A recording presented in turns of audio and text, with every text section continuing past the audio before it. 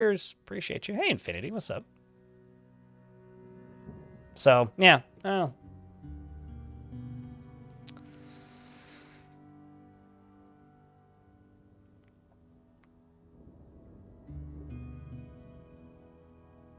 Evil Fort can be good. You were thinking of doing one making only bad decisions. I mean, I'm kind of an evil fort right now. I'm just in. Actually, I would say I'm more of a vigilante fort. So who needs a pick me up, catch up on what we're doing in the fort currently?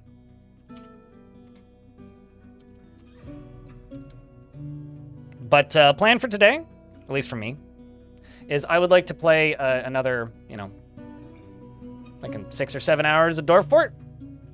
If that works for you guys. And then in the evening, I want to play some more Enter the Chronosphere, which we played a little bit of yesterday.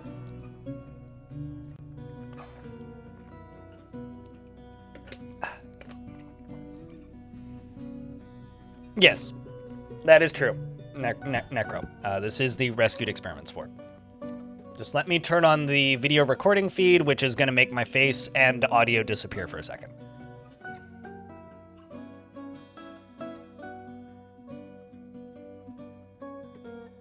This allows me to also scream obscenities really loudly and no one will ever hear me, so ha!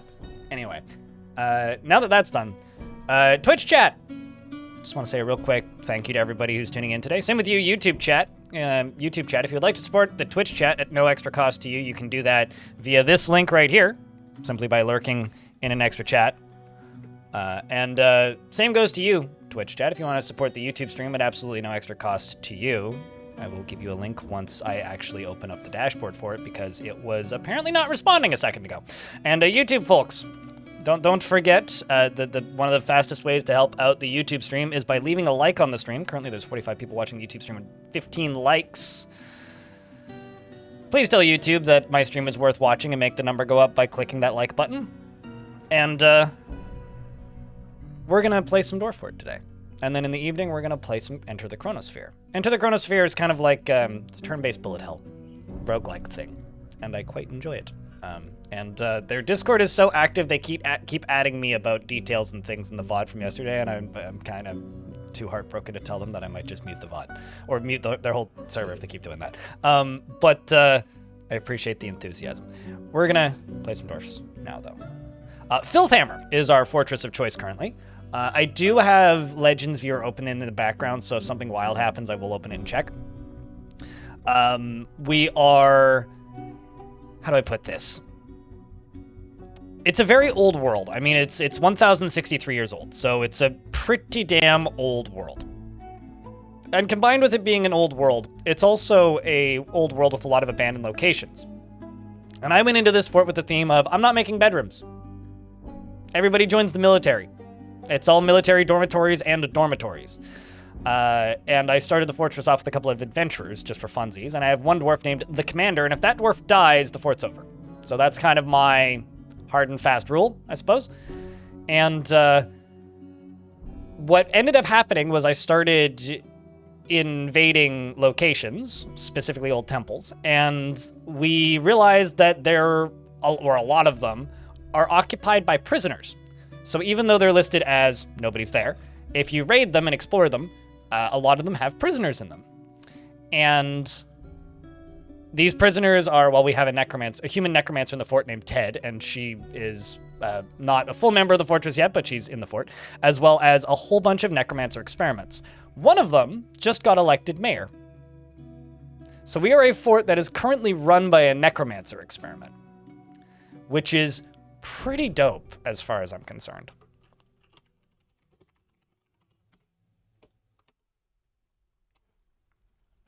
And I'm just gonna tab over here and click this. Hello, Vicar, how are you? Click this and open that. Okay, cool, so that's now enabled. And I'm in the process of getting rid of a bunch of trash. It's messy in here right now. We're working on it. But we'll get to it sooner than later, hopefully. This is the fortress. It is currently raining nauseating filth and has been since we arrived. Okay, good. That's one of my dwarves. I was like, why is the door open with nobody in it? Because this dwarf just went through it. Let's just... There we go. Sweet. Dwarf, you're stressing me out with that. The fortress is, smells kind of bad right now. We're working on cleaning it up, okay? It's a bit of a, it could be better. We have a very large military, This might be the biggest military I've ever made. I probably need to go through and reorganize it a bunch. But for right now, I'm just kind of worrying about these dead troglodyte bits and all these tame beak dogs that we have, amongst other things. As for the necromancer experiments, we have a few different kinds. But, like, we've got a couple of them. And the mayor, as I said earlier, is a necromancer experiment. So that's kind of cool, as far as I'm concerned. Seems to really like their job as well. I mean, he is 404 years, not found years old. And it makes sense when you look at his speech skills, why he's a legendary mayor.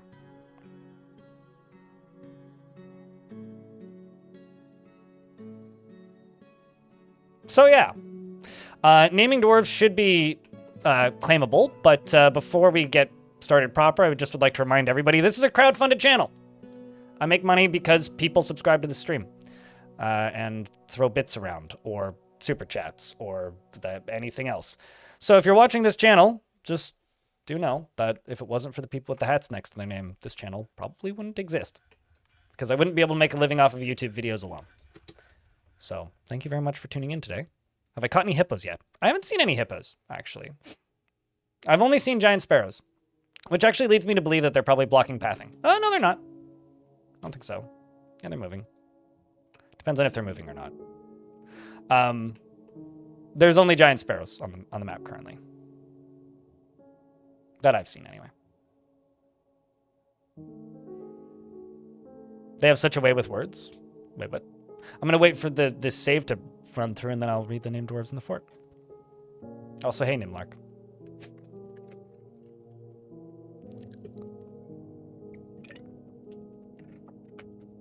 I have a question. If somebody was a very kind person, but had an ugly face, would you fear them? Because these are just the same as any other intelligent creature in Dwarf Fortress. If anything, this world is so old, these dwarves these creatures have been around for hundreds of years, these dwarves are probably used to seeing them in different societies. So in this particular world, these creatures are probably just as normal as seeing somebody with a slightly different skin tone.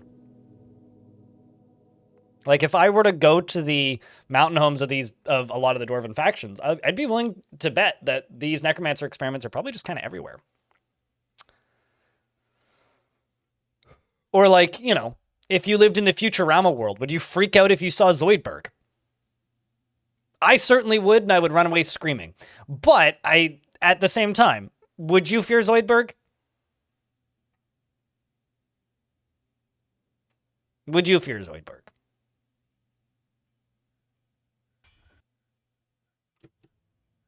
But mostly because he's... But yeah, that's kind of the idea that I see it as. As you can see, we are getting to the very important task of getting rid of all this crap. I also need to make a Rangers Guild and a Hunters Guild. And apparently autumn has arrived, and it sounds like I've got cage traps that... Oh wow, I caught a blind cave ogre. Well then. Huh. So I need to make some wooden cage traps.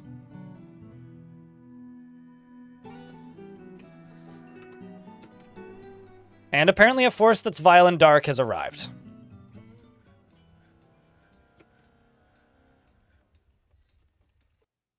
Am I supposed to see a vile force of darkness?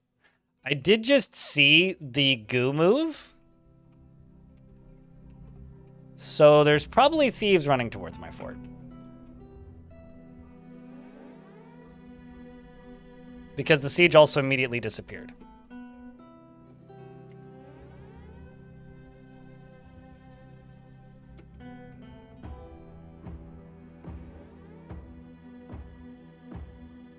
There's also a hole right there. I should fix that.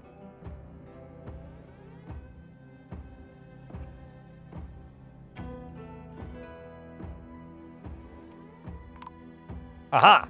A snatcher. Protect the children. Another snatcher. Another snatcher. Well, Good luck getting the snatchers. You gonna catch them? They're stealthed. Snatchers are always stealthed when they arrive on the map. So, yes, invisible.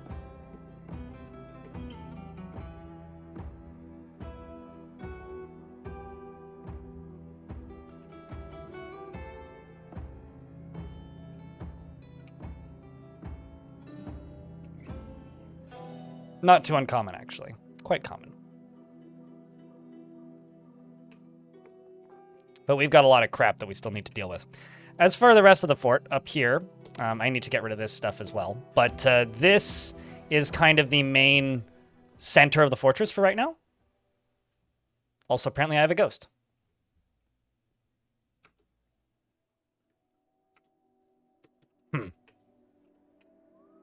Guess we should go deal with that. The question is, didn't Masmoras have a tomb? I thought you did.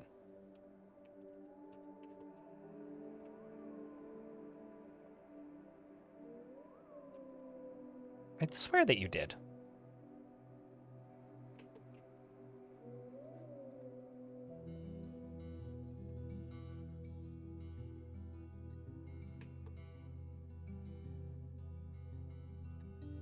Oh, I see. The tomb never actually got finished being constructed. That would do it.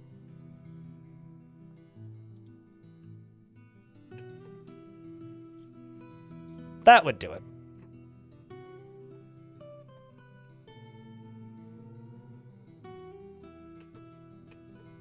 That definitely would do it.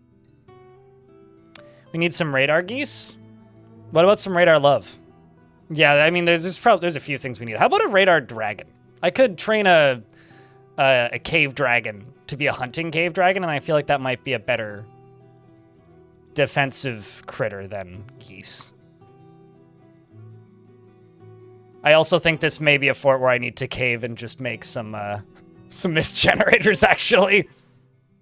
Because the direction that I'm going with this, we're gonna need some mental support for these poor dwarves, I think.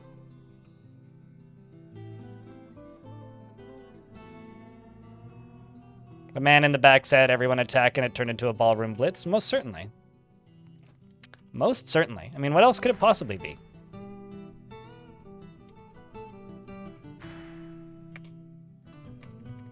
I may have gotten rid of Masmoras' body.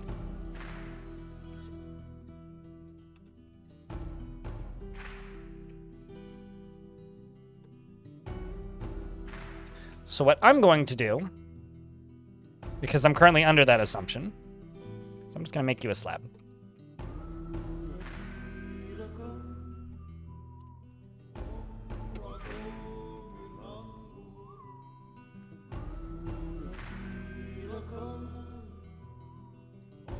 You could see a mist generator being helpful. I mean, they're always helpful. It's just a question of whether or not they're needed. I mean, at the exact moment, yeah, they're kind of needed, because towards the end of the last stream, some pretty bad things happened. I could also do the original plan that I had, which is just start expelling people. Darius, thank you very much for doubling today's revenue. Appreciate you, man. Cheers, dude. Just want you to know that, like, you're one of those, like, single-handedly holding the stream up these days. Without me having to be annoying, so appreciate it, man.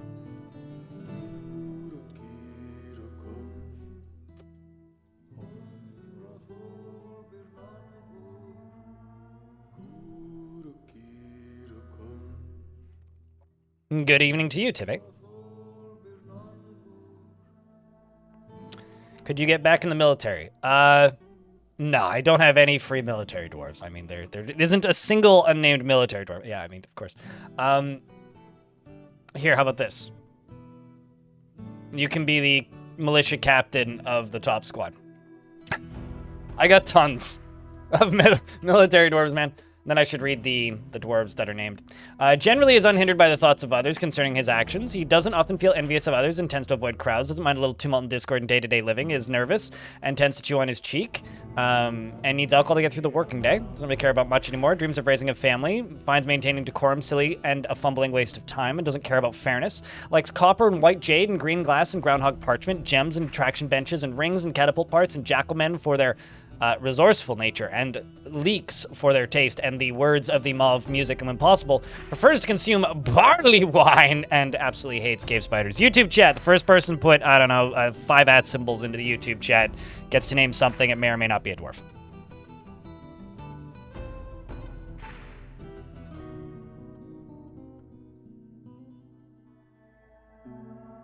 I would have to look up the wiki, Brian Burton, to tell you whether or not. Mellow, what would you like to name, and what would you like to name it?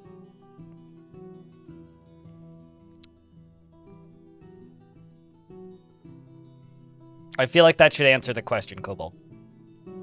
What I just said to Mellow in the YouTube chat.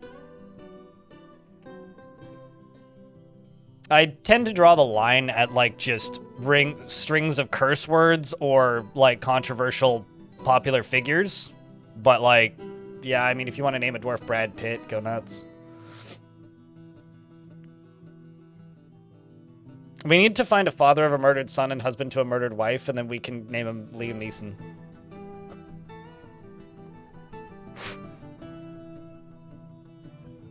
Actually, no, not Liam Neeson. What's the name of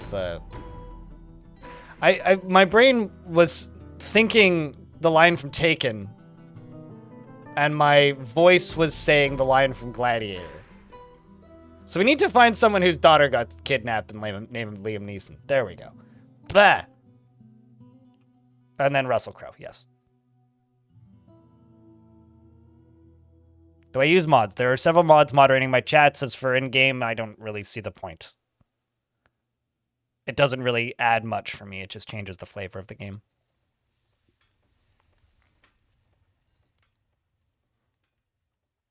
You didn't think about what to name, you just sneezed, so we can call it Sneeze. Let's go with...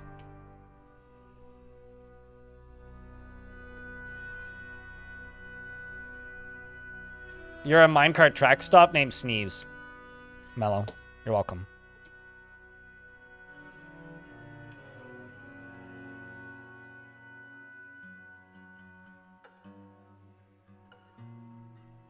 They're a pleasure to look at. That is the main goal for me, is to make forts that I like looking at. Named dwarves in the fort are Jack Nurik, Knights Are Slow, Romanoid, Wolfist Wolf, Darius Cardin, Tripping, and Romanoid Trowel.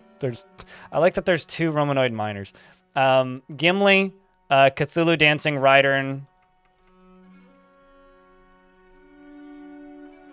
Ozanthium, Server Lord, Anner Bunny, Glibjo Mama, and Emily, as well as Donut, the freshly named Donut.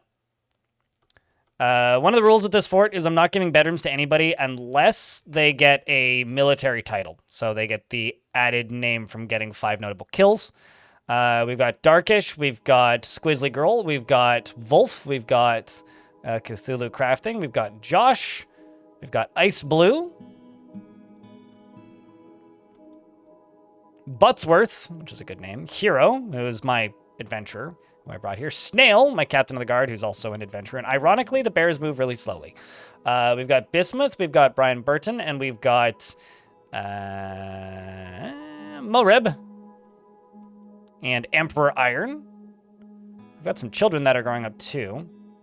They're becoming peasants. We've also got Bobby Bones, Laya, and Elfie Bean. And can't find my zombie, who is my necromancer named Ted. Andromeda, hello. Clockwork Bear Cub is still indeed a bear and is no longer a cub. Is now just a bear. And has a bunch of children as well. You gave birth to triplets recently. So you're more like Clockwork Bear Mom?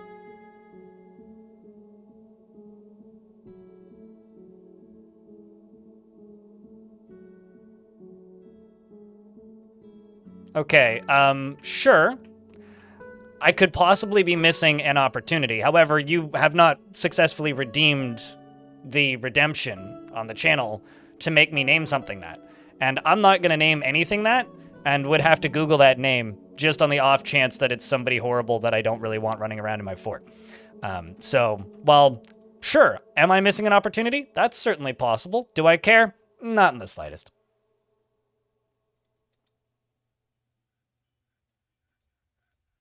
Ah. Yeah, no, there's absolutely no way in hell I would do that. You're welcome.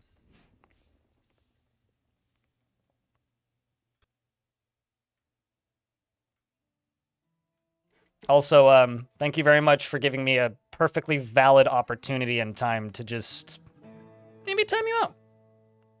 I'm not gonna ban you for that, I'm just gonna time you out. Because, you know.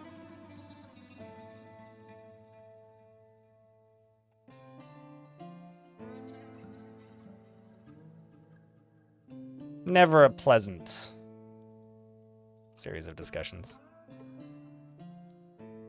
Now, if we want to name one of the little demon guy Dr. Frankenstein, I'm down for that.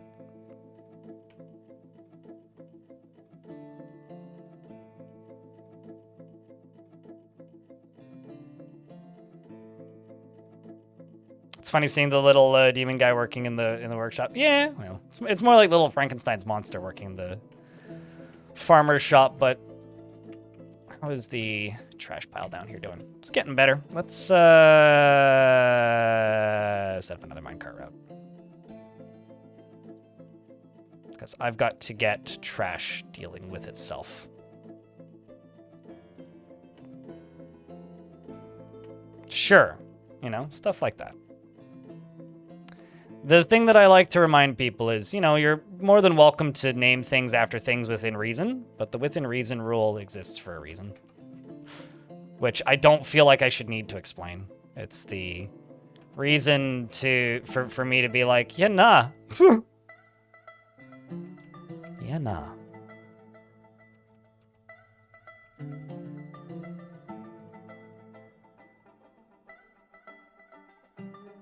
Plenty of people have named newborn baby dwarves. Various things.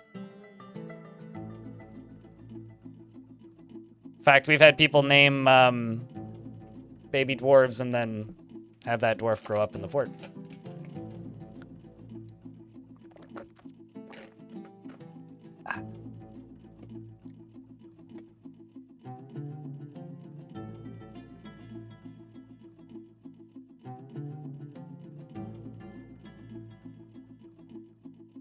About Siri to paste full text of Wikipedia article of chairs into this mess. Here's the thing, Andromeda. I feel like, while I respect the enthusiasm of requesting Siri to do such a thing, you probably would hit the character limit, because I think Twitch has a 500 character limit, doesn't it?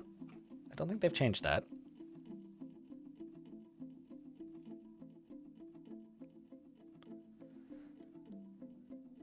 I named one dwarf my name, and I even had a cousin, and very sad story because your parents died. Well, that's sad. See, that's different. It's like people who name, like, their, like, what's it called? XCOM characters after their significant other, and then their significant other dies horribly, and they're like, I'm so sorry! Certainly seen that happen many a time.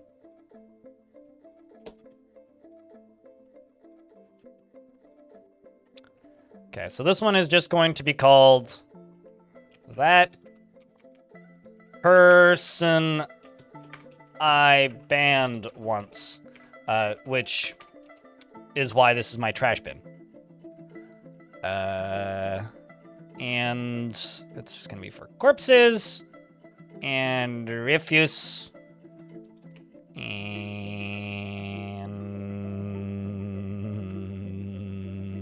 you can load from here. Do I have any free minecarts? No, I don't. I need to make more minecarts. Except I'm not gonna... What? That's not what I want to type in. Dwarves, no dwarf corpses, and...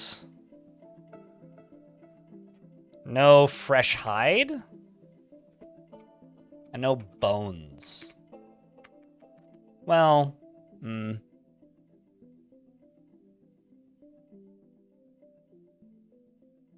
I'll just manually do bones and skulls periodically, because I would like those to get used, mostly. And I'm going to go up to here, and I'm just going to type in wooden minecart. We're going to make one. One individual wooden minecart. Let's do it at Tower Cap. I like Tower Cap minecarts.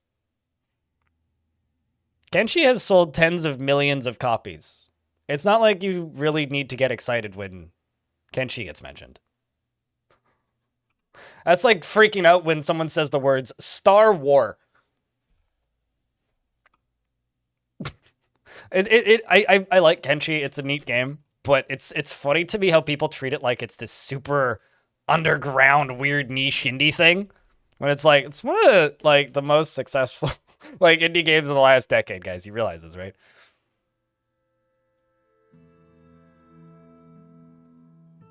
Yes, Stair War. Exactly. It's definitely what I said.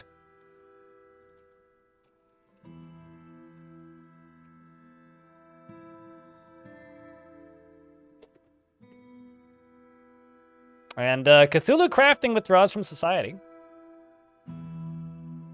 And I have to make a Stoneworkers Guild as well. Excellent. I would never trek in a Star War. That would be crazy.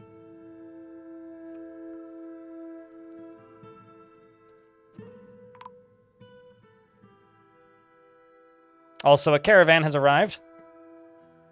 I think they wanted ammunition, actually. And I have some arrows I can sell them. That's convenient. Let's also just type in X and do anything that we don't have a bunch of. It's basically all of this.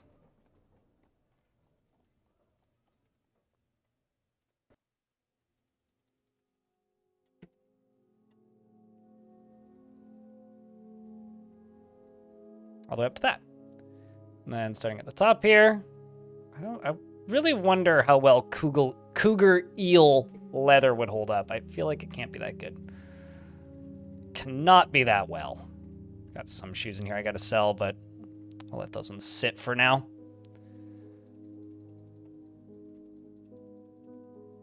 We're gonna have to actually get a proper clothing industry up and running sooner than later. That's a lot of socks, holy shit.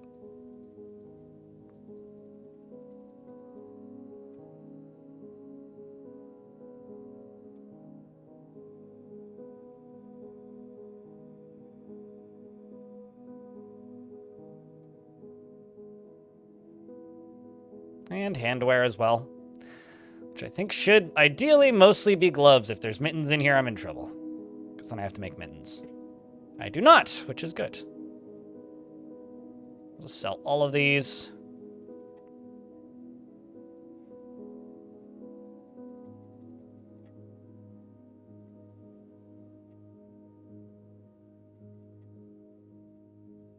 It's a lot of skirts.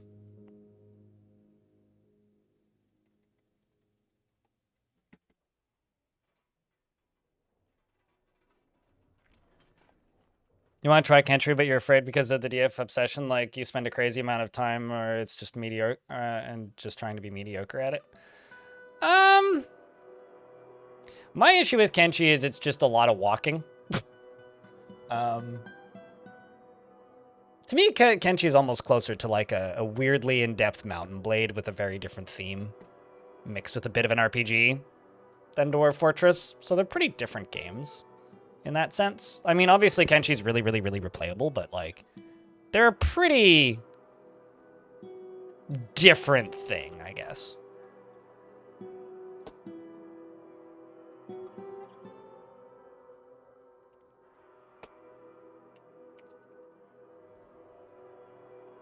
I would say they're a pretty different thing.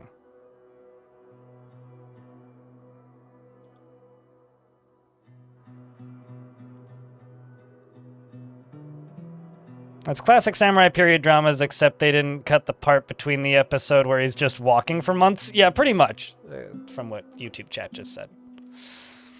There's also a Made in China Kenshi-like game which I'm blanking on the name of right now, which is literally that!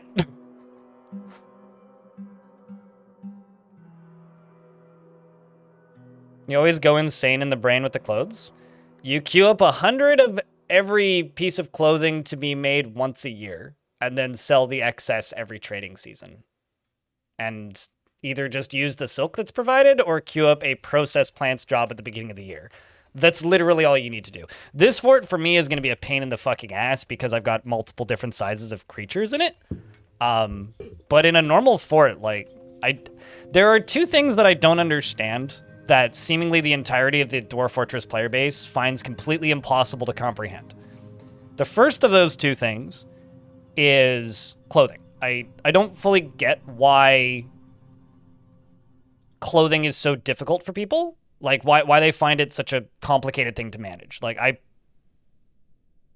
I'm fully, like, accepting of the fact that I am the abnormality here, and I think it's a pretty straightforward, simple system that's not that difficult to manage. It gets difficult when you have multiple creature types, but I really don't understand why you need DF Hack to help you with that. The other thing that I super duper don't get that people still complain about and have trouble with is Mark's Dwarves. Like yesterday, my one squad of Mark's Dwarves, because I've got too many squads, which one is it? I don't think I named them a Mark's Dwarf thing. But anyway, one of those squads is a Mark's Dwarf squad that had 0 training, and they managed to kill a web-spitting Forgotten Beast without even touching it. Like, I really don't, I don't understand, like, why it's so difficult for people.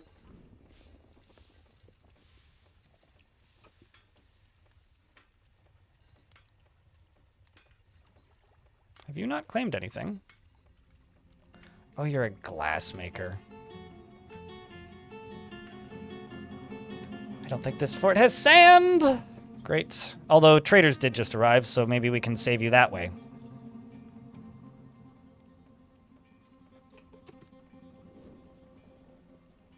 Yeah, they brought some glass. Cool. I'll just buy their glass off them. Bought the wood that I imported.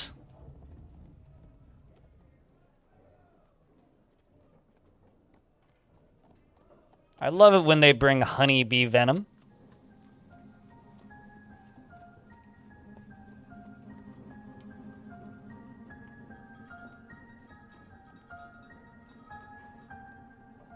Ooh, they actually brought books. The hidden meaning of can the monastery save the world? Okay. I will gladly buy all of their books. And the crutches and the splints, because I'm lazy. And also the paper. Trade. Done. Easy peasy.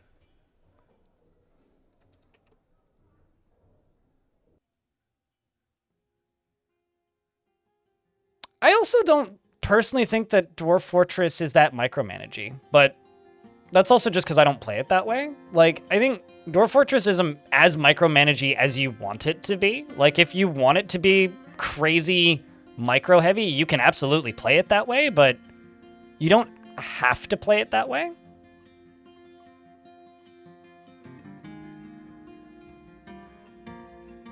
You want a quarry? Okay, what else do you want? A forest? Okay.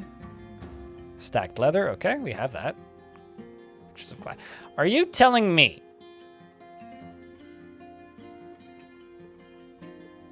that they didn't bring the right kind of glass? Or are you telling me that I need to buy sand and make the right type of glass?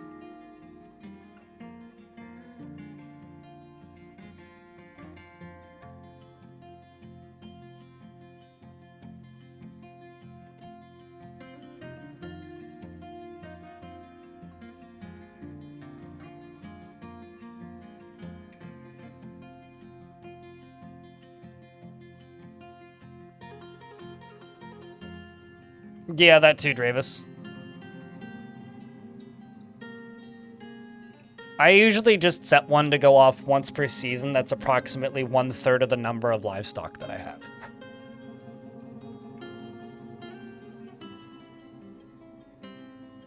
Just so that it evens it out a little bit more, but...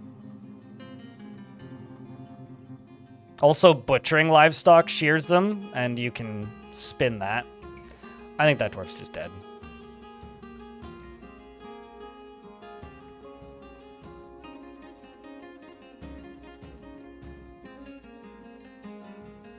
Oh, there is a singular yellow sandbag. So what I could do is...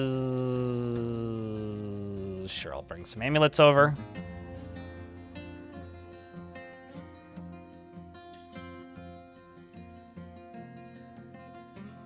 Bring a few more clothing pieces over. And those onyxes that are literally right there over. Oh, I only saw the one sand. I presume he wants green glass, yeah. Or she wants green glass. So... not too thrilled about it, but I'll do what I can. I only saw the one, but... I'm just kind of sad, because, like, I got this crystal glass and this clear glass for you. No, okay. That, like, it's either that or it's currently getting hauled by somebody else, which is possible, but... oopsies. That's interesting. I didn't realize this saves your what you typed in. Sand...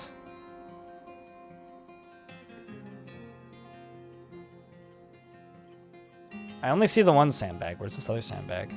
Oh, there it is at the bottom. I didn't read that as a sandbag. Okay, sweet.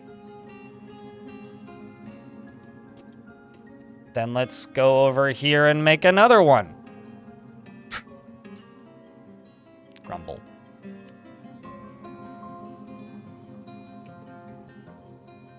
At least I've got a decent amount of... I don't have a decent amount of charcoal.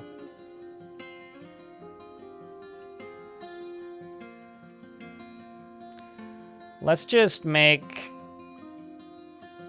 30 charcoal if amount of refined coal is less than 20 and the amount of logs is greater than 40. And don't do that all the time. Maybe check once a month.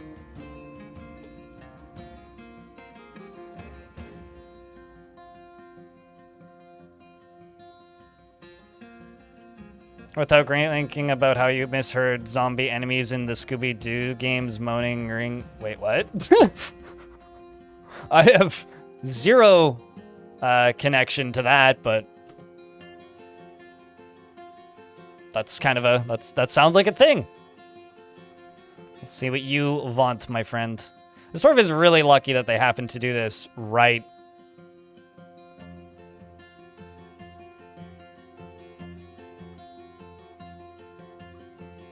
Mass morass has been put to rest. Whoa.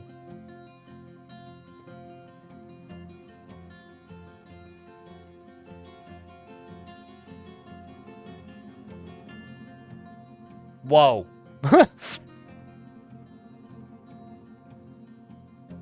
Huh. Okay. That just happened. Any wear problems in this fort? No.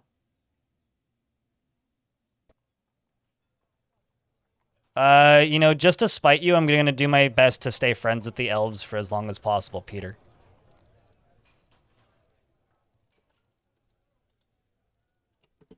In YouTube chat.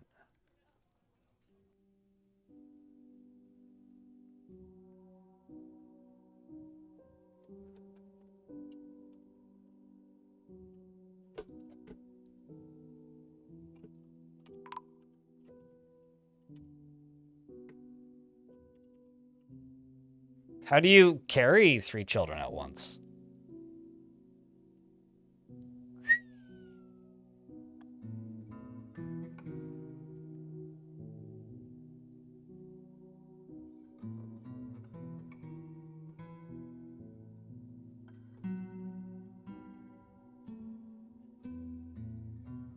Wait. There they are.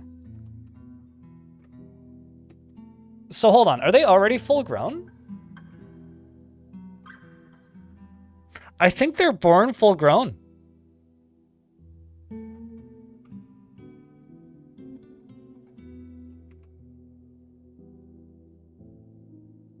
What's your name, kiddo?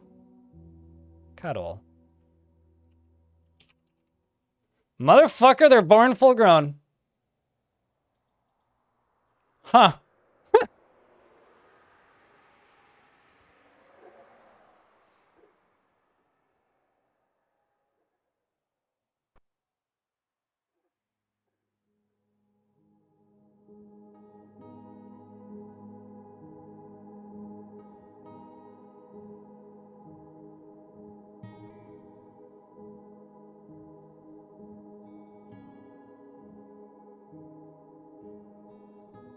You have to actually turn on the burrow for them to follow burrow orders. If you turn on the burrow and you leave this on, they will leave to go do tasks outside, and some tasks just completely ignore it, such as collecting silk and fishing. So turn off fishing is your problem. Or give them a specific location inside the burrow to go fishing.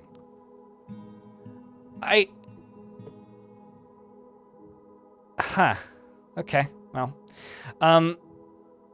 You can also join this squad.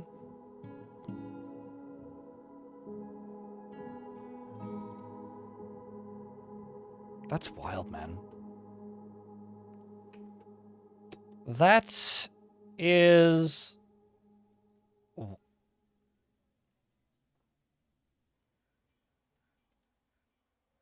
Okay, so you did go equip those. I was gonna say, did you just like, were you born with clothing on? No, you weren't born with clothing on. That would be really weird. No, it's not working. It malfunctioned horribly.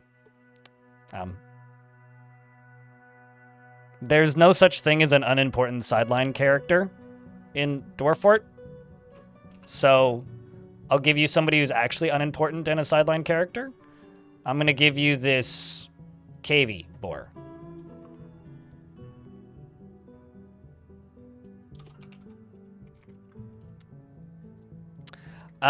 Never deliberates before acting to the point of being considered thoughtless. Feels best when everyone gets along without any strife or contention and is very comfortable around others that are different from herself.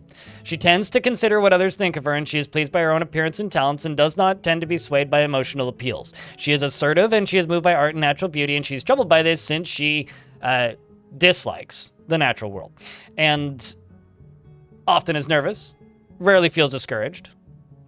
And like others in her culture, she holds craftsmanship to be of the highest ideals, because she's a dwarf. And she's 2 years old and clumsy, but recovers quickly from injury and is a citizen of the Hammers of Dance.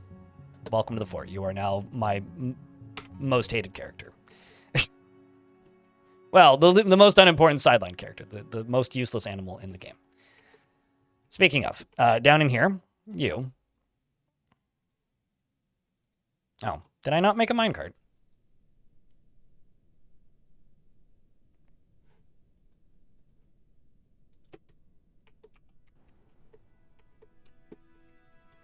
I need to make these. So let's make a Rangers Guild first. Because I need to make these guilds, because otherwise I'm going to have problems soon.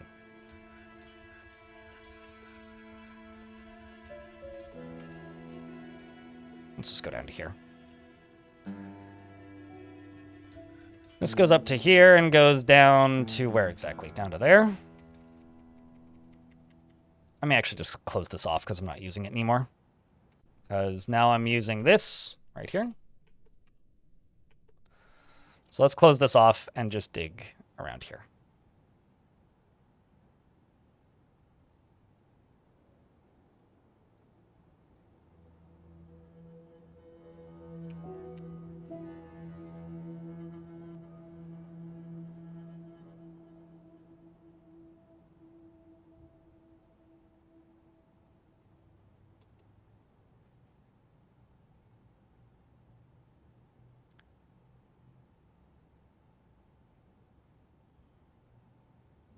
Yeah, it's like it's saying a male guinea pig.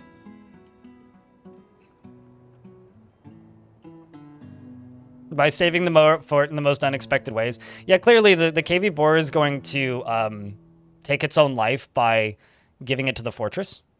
Should also check in on that strange mood. See if you're actually doing the thing.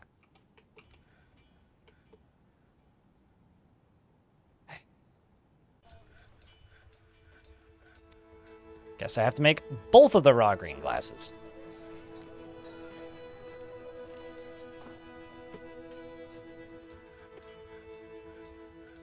Also, apparently Dacus the Butcher's been found dead. So there's these jabberers running around in this lower layer that are like causing problems. Kind of a few of them actually. I also managed to catch a Gorlak.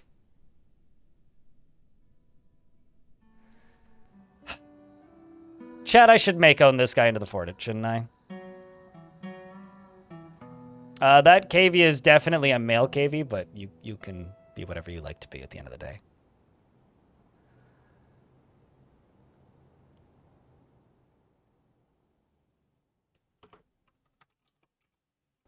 We caught him. Welcome to the fort. Nabot Scale Stutters. Yes, that.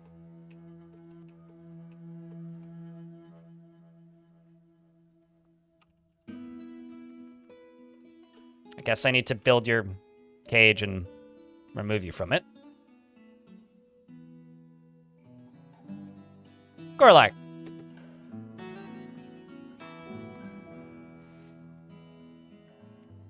Man, Mike Wazowski doesn't see depth perception. That Gorlak sees depth perception. Totally different. Completely unrelated entities. In order for there to be a Mike Wazowski, that implies the existence of, like a Sully. But, welcome to the fort, Gorlakian. Scrolling through here, we've got a butcher. We need to load empty cages. Yeah, okay, let's just do cages.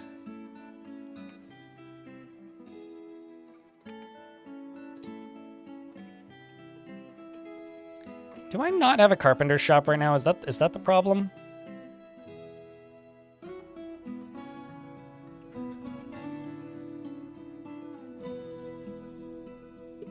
I guess I do have a carpenter's shop. I must have just not had the type of wood that I thought I needed.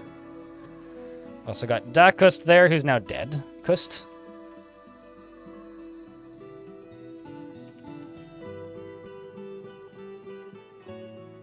Apparently you have a grave. Is anybody putting you in a tomb? Yes. Romanoides. Excellent. Oh, it's because your head was separated. Right.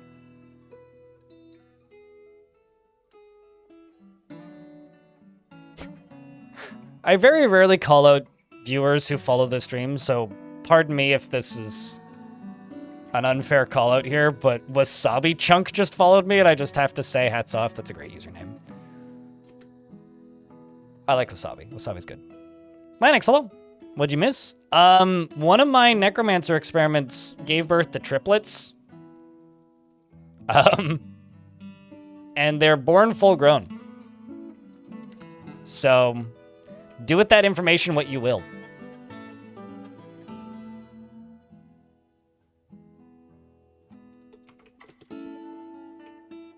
They self-replicate, I guess.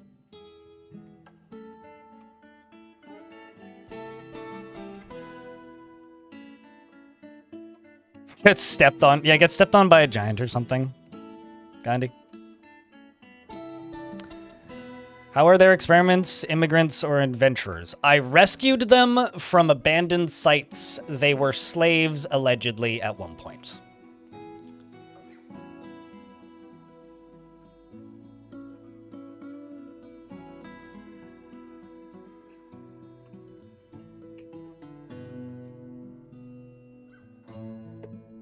Let's rename you to the first... No, the... Fire.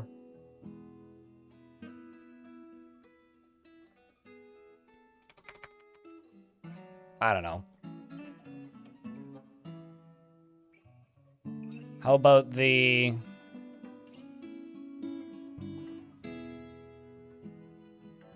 Pocket? No, not that. Aw, man. Okay, well, the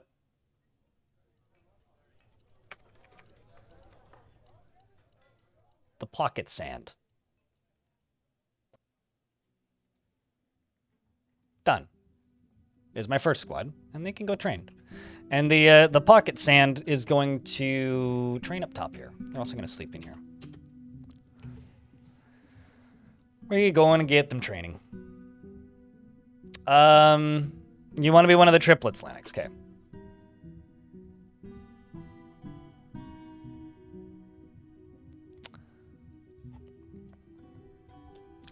Do you know which one you want, actually? They're the bottom few here. Actually, not all of them are the triplets. Let me just find one of them. Yeah, this one. This is one of the triplets. So. You know nothing about Dwarf Fortress, am I winning? Have you ever heard of a video game called Well, I was gonna go to Rust, but Minecraft. Like vanilla-ass Minecraft. Is it really appropriate to ask somebody if they're winning in vanilla-ass Minecraft? Although I think that's actually where the "Are you winning, son?" meme comes from, but it's kind of like that, where sure, there's like things you could do, but there isn't really credits in this game. The credits are on the main menu. So.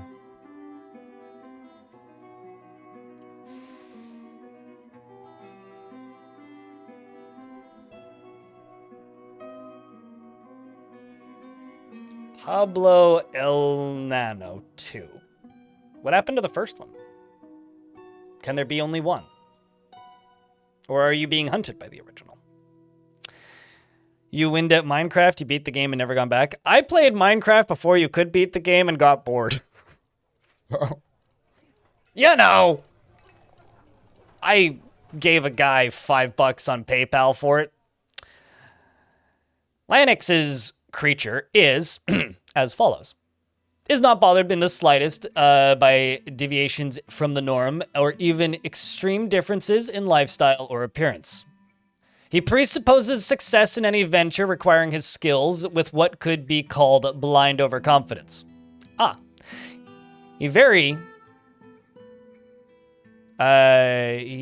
could be called blind overconfidence. He very easily falls into love and develops positive feelings. He is an optimist and a friendly individual, and he tends to be swayed by emotional appeals. He doesn't tend to hold on to grievances, and he doesn't cling tightly to ideas and is open to changing his mind. He likes a little excitement now and then. I think I need to fill up the well again, actually. He personally has a negative view of those who exercise power over others and disregards tradition and sees perseverance in the face of adversity, bullheaded and foolish. He does not care about family one way or another and dreams of mastering a skill. He likes obsidian and electrum and black opal, as well as nethercap wood and giant weasel leather and picks, as well as high boots and ballista arrows and guinea fowls for their social nature and king cobra men for their charming hood. And the words of the lutes of pantomiming and the sound of the glittery sparkle when possible prefers to consume giant king snake and peach cider. Really likes the danger noodles. Can't stand cave spiders. And you've got a pretty big family. Welcome to the fort. You are a 0-year-old. Charming little Makolagoroth's demon, yes. Also, for the description, a large, scaly humanoid with a short tail and dark olive scales which are round and set far apart. This night creature was first created by the human necromancer Etus Manor Squeeze of the Scarred Theater after horrible experiments on the elf Rimaro Trotted Streams. In humor style. A+ for humor style. It's a good name. In humor style in the in 915. Also, something I'm going to do right now, whoopsies, is not delete that barracks. That's not what I intended to do. Something I'm going to do right now is remake this barracks because I just deleted it by mistake. Then what I'm going to do right after that is I'm going to set up magma forges, I think, is what I'm going to do.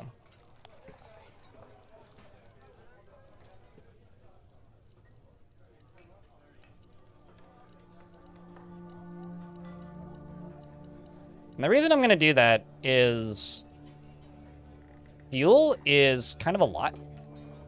Or the fuel requirement right now is kind of a lot. So I'm going to go sort that problem out. The fuel problem.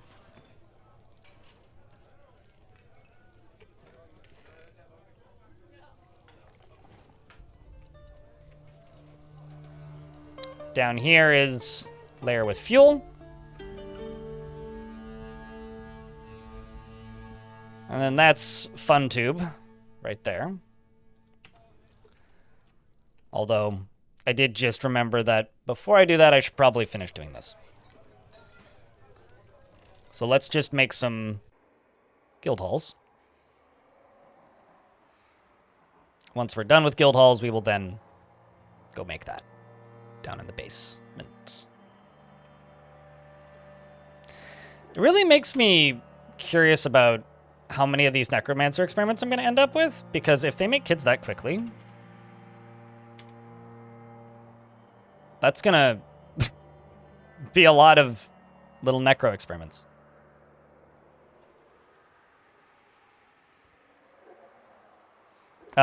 Infants in Dwarf Fortress that are dwarves can't get through the working day without alcohol. That's a dwarven trait.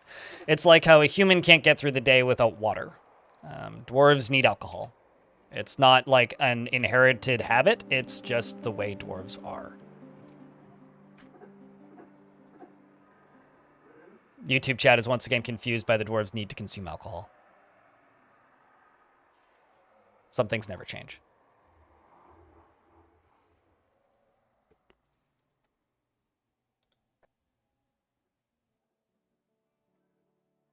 Is there a limit on 200 pop? You can set the population limit in your game settings, but there isn't unlimited population in every world. Every world has a finite population of dwarves. And if you run out of that limit, it'll slow down. Or if everybody hates you, it'll slow down. This I'm just going to pre-set up as a ranger guild.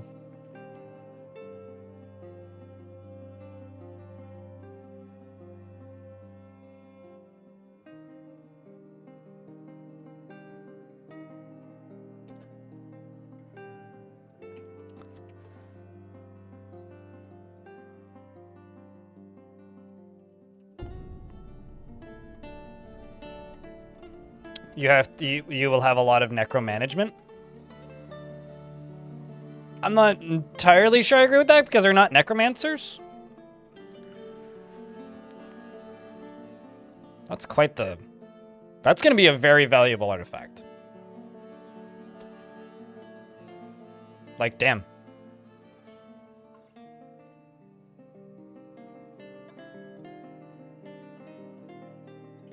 Like, damn. Okay. So the other thing I'm going to do down here is I'm going to go all the way down to the base level, which is pretty far down. And I have a choice. I can pump lava out of here up to somewhere else. Or I could just go all the way down here. How high up would I go? Probably up to here.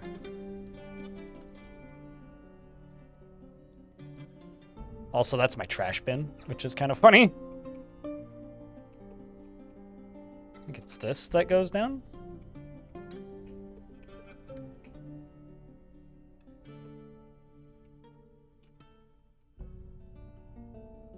Down to here, yeah.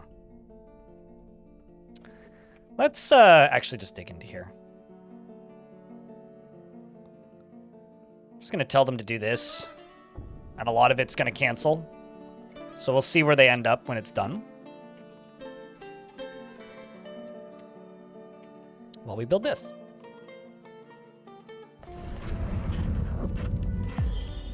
Are you implying or asking if they are computers?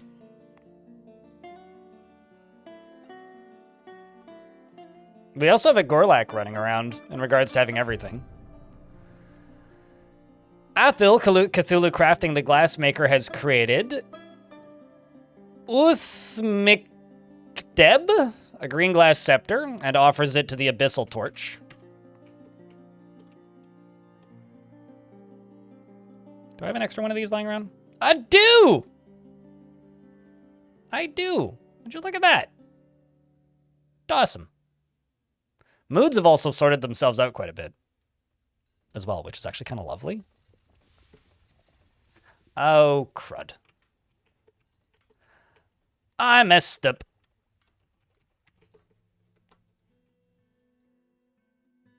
I gotta deconstruct this track stop and reconstruct it in a second. I need to make a track stop that has a dumping mechanism built in, not one that doesn't, which this one doesn't apparently.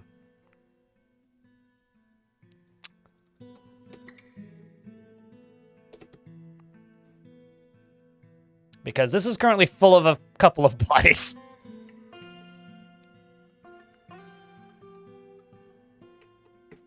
And the second this gets built, it'll just go whoop.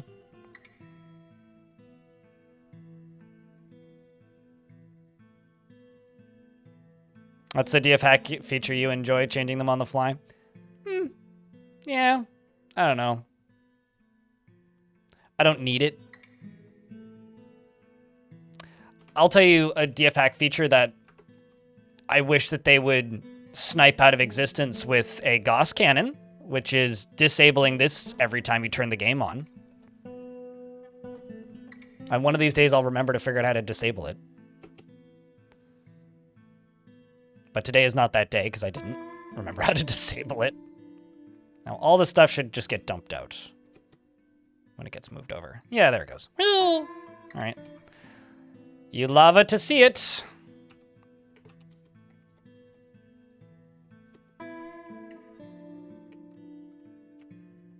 Okay, what's the value of this sucker?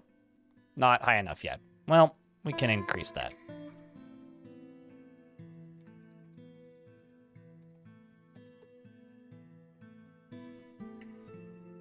Does the scepter menace with spikes? I haven't read the description yet. Hold up. We'll get there. Wait until I've read it. Oops, wrong tool.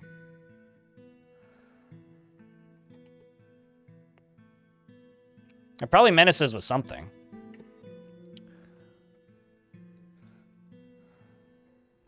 Okay, so you are going to go right here.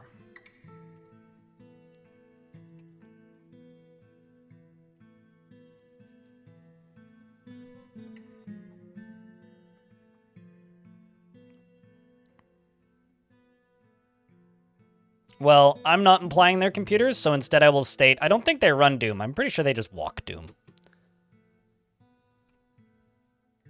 This is a green glass scepter. All Crastor ship is of the highest quality. It is studded with pig iron and decorated with coffee wood and encircled with bands of round, brilliant cut green glass gems, as well as pig iron. This object is adorned with hanging rings of green glass and llama wool and menaces with spikes of blue diamond.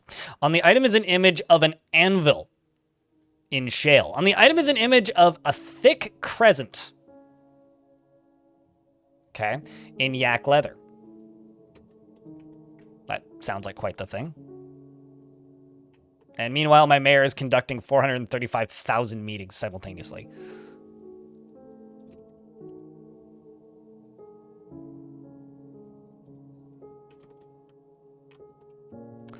I feel like that they're currently undervaluing that artifact, actually. Because usually blue diamond artifacts are worth more than that.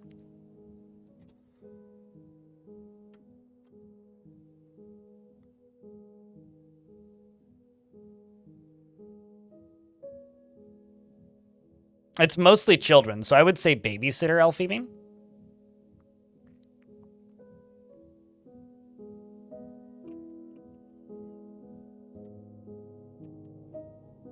Okay, so let's just see, what blocks do I have a bunch of? Not as many as I would like, actually. It's like I've started to run out.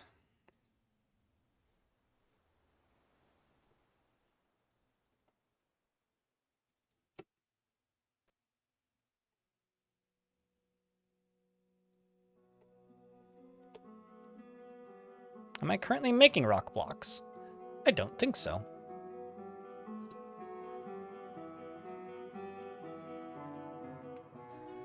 Let's make 500 rock blocks when the amount of rock blocks is less than 450. Let's make a shit ton of them. Get to it. And also I'm going to check my booze count. Why is my booze count lowish? Oh, they're making them. Okay. We're probably just catching up with booze faster than we're making them. Yeah, I'm going to pump some water into this.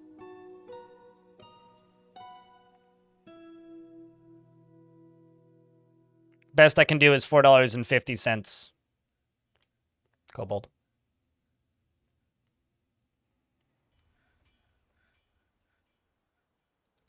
Yeah, normally I find that like artifacts with gems in them, like diamonds specifically, are closer to the like 5,000 to 10,000 range. So I guess that means that my broker sucks at their job.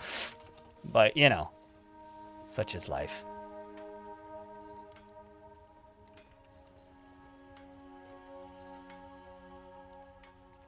Wouldn't be the first time somebody was underqualified and overemployed.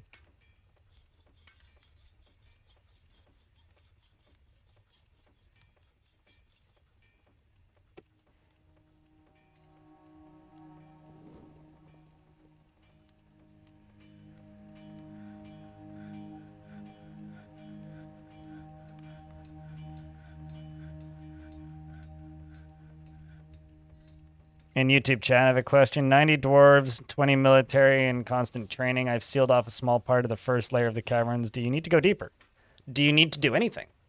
Do you need to do things that you think are interesting? Do you need to look up at the stars at night and wonder what could be out there? Do you need to think about whether or not you should play video games? Do you need to contemplate the meaning of life? Dwarf Fortress is a game about finding your own fun and doing things that you think are interesting. Do you need to? Meh. Do you want to? This is more the question. Do you want to go deeper? Well, you probably should go deeper. Do you not want to go deeper? Well, then don't go deeper. Do you want to go higher? You could probably do that too. Thinking is optional. Mind is mush. Enjoy pudding. Jokes aside, the deeper you go, the more dangerous the cavern layers get. I feel like you might find a point of Fortress being rather mundane if you stop going deeper at the first cavern layer. But I mean, you do you. I've built forts where I've never even gone down through the dirt into stone and built the fort entirely out of wood on the surface. Dwarf Fortress is a make-your-own-fun sandbox, and it kind of excels at that. I mean, as Blue Chimp said, we're dwarves and we always need to go deeper. Well, I mean, that is certainly a plausible statement. That could very well be a point of truth. I think I'm just going to put all of the necro creatures into this squad. Except for the mayor. You're the goddamn mayor, man. Such as you. And you. And you.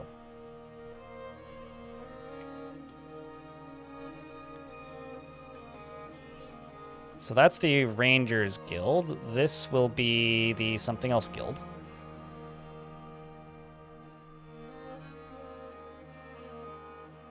The Hunter Guild. Next, I'm going to have to make a Gatherer Guild.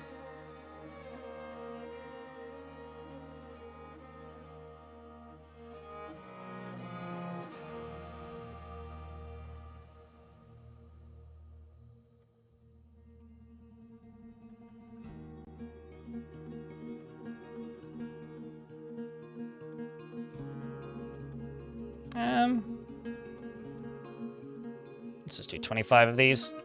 20 is fine. And I think I can do tables and chairs. Yeah, I got a couple tables. Probably also have some chairs.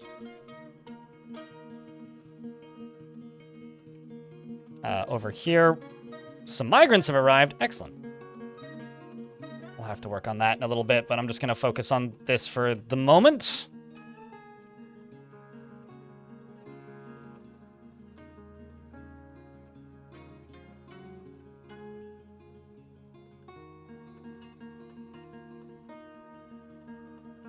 Do that. You also need added walls, but I think for right now I'll just do this.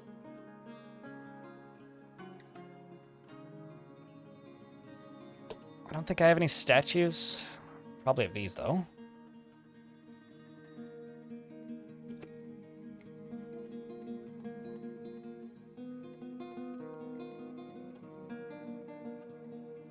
Don't tell him, chat. Just don't tell him. Instead, post round of beers. No help provided.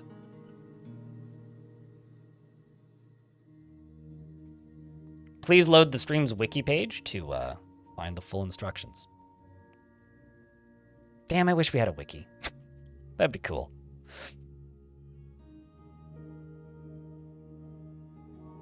If you need a list of commands in a Twitch chat, there's too many commands.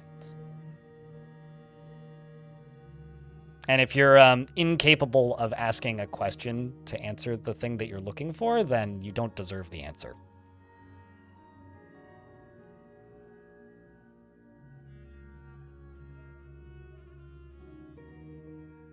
The dwarves have chosen the person who's best for the job, and the person who's best for the job happens to not be a dwarf in this fort.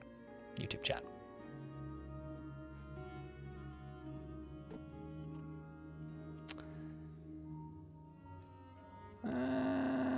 Let's go with slightly different colored walls.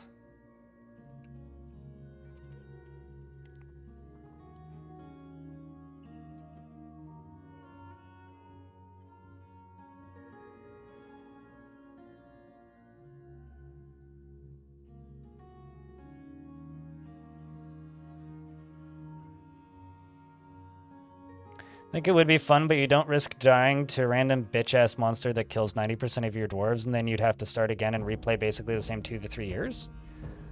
I think that you are approaching Dwarf Fortress with the wrong mindset. YouTube chat. So, Twitch chat, I'd like your input on this. This is in regards to digging deeper and having 90 dwarves training around the clock. From B4WEL in YouTube chat. Bowel? Is that how you're supposed to say that? Basically, like, I think it would be fun, but I don't want to risk dying to some random bitch-ass monster that kills 90% of my dwarves, and then I have to start all over again and replay basically the same 2 to 3 years. How do we help explain playing Dwarf Fortress with not a normal video game mindset? Because whenever these questions come up, I can't help you. You're playing the wrong video game. Dwarf Fortress is a game about experimentation and, like, fucking up and finding out and trying again. With proper preparation, there's virtually no monster that could, quote, be some random bitch-ass monster that kills 90% of your dwarves. Or you have simply built a fort in a way that is extremely accessible to said, quote, random bitch-ass monster. So yeah, at the end of the day, I think you're playing the wrong video game. Like, if you're worried about web spitters, have Mark's dwarves. If you're worried about fire-made creatures, have Mark's dwarves. If you're worried about forgotten beasts in general, make quarantine chambers and catch them in long hallways with bridges. Make cage traps.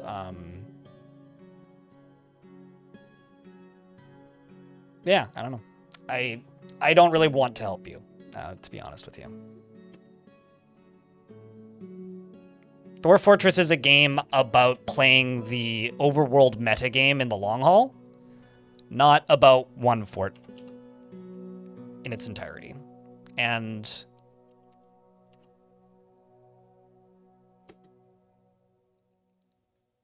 I don't know if I can teach that to people. I tried for a while, and I made a lot of tutorials about this game, and I'll probably make more in the future. But at the end of the day, I can't teach you how to be creative and have fun with a sandbox that's designed to eventually make you want to move on to the next fort. I don't know how to help people with that.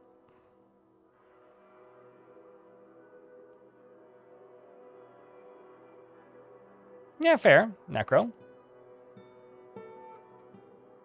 I mean, whenever major updates come out, I have to more or less relearn the game. But, like, the two mindsets that I've more or less given up on helping people learn in Dwarf Fortress are as follows. I don't want to play adventure mode because it's boring, or because I play this for Fortress mode, or I only play Fortress mode and ignore the rest of the game. That's the first mindset that I will never understand. And the second one that I will never understand that I can't help you with is the fear of loss. The motto of the friggin' game is losing is fun. The way the game gets interesting is by playing a fortress for a bit and either setting it on fire and watching it burn miraculously and succumbing to the siege or invasion, or building a fort that's successful and then moving on to the next one. That is what this game is, right? Like, when I joke about how Dwarf Fortress had the Nemesis system before the Nemesis system was branded the Nemesis system, it's because of its ability to have reoccurring characters that exist in the world as a whole that will return from one fort to the next. And we'll do that consistently. But in order for that to happen, you have to be willing to say, all right, next fort. And not all of those reoccurring characters are your own dwarves. A lot of those characters will be random visitors that show up in your fort, or invading villains, or the same enemies, or the same thieves, or the same kobolds, or the same friggin' jabberer that bit the head off of a child in the 3 forts ago. Yeah, I don't know.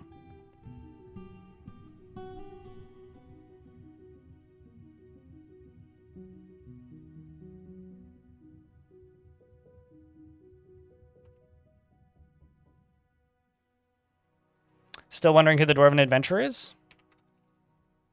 He's actually gotten happier. Ugath Holy Razor?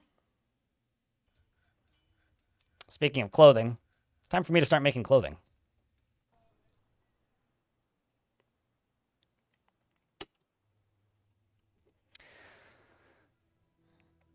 It seemed like a good step, good next step. Your guidance helped you branch the grasp, and you still burn every fort down within a few years, and it's still fun seeing the world grow. I think like the most important thing to remember about trying to play Dwarf Fortress is you need to unlearn everything that every game that says it's like Dwarf Fortress has taught you to be able to get the most out of Dwarf Fortress, because Dwarf Fortress does a lot of things that don't necessarily make it a good video game, but make it a really compelling piece of art. And you have to kind of learn to operate within that. And I think some people never quite get there. Enjoy your lunch, Elfie. So.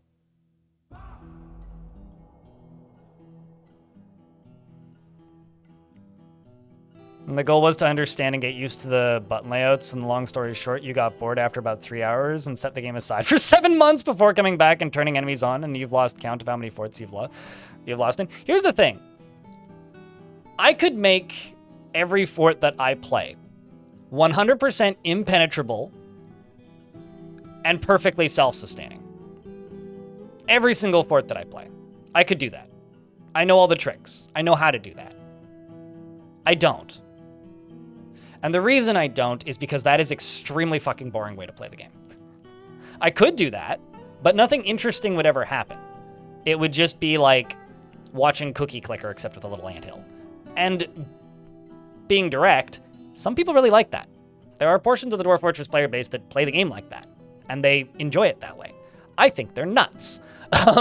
But for people like me, if you want things to happen, you are the player, and you are like the omnipotent god of the world. You're the DM for the Dwarf Fortress Dwarves Dungeons and Dragons game, so you have to cause calamities. It's like when you're playing SimCity and you're like, well, I won this level, send in the aliens! And Godzilla and the fucking tornadoes and the earthquakes and the giant meteor shower, because that's part of the game. Exactly, Creed, exactly. Van Ori, thank you very much for the 27th month. Appreciate you, friend. Greatly. All right. What was I doing? Got diplomacy thing. My new mayor meets with the outpost liaison, Dolmas. Wait, was that new outpost liaison?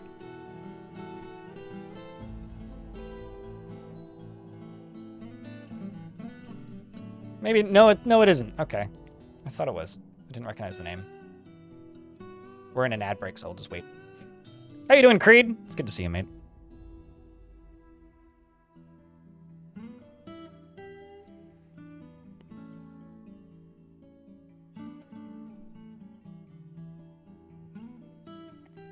Here's the thing. That's not true, Ian. Healy. Doors don't make you safe. A drawbridge sure does. Doors don't. And it doesn't matter what they change with the game. I guarantee you that I will still be able to make an impenetrable fortress. It literally doesn't matter. They can change it to make them more varied, which reading everything that they've talked about with sieges so far, kind of just looks like it. Sieges are going to be more varied, which will make them more interesting, which is good. But I guarantee you I'll still be able to make an impenetrable fortress. It might take me 1 or 2 tries, but I could absolutely do it. I've already got a couple ideas in mind, even. So, you know.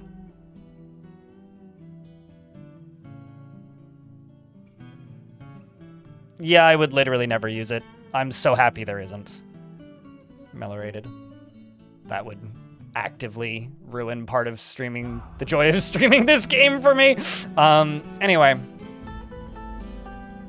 You want to be the Gorlak? Sure, Neezer. So fucking happy there's no crowd control for this game. We need meat! Which is expected. Okay, well, I can probably do that. Got a decent amount of that for next year.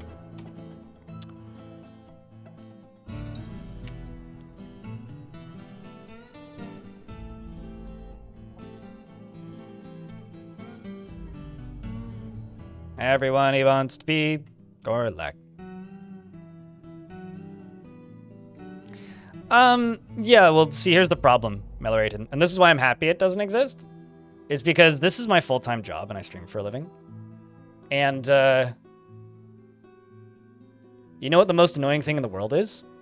Every other person asking why you're not using a certain thing or playing the game a certain way. And suddenly, if something like that existed, there would be a whole audience or portion of the audience that would be like, why aren't you using this thing? And I'd be like, because it ruins the game for me. And they'll be like, I don't fucking care. Why aren't you using this thing?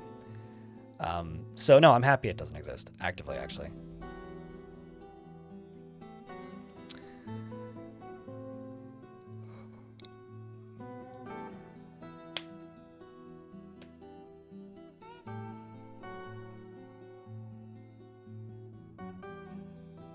Also that, like, there's this very real thing that I see sometimes in RimWorld where there's lots of people who know how to play RimWorld, but only with, like, community assistance. So you get, like, this whole community of streamers learning to play the game in a way that doesn't accurately represent the game, which does more damage to the game in the long run. Anyway, using Curious, and it never seeks out knowledge or information to satisfy himself. He would never pass up a chance for a good fist fight and presents herself modestly. She frowns on any flashy accomplishments and is quite confident with others, and is quite comfortable with others that have a different appearance or culture. Often feels envious of others and has a strong tendency to consider ideas and abstractions over practical applications, and has a tendency towards forming deep and emotional bonds with others. Swap, thanks for the Prime sub. Greatly appreciate that. Tends to be a little tight with resources when working on projects and likes working outdoors and grumbles only mildly at crappy weather. My favorite thing about mods like crowd control and Twitch interaction, there is an audience that loves it, and I'm aware of this. But behind the scenes, I've never met a streamer that does anything but talk shit about how much they fucking hate it. Aside from the fact that it makes money. So, you know, do with that what you will, I suppose.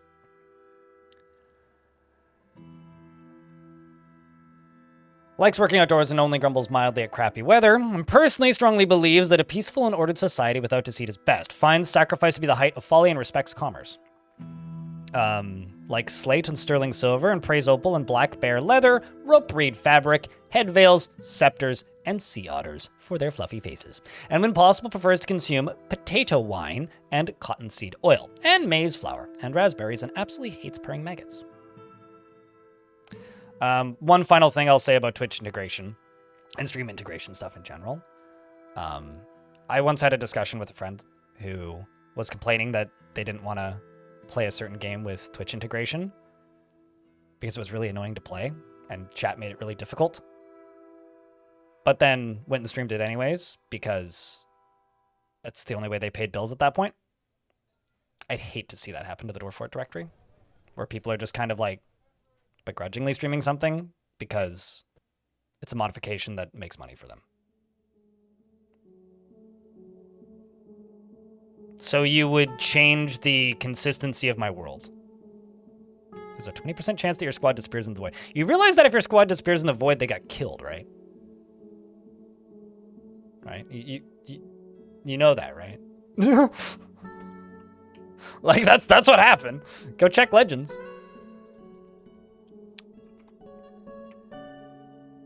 Speaking of sending squads out into the void. Is that a... That's a pit. We're going to send a squad to go pillage... What's the name of that? Limped?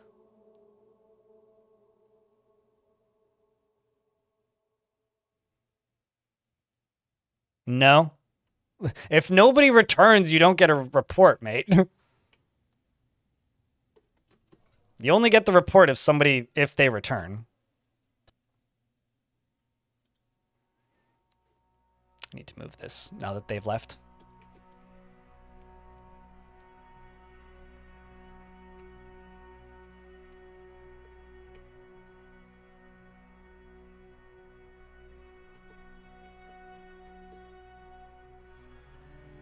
I also need to go through and slaughter a bunch of livestock pretty soon.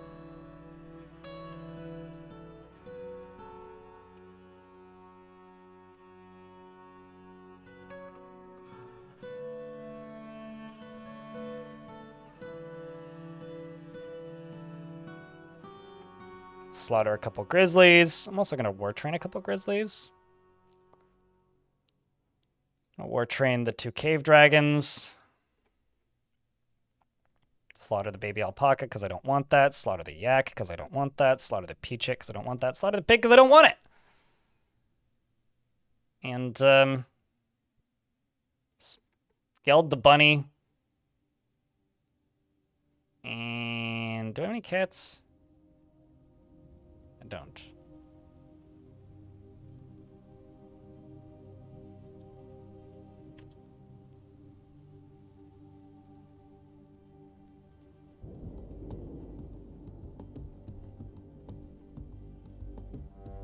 Well, nothing special is happening? Well, it kind of depends on what you're trying to do. When it comes to tips on what to do next, that highly depends on where the fort is at. If you're bored with a fort, the best piece of advice that I could ever give you is retire the fort and make a new fort. Select the same world to continue in, and play as the same faction, or a faction that's at peace with the one that you were previously playing with. That is honestly the best advice I can give you. And the reason for this is when you're playing Dwarf Fortress, the thing that Dwarf Fortress wants you to do is explore the world that you're currently playing, right? It wants you to learn as much about that world as possible and kind of become attached to it. You've basically won Dwarf Fortress if a new update comes out that has new features that require you to generate a new world, and you feel sad because you don't want to leave that world. That's like, congrats, you've won. You've played Dwarf Fortress successfully because you've generated something that you are now sad that you have to leave it in order to access new things. So, what's my advice on what to do next? Well, it depends on what you've done, on like what you feel that you need to do. If nothing special is happening, perhaps it's because you're just somewhere that's really boring. And that's something that I love about this game, is it generates a world for you. It doesn't care where you are, what you do, or what happens in the world around you. It just generated a world for you, so go have fun. Find the cool stuff. It's up to you to find the cool stuff, or in some cases, make the cool stuff happen. If your definition of cool stuff is nothing's attacking you, go attack somebody. Fucking invade them. See what happens.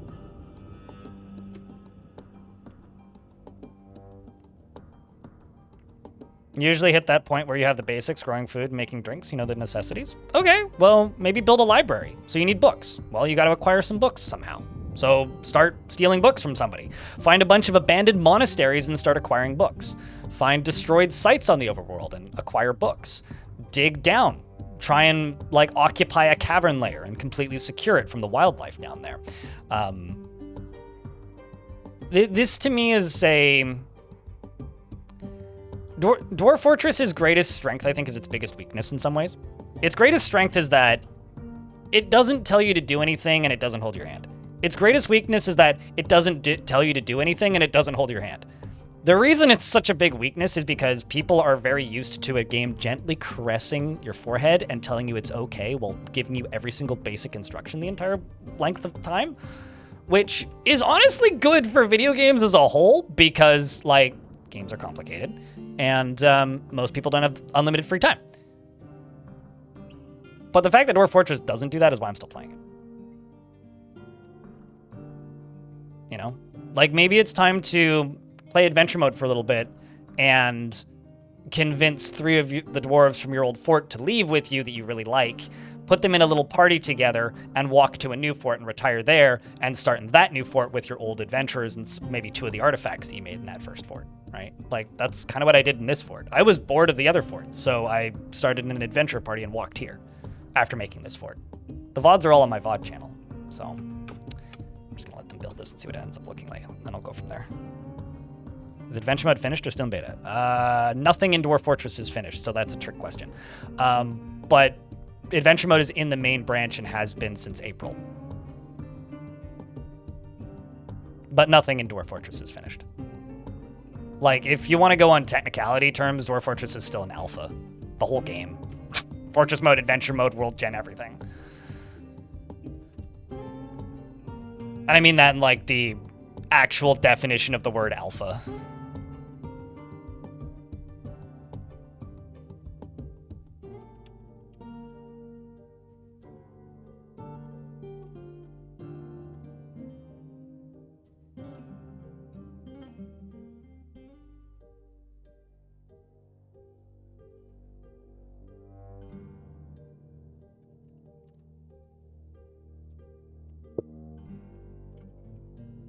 No, it is not feature complete. I kind of lump Legends and World Gen into the same sentence and don't specify it as its own mode because most people just look at me with glazed over eyes going, what's Legends? And I'm going to be honest, I'm kind of tired of explaining what Legends is.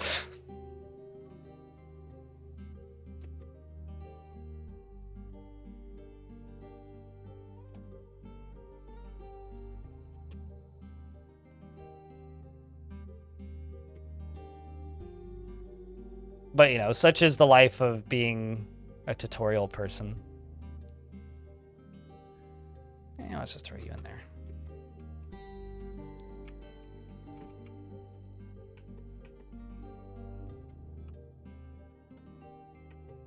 Oh, wow. There's a fun tube right there. Go figure.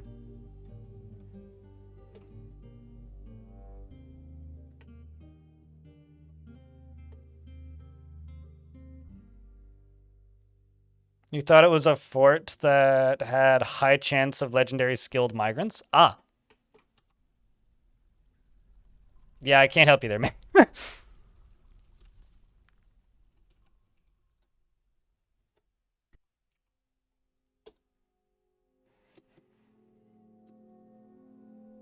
Okay, so that needs to be a stoneworkers guild that I was digging out.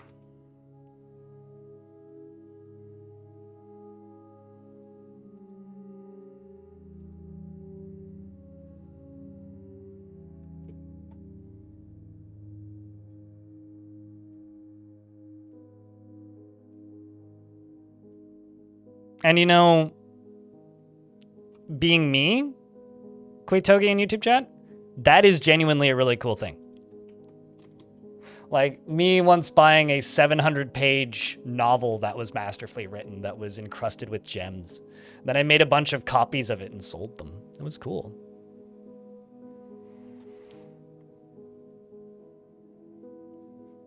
Legends mode was the only mode that Shadow played before version 51. I mean, it is the most accessible of the modes, to be fair. It's the most straightforward. Like, it's just, here's a list of everything that happened in your world, mostly in order. It is the most straightforward part of playing Dwarf Fortress. Is fiddling around in Legends. Also, YouTube folks, don't forget to leave a like on the stream. There's 76 likes. Close to 150 of you. We can make that number go up a bit. That'd be cool.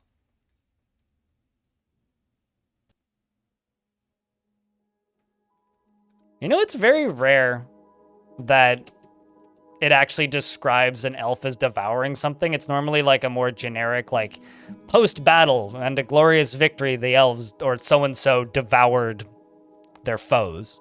It's very rarely specific. It's usually goblins or night creatures that have the specific, I devoured this person thing. People talking about elves like that just kind of proves that very few people actually read anything about how this game works. That's interesting. Pet of somebody? Did your owner die? Huh.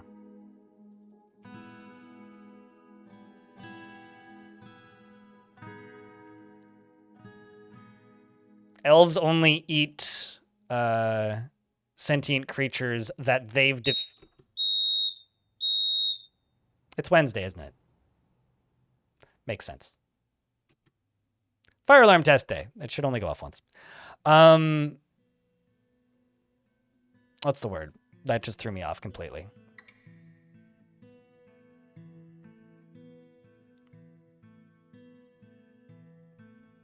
But anyways, y'all are real fucking bad at actually reading how this game works if you think that elves act like that. It's really funny. Most of the hatred of elves is purely just player preconceived notions, because the actual rampant cannibalism is happening in the human faction and the goblin factions. Like, if you actually dig into the way this game works, the elves, it's a religious rite. It's a thing that they do after defeating something in battle, and only after defeating something in battle. For humans, it's something they do because they can get away with it. For goblins, it's something they do because they feel like it. Who fucking cares about the humans? They're the evilest faction in the game, Tippy.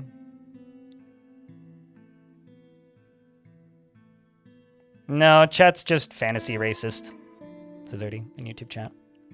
So, I was not talking about what elves eat. Chat brought it up. Basically, I think every single faction and character is interesting in this game. And the belligerent hatred for something that people just don't actually read about how it actually functions just kind of makes me sad. That's the reality.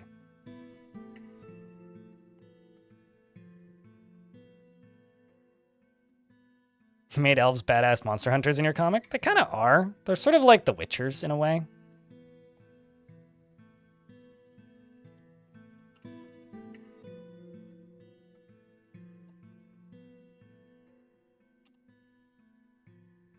But I digress.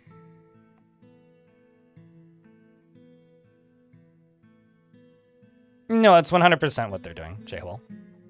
What makes elves in Dwarf Fortress interesting is how they subvert your expectations. But I digress, and I've given up actually trying to argue with people about this.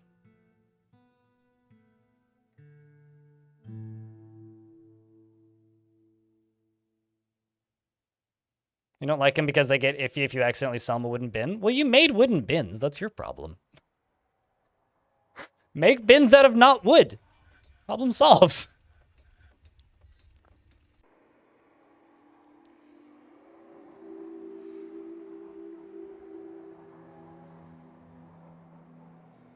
Yeah, I'm familiar with what drow are.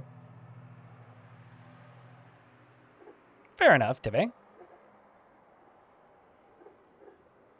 It's funny to be jerks to elves.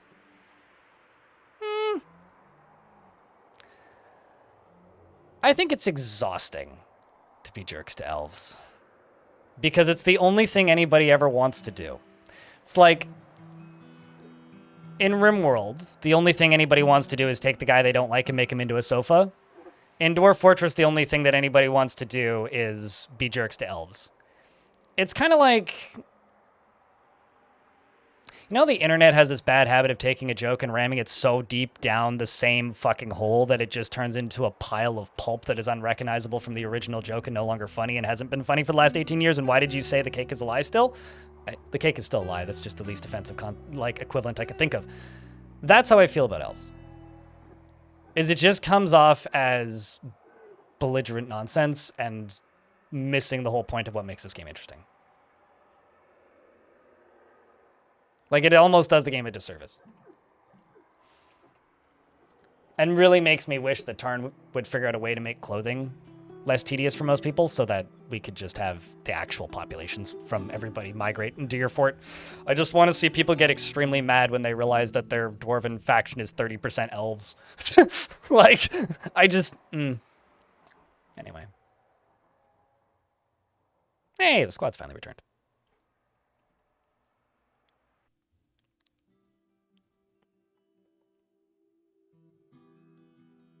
All I'm asking is please be more creative.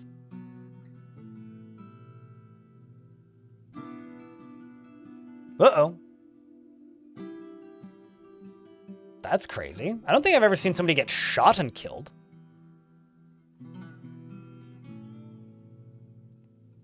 Why did Donut lead the attack? Should have been the other squad leader. Huh. Anyway, Donut apparently led the attack, and the defenders were led by the Duckfassy Nurk Sparkle Pages, sure. This person outmatched the dwarf with a cunning plan, and the defenders had a strong positional advantage, and then shot and killed my leader. Or the squad leader, rather. So Donut got shot and killed by the Eye of Dofkalsi. Crypt brand. The Fresh Beak. That's a cool name.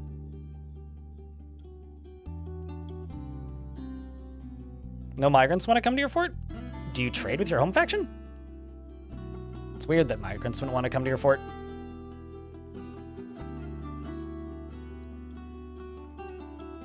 Something must be like intercepting your migrants before they arrive.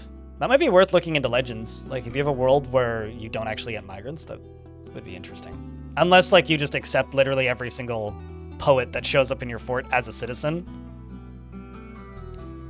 Well, Pocket Sand lost their leader. And I need to repopulate my squads anyway. Attis, you were in the previous fort. Same with you. I'm gonna top off these squads.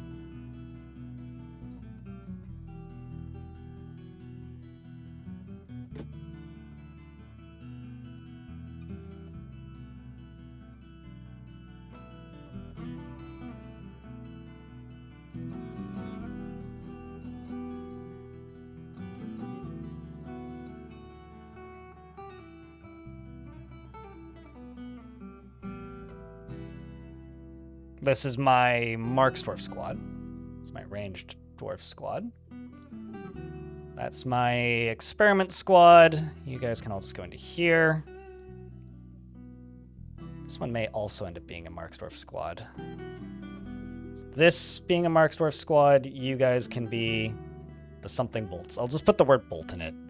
So the hardy bolts. And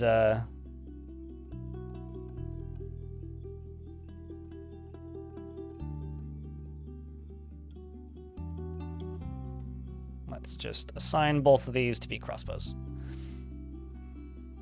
And then you can be the mountainous bolts. Just so that I remember. Okay.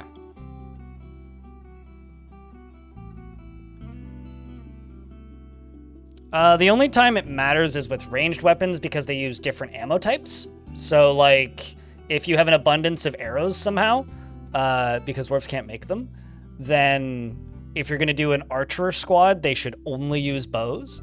And if you're going to do a crossbow squad, they should only use crossbows. Outside of that, it doesn't matter. When it comes to melee, it's just whatever you have access to in abundance.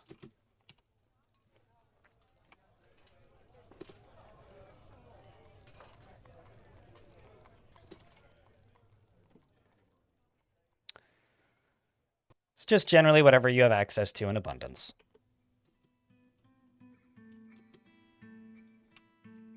And also, I'm going to go attack that place again. Because how dare you kill my squad leader? God damn it.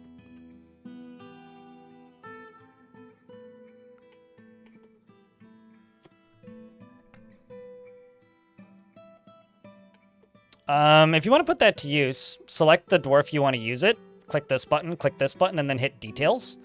And then click X on their weapon, and then click new weapon, and then click specific weapons to select the specific weapon, and then just click confirm, and it'll give that one dwarf a custom uniform, and that the dwarf that's in that squad position will just use that weapon forever.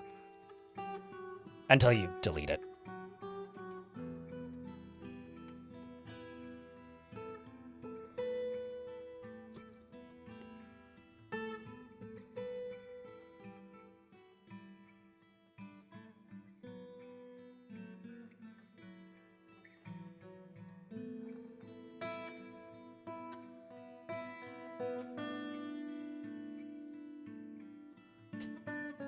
Also, in YouTube chat, I don't hate elves. I just really hate the man-eating swimming lizards. If you're referring to the cavern ones, they're probably disabled now.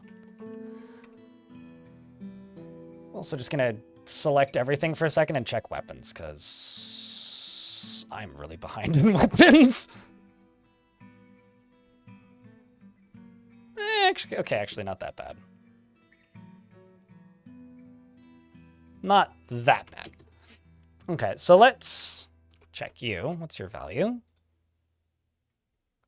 It's the Stoneworker Guild.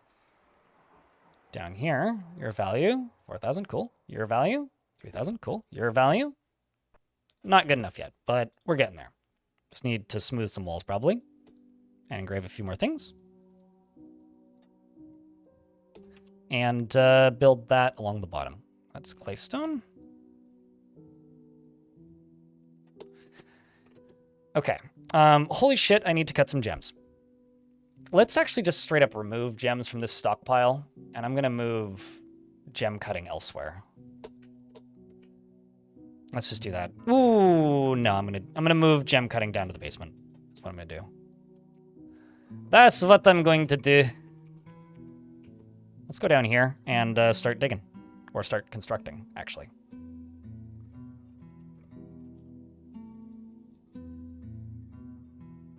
Shale it is, because I got tons of it.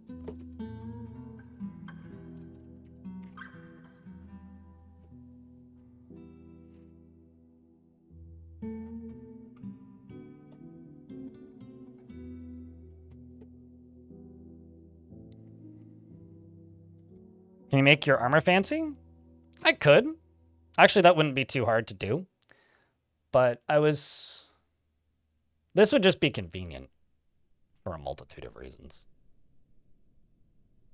But I could put a encrusting station up in here and then tell them to just encrust finished goods, and they'd probably just encrust these. Like I could plunk this down here. And then just tell this occasionally to encrust finished goods. Finished goods, not finished goods. We also want to encrust Swedish goods and Dutch goods and German goods. But, you know.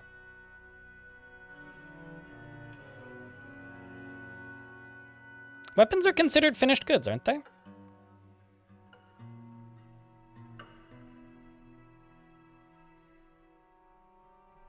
Because there's ammo and then finished goods. Pretty sure that they're considered gems. Like, if I just tell them to encrust one thing, let's see what they encrust.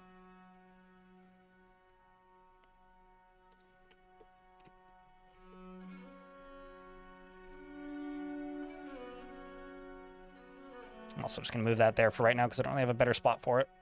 Ooh, probably up here is where I should put it, but...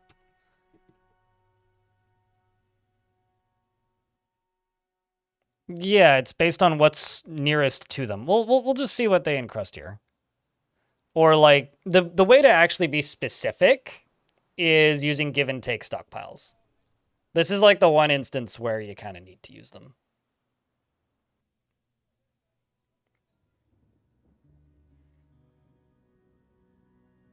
So it's diamonds. Let's see what other item you go get. This dwarf can't stand. Oh, man, that sucks. Ads are about to start. When they start, I will pause the game until the ads are completed.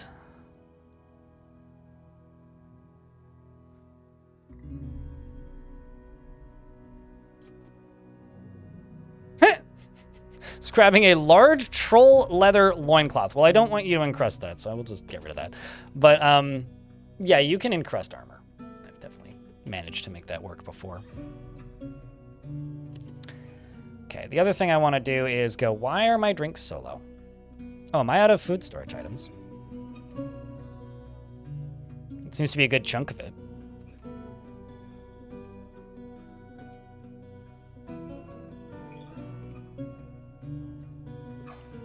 Let's just drop back down here for a moment and grab this. And I'm just looking for trees here.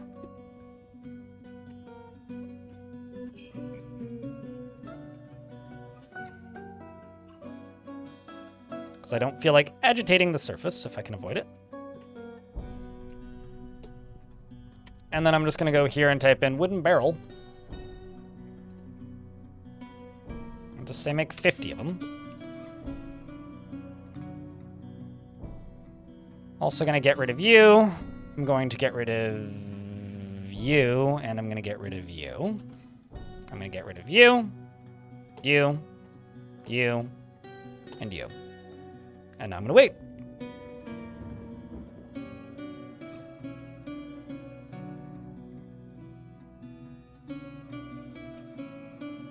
Please elaborate? What do you mean by you got a trans goblin? Because I could probably give you an explanation, most likely. Because I know that, like, homosexual characters exist, so you can have, like, gay relationships. I once had a dwarf who had a wife in one fort and then showed up with a husband in the next fort, and his wife had died in the previous fort.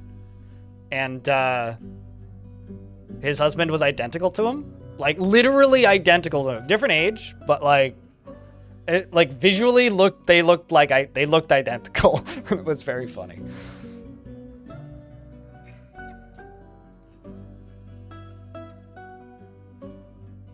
According to legend, she died 400 years ago to a Rutherer in a raid, and she joined in a migrant wave in 521.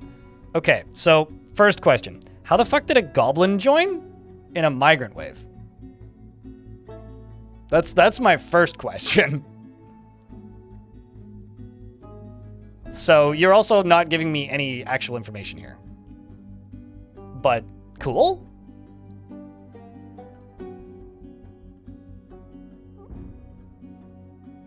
Sure, but like my question right before the ad started, you might have already been in the ad though, was 1, how is it showing that this individual is trans?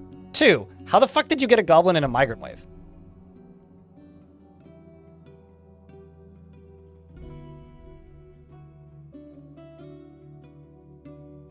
This seems like an unhealthy way to live your life, Kobold.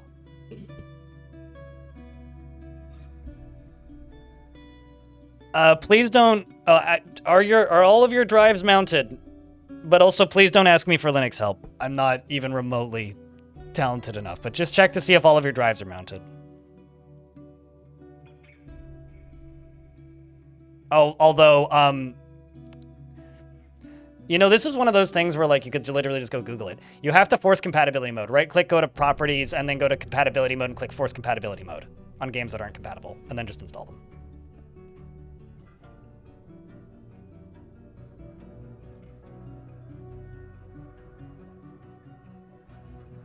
They're male in the current save, but female according to legends.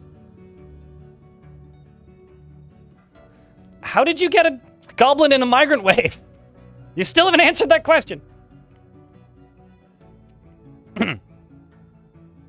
That's still what I want to know. How in the world did you get a goblin in a migrant wave?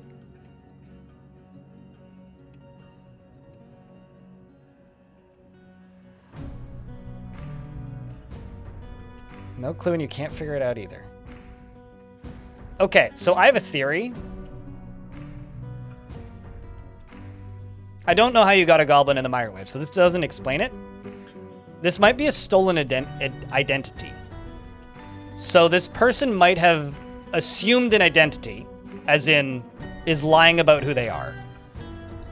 And they're using a name from somebody who previously existed, which they can do. I had a necromancer in my fort once who was part of a, like a dance crew. And we looked them up in Legends, and they were using the same name as somebody else who was currently alive and definitely a dwarf and not a necromancer. So I wonder maybe if that's partially what's happening. I mean, it's still interesting, but I'm still trying to figure out how you got a goblin in a migrant wave. You hear goblin in a microwave? Selective hearing, my friend. It is hard-coded that you can't get migrants. So, are you positive this isn't a visitor? Like, when you click this, what is shown here? Does it say this visitor is ready to Like, it's literally... Like, Chad is correct. It is hard-coded.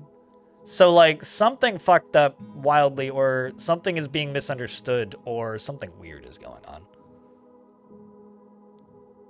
No, because I've had forts whose entire populations were not dwarves, and I didn't get migrants from the other species. Like, it as Chad says, it is hard-coded. I mean, it's still wild. Like, there was a discussion that happened a while ago because I'm so thrown off. I'm not even playing the game. There was a discussion a while ago where there was somebody who had a neutral Cyclops who'd joined a religion during World Gen and thus wasn't hurting the dwarves. So, like, you know, weird shit happens sometimes.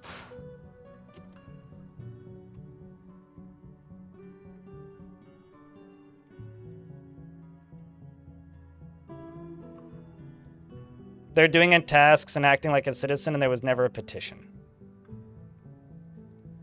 There's one other possibility that I can think of, which is in the fortress where I followed Cog for 10 years. I had a really weird thing happen. I had a trading caravan arrive, and one of the soldiers, while in the fort as part of the trading caravan, had a kid. And they instantly joined the fort alongside of that kid. Wonder if something weird like that happened. But I'm still pretty convinced of the, like, they're just lying about who they are. Actually, try this. Click on their username, or not their username. Click on their name and try and edit it. Does it still say the same name when you edit it?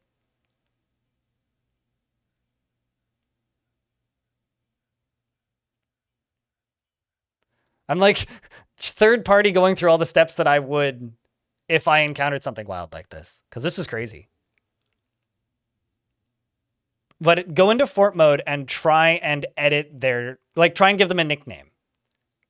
Because if the name changes to something else, then they're lying about their identity and they just happen to pick the same identity as somebody who's dead. Which would figure out half of it. And would also give you another name that you could then go look up in Legends. It still doesn't explain how they joined the fort, though. Like, that's still weird. But that is about as much as I have. Hello, Smitchell. Thank you for the raid. How was the fort today, my friends? Yeah, like, I've had goblins, like, as YouTube chat just said, I had a goblin outpost liaison once. I've had goblins show up as part of trading caravans before that are part of the home faction. But if it was a child, then there would be parents running around, right? Fort was good, no deaths? Yay! Or boo, depending on what you're trying to do. But I'm glad Fort was good. If you guys don't know who Mitchell is, go give them a follow. They play dwarfs too. So if you're looking for more dwarfs, you can find more dwarfs. I recommend you go seek out more dwarfs. And thank you very much for the raid. I greatly appreciate that.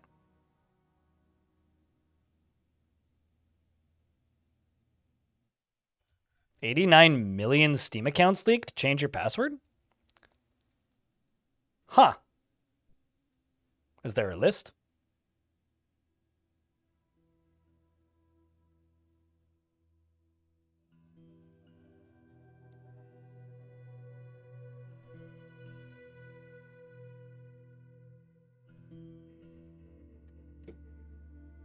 Offering a data set of user records for $5 grand?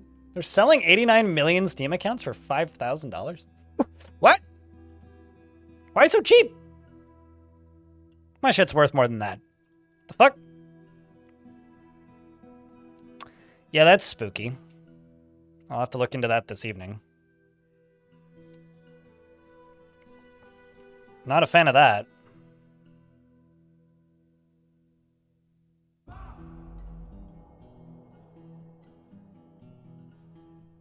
Yeah, no, trans characters do not exist in Dwarf Fortress. There is like I said, gay characters. Trans characters do not exist in Dwarf Fortress currently. I know Tarn has like expressed a desire to add them, but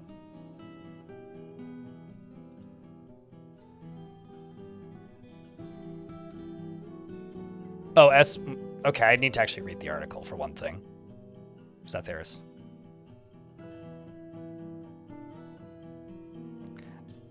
So here's the thing.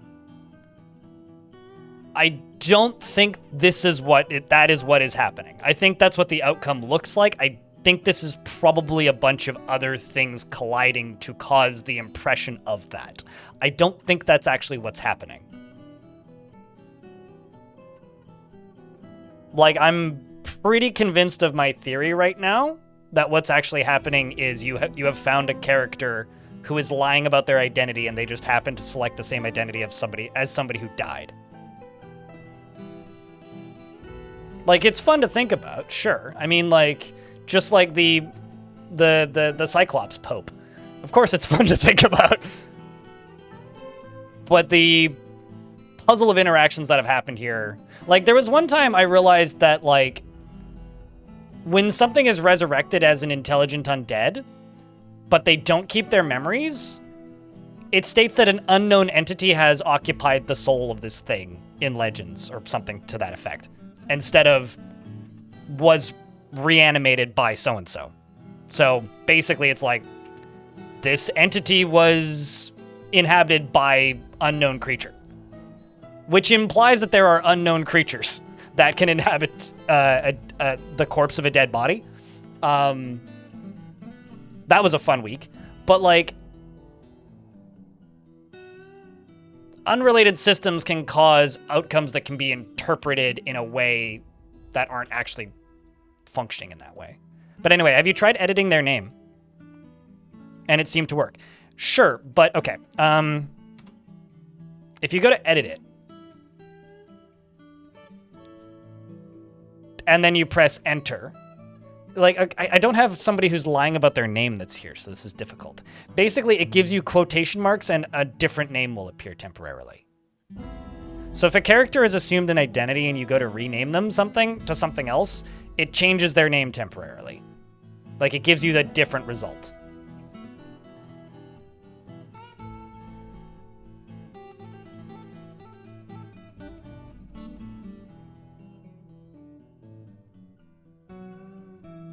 I had a lesbian vampire in one of my forts once. She got really depressed and then punched a statue and became a vampire, so I built a wall around her. And her girlfriend lived in that wall forever. Well, her and her girlfriend lived next to that wall forever.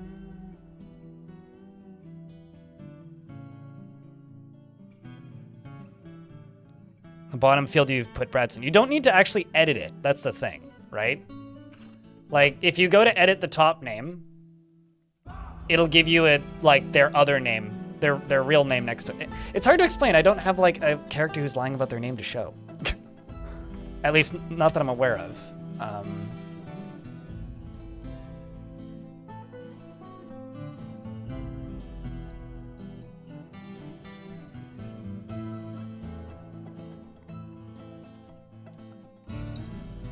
Well, they weren't vampires when they were dating. Shadow. The vampire thing happened later. But they got cursed to become a vampire at a point. Hold on. I'm looking up nickname bugs for Dwarf Fort.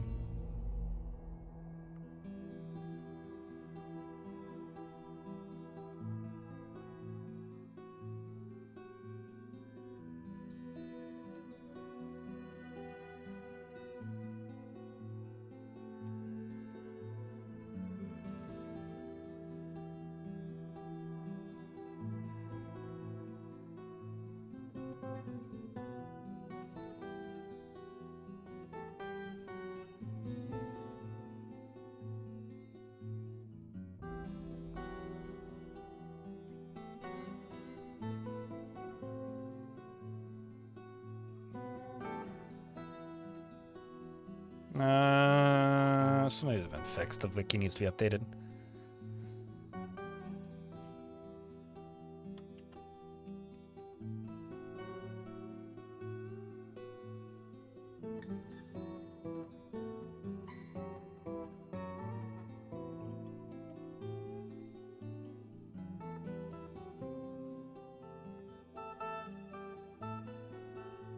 See the rush for the speech of the true name.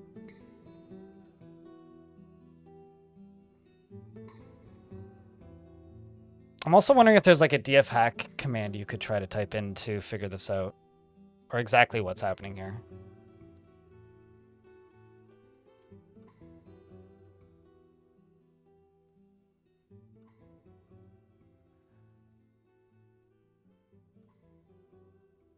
You know, another thing that you could try doing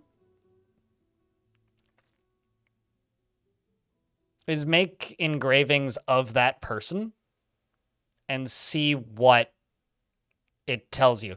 Because like in Legends, actually something I haven't asked. In Legends, when you looked up this person's name, because they died 400 years ago, right? Or a couple hundred years ago.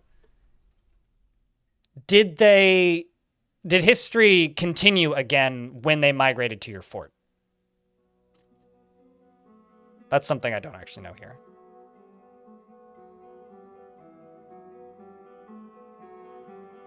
So the goblin name is Nagazbo.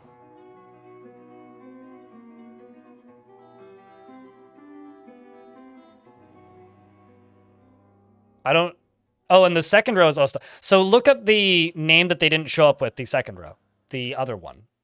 Because that actually is starting to sound like it's somebody who's lying about their name then. I'm not sure about GM Editor.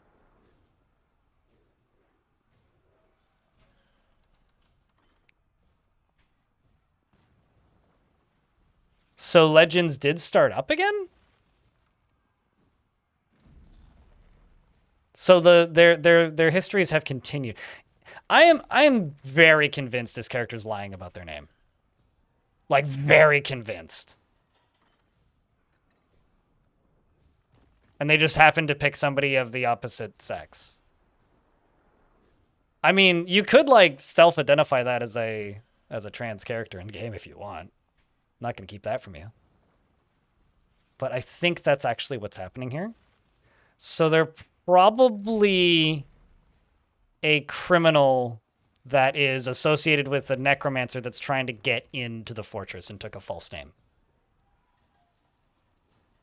It's probably what happened.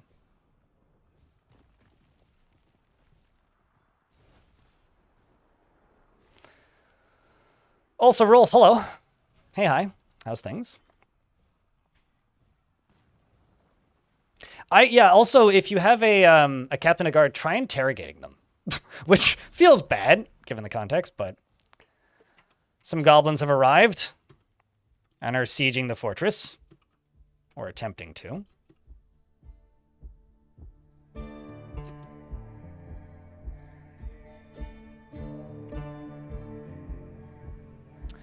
I'm also realizing I need to build a bridge over to here.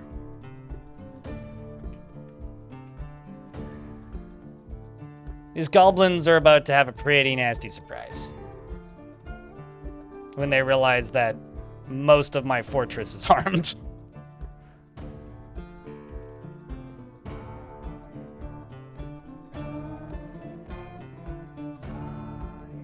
That's okay, dwarves, we got this. Just everybody get into the galley of... Today you fucked up. Chat, can I get a Vile Force of Darkness in the chat, please? Charging forward first is Urvad and this unarmed necro creature. Same with you. Most of them are unarmed. And the goblin... I should turn that off.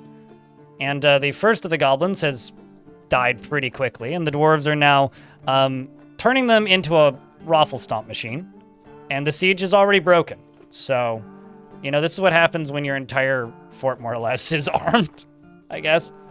I don't even think any of the dwarves got injured. This dwarf, in fact, stabbed a goblin bowman in the head with a steel short sword, shattering the skull through their iron helm, which pulled the neck, tearing apart the skin. It truly is pretty brutal. Are you still chasing a goblin who's on the map? Probably. Didn't feel anything after seeing a goblin die. Damn right, Dwarf. Damn right. Somebody dropped a book. I wonder if that was one of mine. The Meaning of Tunnel Lark. That definitely was one of mine. I remember seeing that come in. Also, how did that last raid go? I didn't read the description. I was too distracted.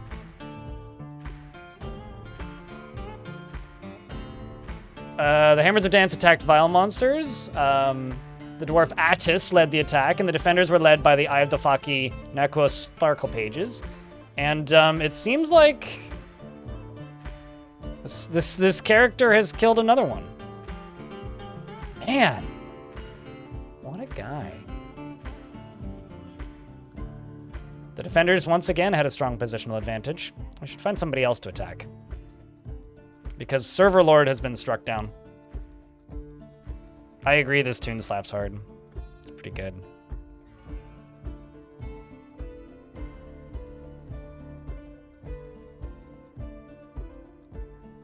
Well, cheers, Detective Katya. I think so you say that. 20 Riders is a bit of a bop, yes.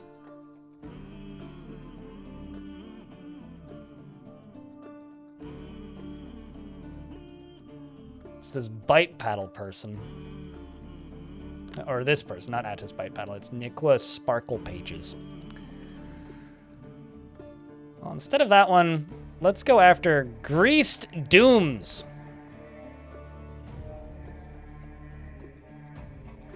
Or send 3 squads out. The underarmed squads, as always. And I'm going to go down to the basement.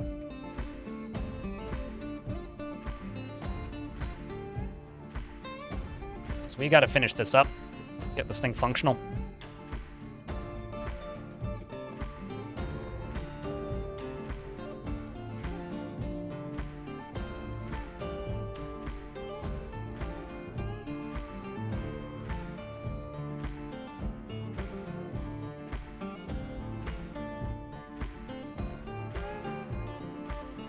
And back here, I'm just going to do this, which is... Ooh.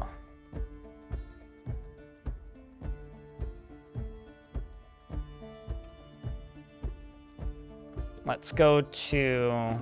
Let's do this. Let's do metal bars. Let's do coal. Let's do... all ore. Let's do other coal. I don't think there's any... I'm also going to do rough gems specifically. And also cut gems. Then I'm going to place 1, 2, and 3. It's going to be a little sorting spot. Cajun refused to comply. Well, time to keep interrogating.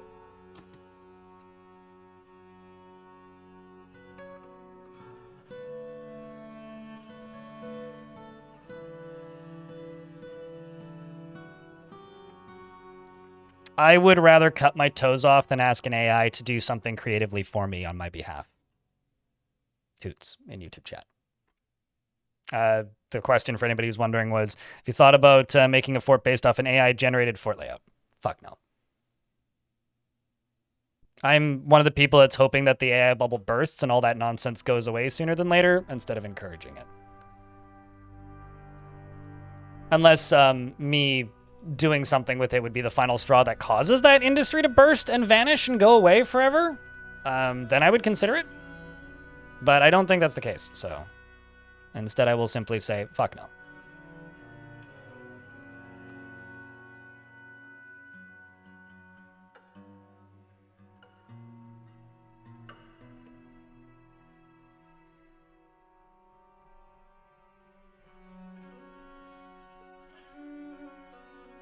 Creativity is a skill that people learn.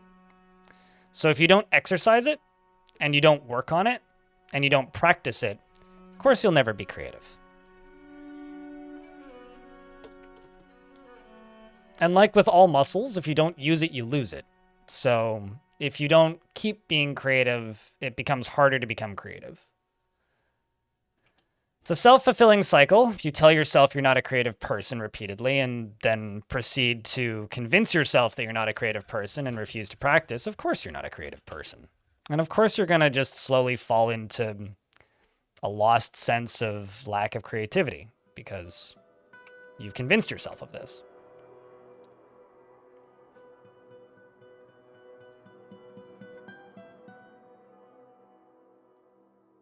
You redeemed to name something? I missed it. Nights are slow. What would you like? Your dwarf is still alive, I think. Let me check. Uh-oh. You may have also just left the map. Hold on.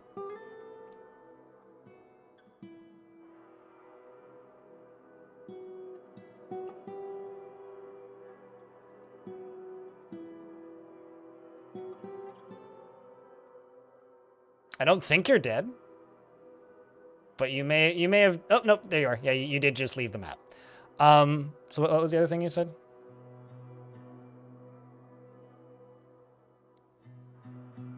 Add hammer time to the Hammers of Dance. What do you mean by add hammer time?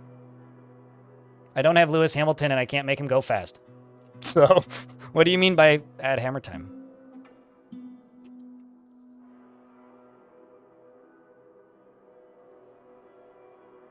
Well, your creature died, but no, I've got a squad called the Creature down here, which is all necro dudes. Necromancer dudes. Experiments. Or are you asking if all dwarves are in squads? Because the answer is yes.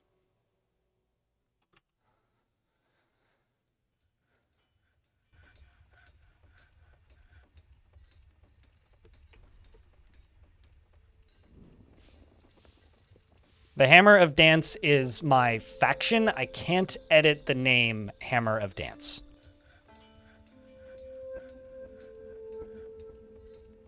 So I'm not sure how you intend to get me to do this, but I don't think that's possible. Talking about a squad. I don't have a squad called the Hammers of Dance. And that's the name of my faction. I could call a squad Hammer Time, if that's what you want me to do. Which one are you in? You're in this one, I think? I guess I'm not understanding what you want me to do here. If you want me to call one Hammer Time, sure. But I don't really want to name it the Hammers of Dance because that would just make Legends really confusing unnecessarily. But I'll call it the Hammers of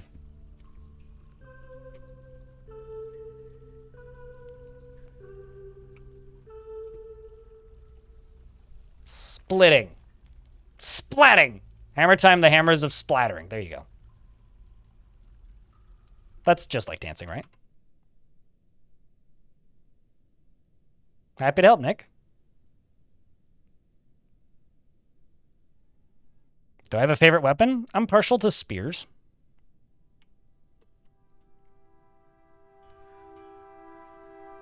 I would name it the Hammers of Dance. It's just I don't want to make reading Legends difficult later.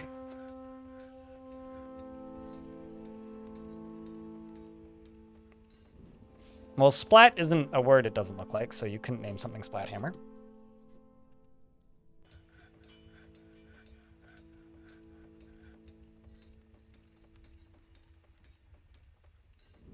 Unless I completely misread it, which I don't think I did. Although that would just be me living up to my username once again.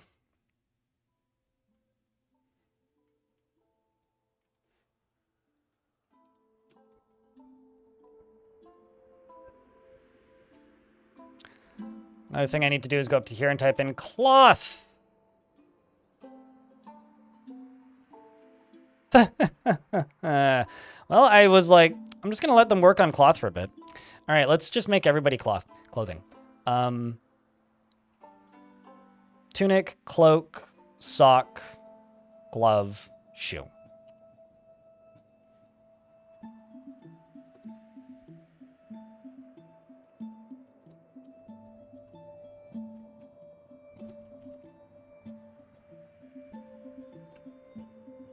What else am I missing? Trousers. Yeah. Let's also do hoods. I like hoods.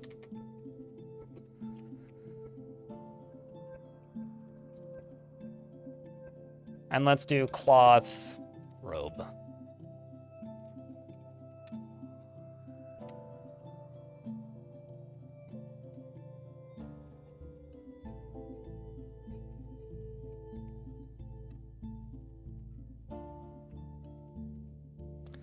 And I will just set these all to repeat yearly.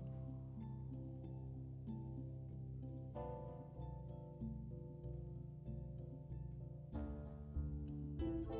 that was seasonally. We're in an ad break. See, nobody's really missing anything.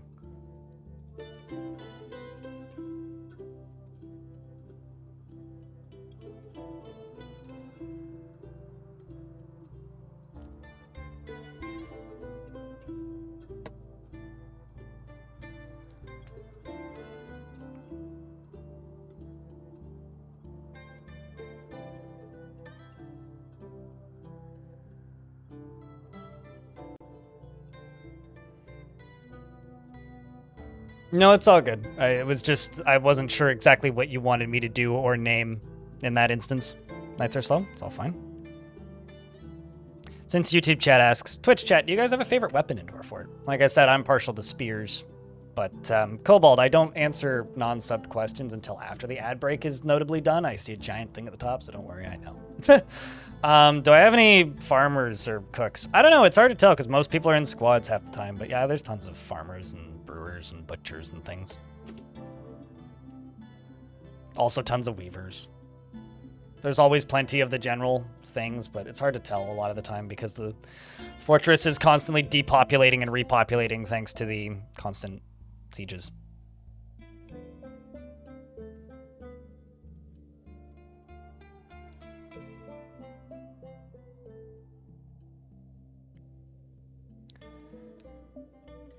And this first one is going to be metal bars / coal. You're going to load all metal bars and coal. And you are going to load from... Oh.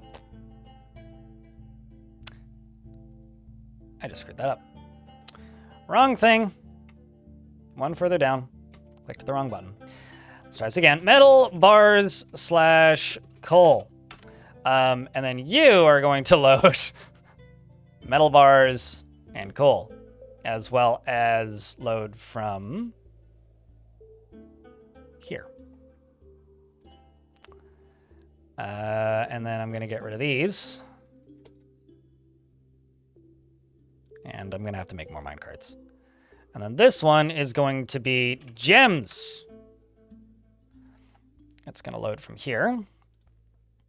And it's going to load gems. Actually, specifically rough gems. Rough gems! And we're also going to get rid of these. And then lastly, you right here are going to load from this. And you're going to be metal ore. And I'm also going to get rid of this top one, which is ore. And metal ore is going to clear all these and load from there. And it's going to be from metal ores and limestone. And bituminous coal. And you are going to load from there. But also, you are going to load from here and here. I'm going to go to you, this stockpile, and I'm going to say, toggle whether or not this stockpile can take items for anywhere or only from specific workshops and stockpiles. Boop. And then I'm going to go to this one and do the same fucking thing. So these will all start to get moved way down below. I'm also going to go down to the bottom again, which I should probably mark as a hotkey, because I'm going to be down here quite a bit, most likely. You right here can be F3.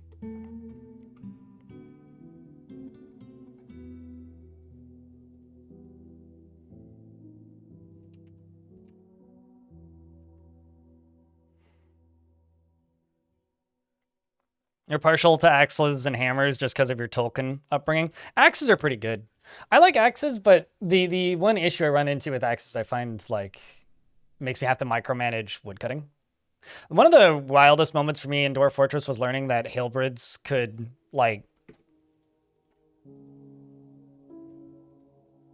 cut down trees. If you didn't know, now you do.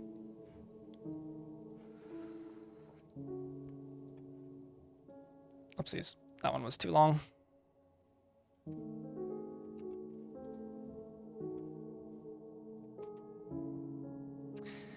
And then I right-clicked too early. There we go. And wooden minecart times 2. And the first one can get... we'll just put the rough gems one on there. You right here, I don't need any bins. I will put 10 wheelbarrows if I have them. And then the order I did this in was metals, bar, and coal. So this is going to be for metal bars and coal. Metal bars and coal. No bins. This one is going to be for gems.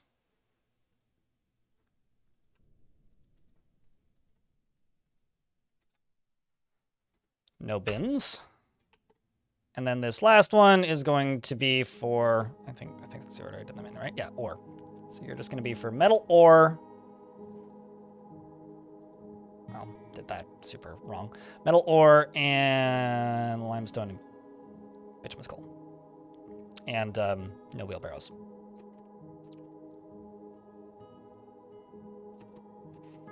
Should also put another dormitory down here.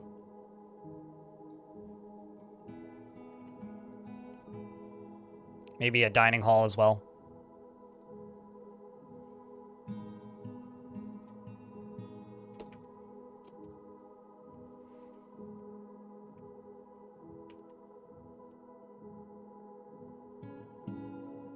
Also kind of screwed this up a little bit.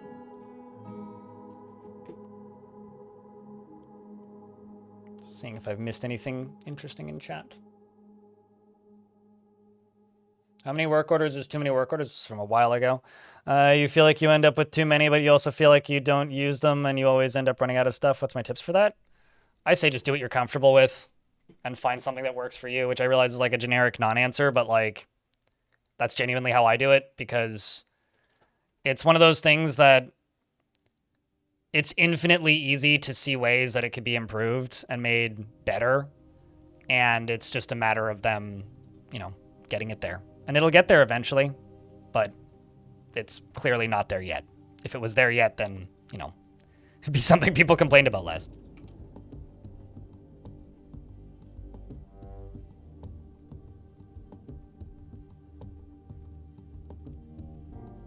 Nothing has clothing preference, Shadowy Insights, but, this is from YouTube chat. Once a dwarf has acquired a piece of clothing, they want to acquire it a second time.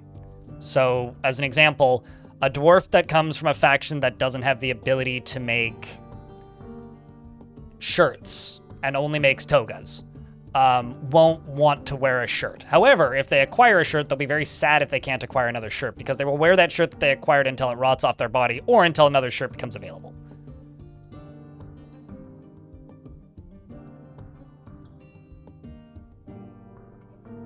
I don't think so. I'm pretty sure they'll just walk to their bedroom, but I might be mistaken there. Neither.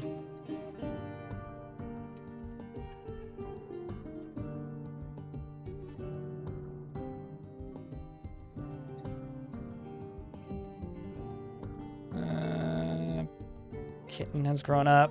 My squads have returned. Let's see how this pillage attempt went.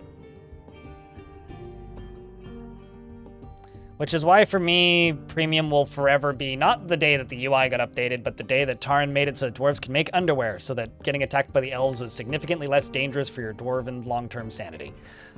Because only elves can make underwear, same with humans, but humans made large underwear so the dwarves couldn't wear it, but elves would show up with underwear that the dwarves could wear, and they'd kill the elves and then wear all their underwear and then go sad very quickly because their underwear was rotting off their body. Because usually clothing takes damage during fights, so it's like very damaged, tattered underwear they're all equipping. The dwarf Ineth, tactical planning was superior to the goblin Rifafa, but the defenders had a strong positional advantage. The goblin Sponsu spray wield struck down the dwarf Ustu. Was struck down. I read that as struck down. I was like, why is it saying that the goblin killed my thing and it says it's good?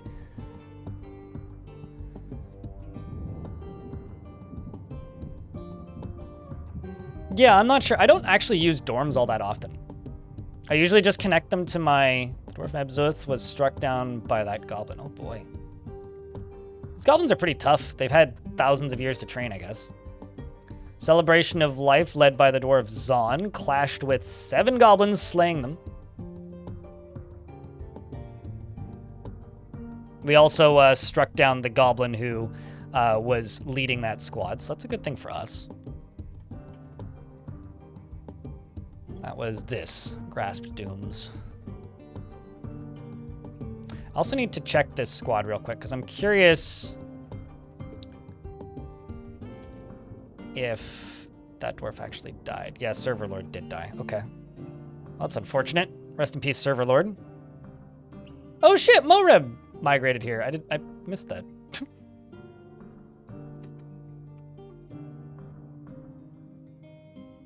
You finally caught my stream. Congratulations, Alex. I hope you brought a big net, because they tend to be long. New underwear is always a plus. Yeah, underwear is one of those clothing items that's like always slightly surprisingly expensive to me. Just real life talk for a second here. Me. Thank you for the unintended direct compliment.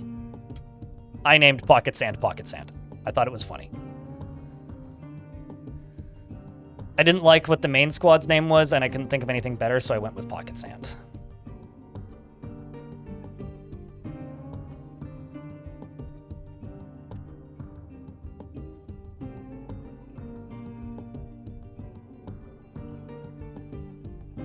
Oh, that should be a magma smelter, not a smelter. You're not made out of iron, are you? Yeah, you are, goddammit.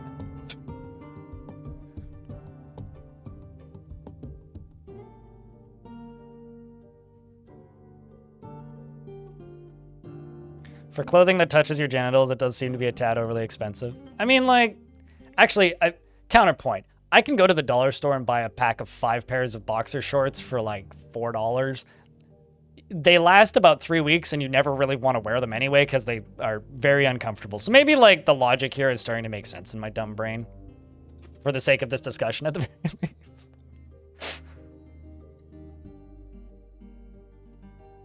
Okay, so we've got a stack of gems there already. I should also just allow this to have cut gems.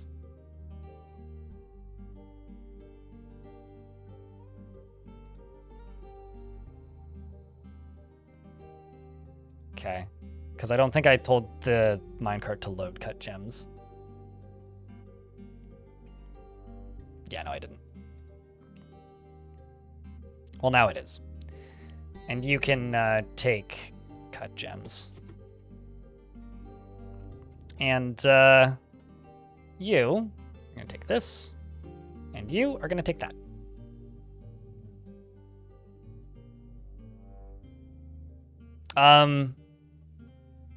Well, if I buy XXL size boxer shorts, then they'd probably be almost up to my nipples in size. Like, I am skinny enough and small enough that, well, I'm tall, but like I'm skinny enough that I need to wear a belt because they don't make pants for skinny enough people most of the time. On a good week, I'm a size 28 waist. Most of the time, I'm smaller than that, which is a bit of an issue. So I'm not entirely positive that, you know, fun fact, Borat is one of the few movies that I turned off and stopped watching. It was one of the most aggressively unfunny things I've ever had the displeasure of being forced to have to see a part of. But sure. I have this really nice leather belt that I wear a lot. And it's like, I had to take it back to the guy who made it and ask him to make it smaller. Because it was genuinely a problem.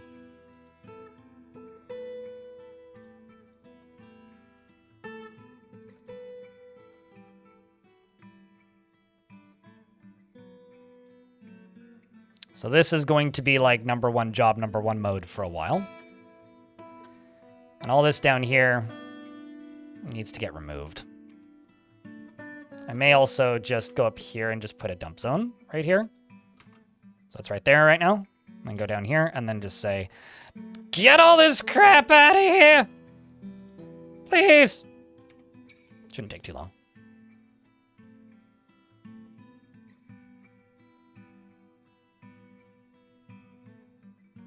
You know, belts actually make sense to me because, like, the belt that I have, that belt in particular that I mentioned, I've owned that exact same belt for about 9 years now. So, like, yeah, that belt was expensive, but, like, it was also a really nice belt. What kind, do you have any preference of dwarf, or is it just dealer's choice? Peculiar lobster, of the peculiarist variety. The Hammers of Dance attacked the Gloomy Thief at the Pleated Terror in Glispens. The dwarf Ineth led the attack, and the defenders were led by the goblin Rusna Strokeheim. Rusna Strokeheim's tactical planning was superior to the dwarf, and the defenders had a strong positional advantage.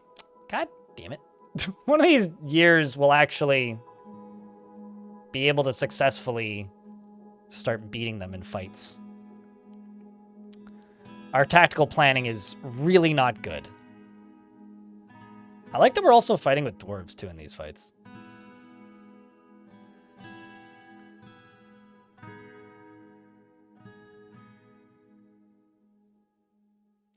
Dwarf Rigoth's tongue was torn up. If that dwarf comes back alive without a tongue, that's intense. Squizzly Girl was struck down. No! Rest in peace. Such is the way of wars. The Goblin Fath was struck down. What was the name of the dwarf that lost their tongue? Rigoth Knownvolts.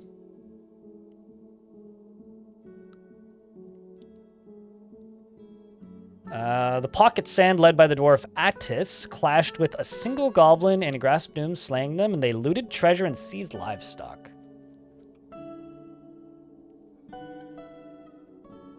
Got a bunch of beak dogs and some other stuff. And from a previous one, more beak dogs and other stuff. Okay, well, guess I should eat all these beak dogs then, that I definitely have now. Yep. My grish. If Tarn ever makes a farming update, it would be really nice to be able to say, all animals of this type go into this place.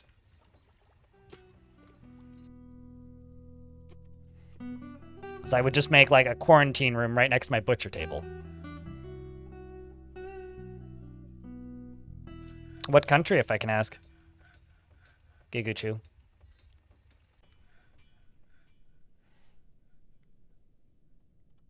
So pixelated. Yeah. So that dwarf that lost their tongue, which I've already forgot the name of. Chat, what was the name of the dwarf that I was like, don't forget the name of it?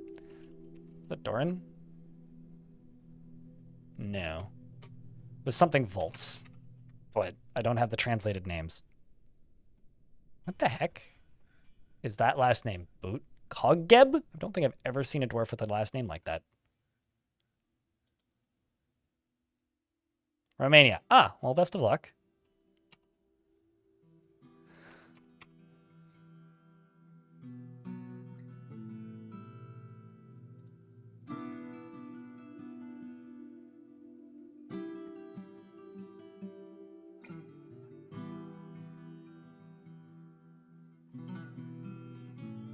Hold on. Let me just go double check what the name of that dwarf was.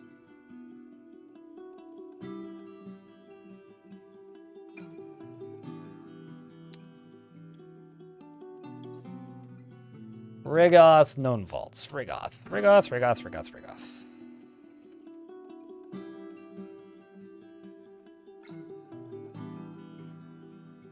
Did it actually, like, commit to that? Oh my god. I'm just gonna give this dwarf a nickname. Speechless. That is brutal, dude. Is it bad that I want to make this dwarf into, like, the captain of the guard or something and train up their speech a whole bunch just so that they have really high speech stats? Because I think that would just be funny. Yeah, that's wild, man. He also yelled at somebody in charge, so I presume he's going, ah!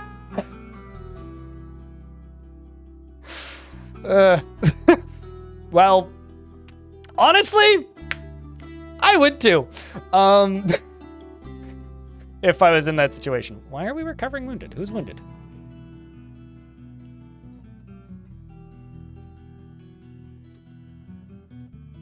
Is this dwarf considered wounded?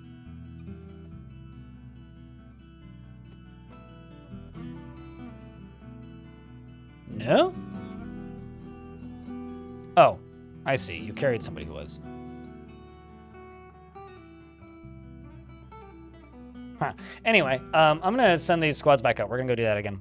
Although, actually, before I do that, I'm going to go and name a dwarf.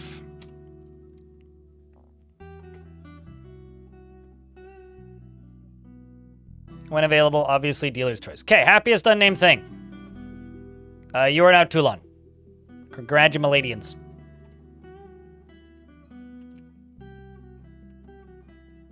Oh, you just want me to say lobster. Lobster. He's impervious to the effects of stress after trauma he experienced in 1058. Well, clearly you came from my previous fort because this one didn't exist in 1058.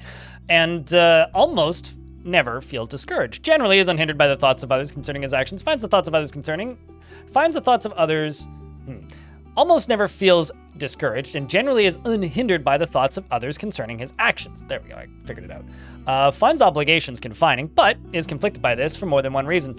And he has a tendency to go it alone without considering the advice of others, and he is rarely happy or enthusiastic. Bullshit, you're the happiest in the fort, mate. And I guess it's a rarity. And he is conflicted by this since he values parties and merrymaking in the abstract. He tends to be a bit stubborn in changing his mind about things, and he has a tendency towards forming deep and emotional bonds with others. He is passive in discussions, and he prefers to present himself modestly. He tends to assume that the worst of two outcomes will naturally be the one that comes to pass, and he generally acts with a narrow focus on the current activity. He tends to be a little tight with resources when working on projects, and tends to not be swayed by emotional appeals. I also don't get swayed by emotional apple peels. And he personally believes that those who sacrifice for others should be deeply respected, and respects power and doesn't see the attainment of knowledge as important.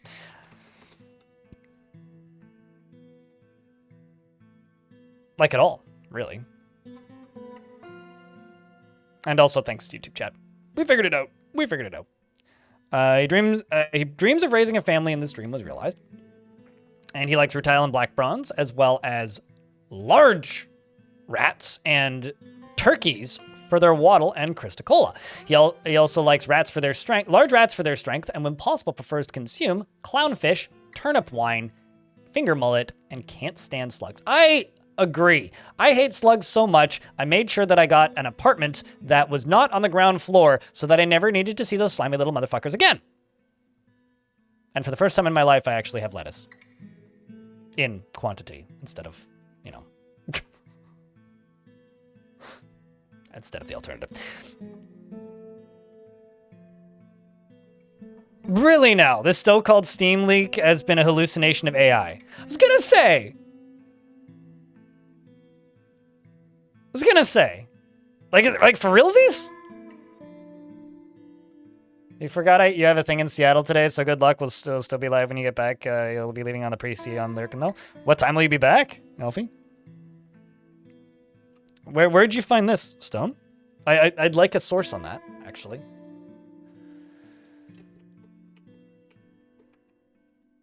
I might still just go change my Steam password anyway, because it's been a minute. But, like, that's kind of amusing, I'm not going to lie. It's a good reminder at the very least.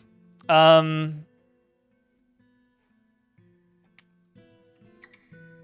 just say wooden wheelbarrow.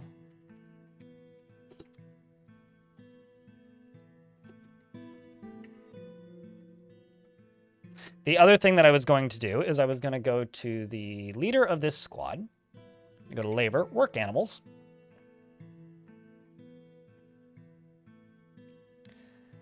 And I'm going to send a bunch of bears with you. Not Clockwork Dragon, unless Clockwork Dragon wants me to send Clockwork Dragon into war. Instead, we're just going to keep pillaging this location. We'll also send in the Hammer Time squad. Also, how well armed are these squads even? I don't even know. Not very well, actually. In the slightest. That's why I'm building this.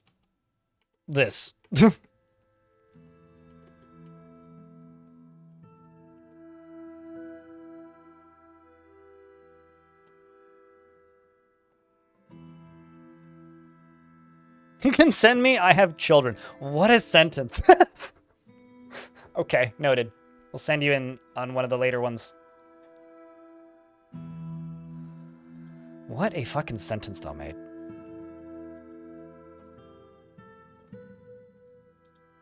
Oh, did I? I didn't make a second anvil. Shit. Screwed that up, actually. Don't panic, Steam leak.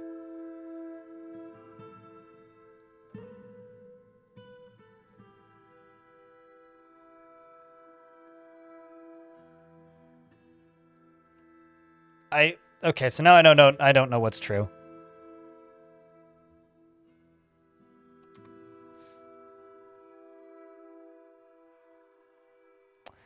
You're ready to bear the weight of battle. Ah, okay, got it. Was that entire sentence purely so that you could use the bear pun? Because like is the situation here true that if like I don't like, you know, sort all this stuff out, it's just things are going to get kind of grisly?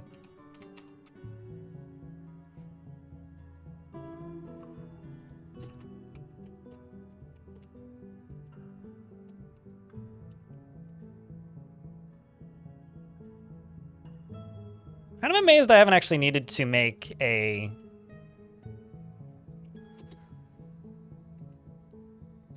mist generator, actually. Ads are coming up when these ads hit. I will go take a real quick toilet break. There you go. You suck.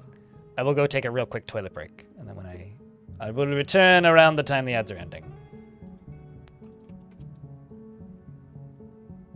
Magma Forge.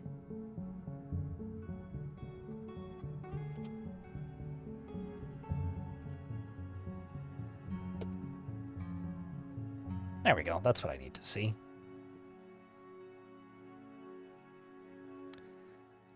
That is, in fact, what I need to see.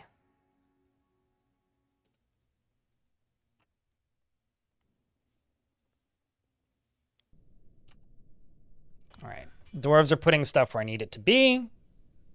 Stuff's getting thrown away. Piles of items are stacking. All is at peace in the world. Chat!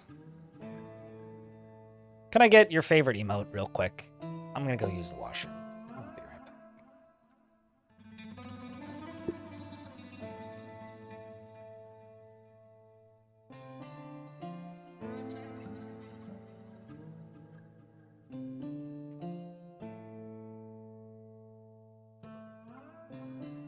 Cheese for everyone!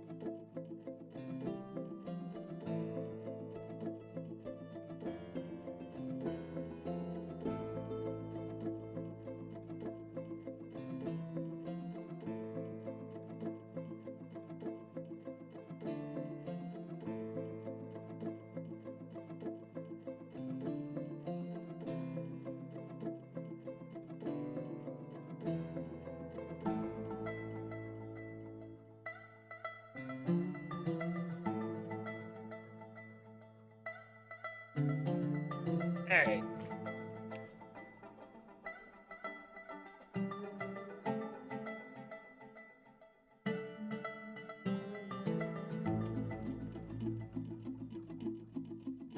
It's still bizarre, though. All of this is bizarre. This Steam thing. Also, Salty, it's good to see you, by the way. Hey, chat, if anybody's feeling generous, somebody help out Salty with a sub. Hurts me to see people like Salty without a sub.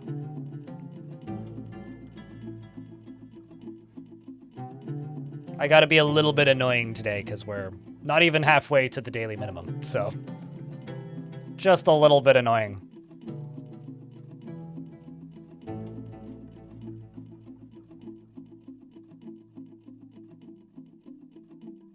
I mean, you could just, like, end it at why AI shouldn't be allowed to do anything but spell check. At least when it comes to those sorts of general models. Kage, thank you very much for checking out a gift. Greatly appreciate you.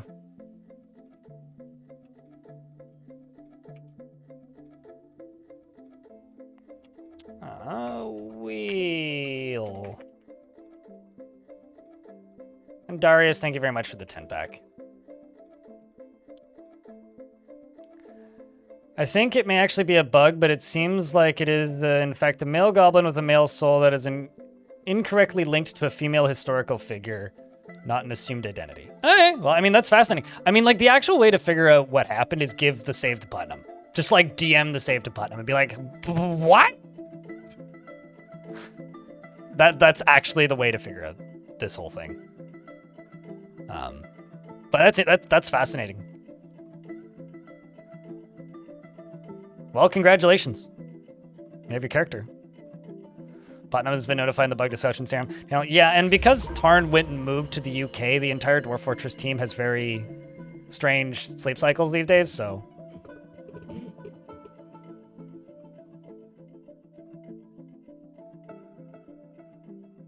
What depresses me are all the kids who can't do schoolwork. You mean without ChatGPT? Micah Mix, thank you very much for the Prime sub. And seriously, Darius, thanks for, like, being more than half of the revenue that was in the daily minimum for so far today. It was like you and then a couple Prime subs, because resub revenue often comes in a day that isn't the day that it's clicked, because the revenue is registered the day that it goes through. Child has been taken by a Fey mood, so I'm going to get teleported to where they are in a moment. Which is right here. Must have rock blocks, well, at least that'll be easy to acquire. That's going to take a while to clear. Nick84 UK, thanks for the Prime sub. For reference, my daily minimum is an amount of money that equals me making minimum wage if I stream for 8 hours on that day. That's what the daily minimum is.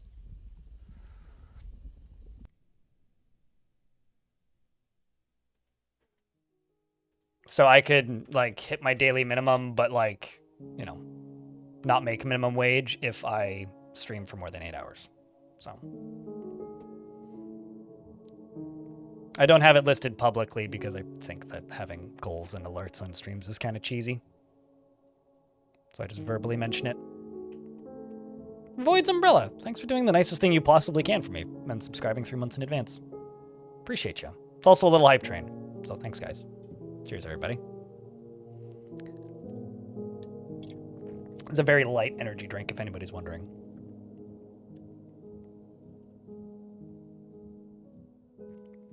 I built a vampire fortress. Is it worth the time and effort? No. Outside of, like, saying that you did it. Although it depends on what your definition of worth it is. My next big video is going to be on a vampire fortress, so if you're willing to wait like a month, or a little less than a month probably, that will probably answer all of that question in and of itself. Carl the Viking, thank you very much for checking out a gift as well. Appreciate you. But the fortress was called Winter Throne, Nolazar, in YouTube chat. And Winter Throne is, like, where you'll find all of them's happenings.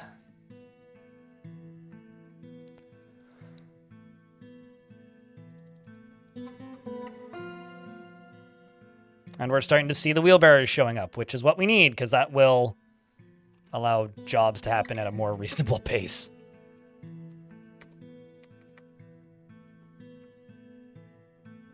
Because everything in here is just going to get stored using wheelbarrows. You know, ever since moving to Victoria, there's something about this city that fucks with my brain, chat. Unrelated, the hype train needs $1 in bits or 1 subscription to level. Ah, there it goes. Thank you very much, Noel, man. Appreciate you, mate. I did that, actually, Dadrick. I went to that fort and I killed a bunch of dwarves. Zildy as well. Thanks for the $1. Appreciate you.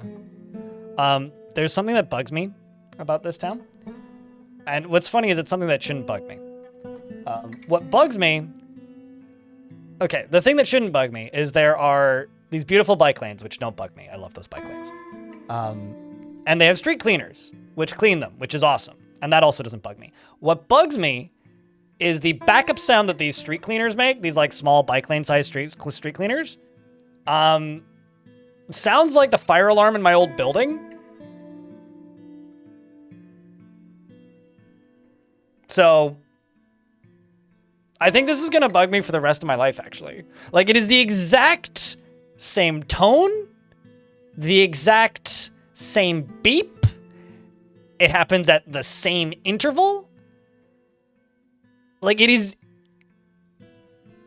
the exact same sound.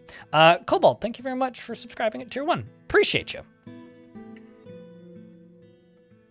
They got the annoying noise sound pack? I guess so. I don't know, man. I don't know. I don't know.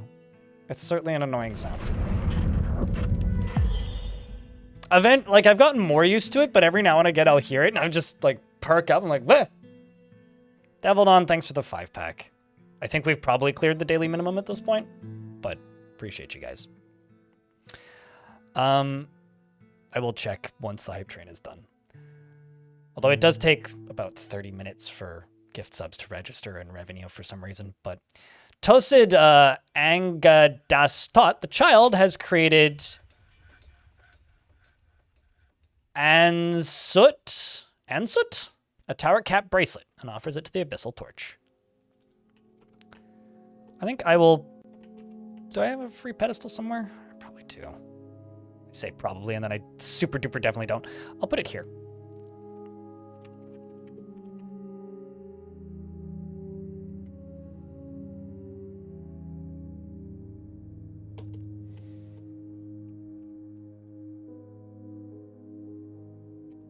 It might even be the exact same beeper. It certainly might be. Like, that's the thing that I've actually been thinking about. Is like they must like have the same part manufacturer. But okay, what was I doing? Right, I was going to go here and just type in beak dog to see if they're actually in fact all getting butchered. Not yet, because we have more of them. There will be more beak dogs where that came from.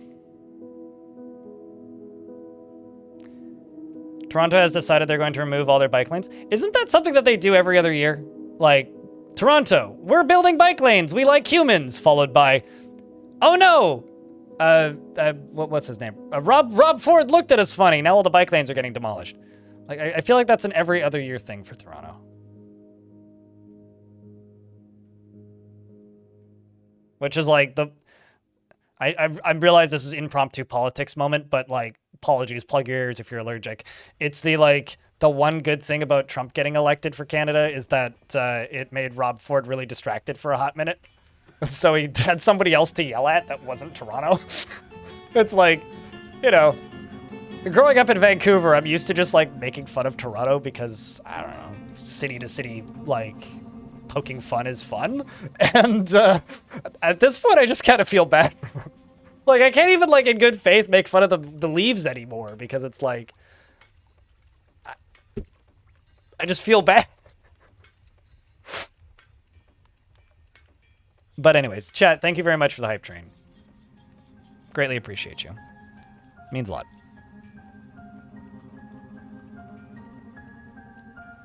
He's done more to unite Canada, that's for sure. Or at least the provinces. It's like the most, like, in general agreeance Canada has been in on something for a very long time. Which is why I will share this again.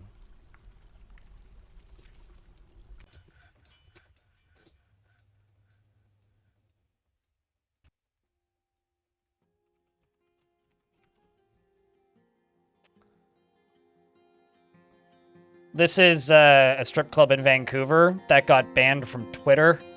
I still call it Twitter. For posting a picture of this sign. So shoutouts to the Penthouse. That's all I gotta say. Wood Kid, thanks for the 5-pack. Appreciate you, mate. Every province except Alberta. Well, the leadership of Alberta. Everybody that I know who lives in Alberta is just like repeatedly bashing their forehead against the wall. Because they all live in the metropolitan areas and they're just like, fuck, this shit is dumb. But you know.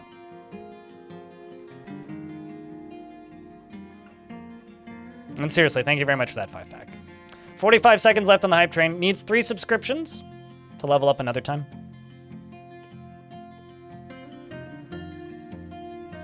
Franchise. It is the most cooperative Quebec has been in a really long time. I love Quebec. Quebec is great. But living in Canada, Quebec is like not quite having a separatist nation, but like having a really greedy relative that just like is really bad at saving their own money. So instead just like shows up and steals all your stuff once every 6 months. It's kind of like that. It's kind of like that.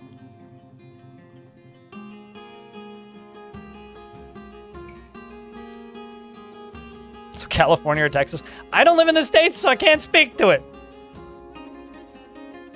I don't know.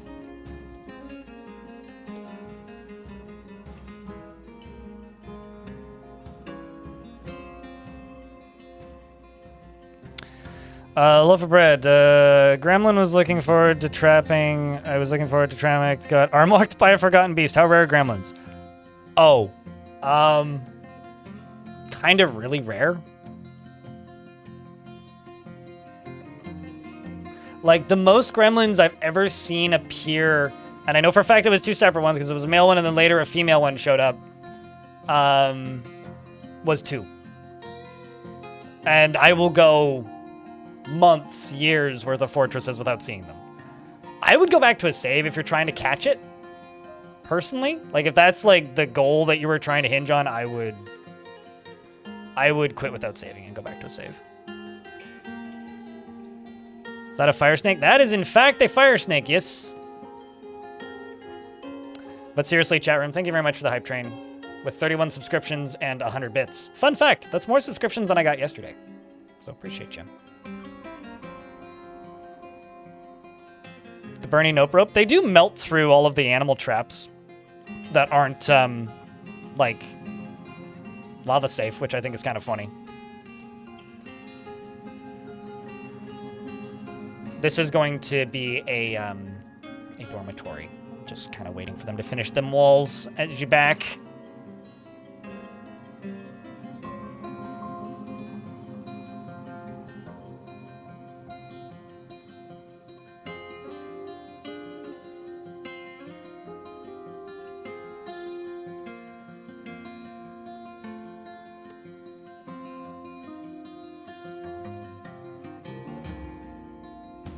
But that wouldn't work.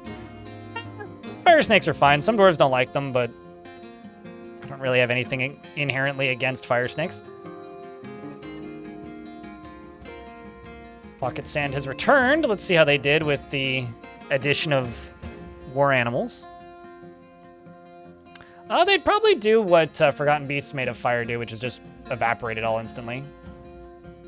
Dwarf Ineth, crested figures. Outmatched the Goblin. I'm going to try and say this without making it sound like I'm saying the word Ebola, but their name is Ebola. So, Ebola contempt bands with a cunning plan, and the attackers at a strong positional advantage. And good news is we killed Ebola. I was a little worried somebody would get killed by that goblin, and that I'd have to be like, they got killed by Ebola. The goblin Pode, Ruined Idol. Ooh, what a good last name. Was also killed. Those are weird names. Those human names?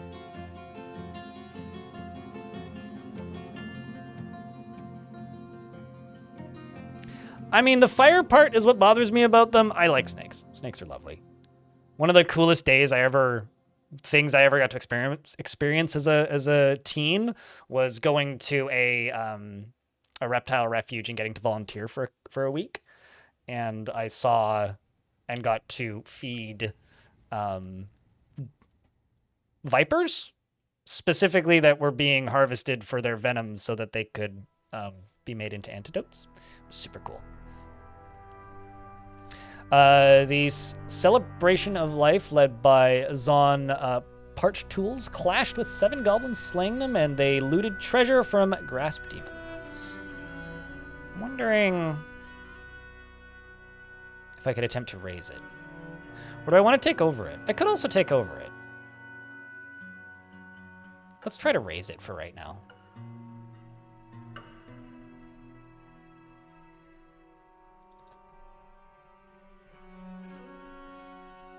Well, the pickaxe is out of there. I'm just going to forbid all this.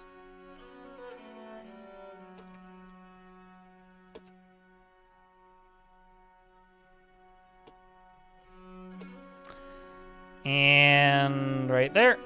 Thunk. Dig through that. I just got to get this filling. And also, let's do this real quick because I just saw somebody run over top of it. Please don't stand there and be dummy. I don't need 5 people to all set themselves simultaneously on fire. That'd be bad for everybody's health.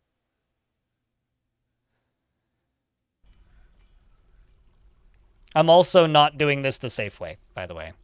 I'm doing this the Costco way, which means things will be able to get in here if they want. The safe way would be to build something here that would allow me to stop the flow, but well, actually, fuck it. Let's do the safe way. I just changed my mind. Sometimes I do that. How do tribute demands work? Are you making tribute demands of somebody? A tribute demand basically is just you tell a entity in the world map that you want them to give you tribute, and then they give you tribute once per year, or once, depending on what you actually demand. If you say once, then they'll do it once. If you say once a year or whatever, then they'll do it as often as they do it. And we'll make it out of iron. And do I have any lava safe rocks?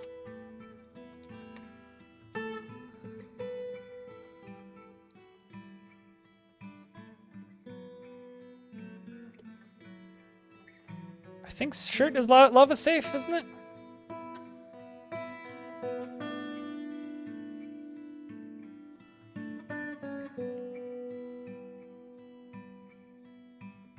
What menus am I going to? I'm going to labor, stone use.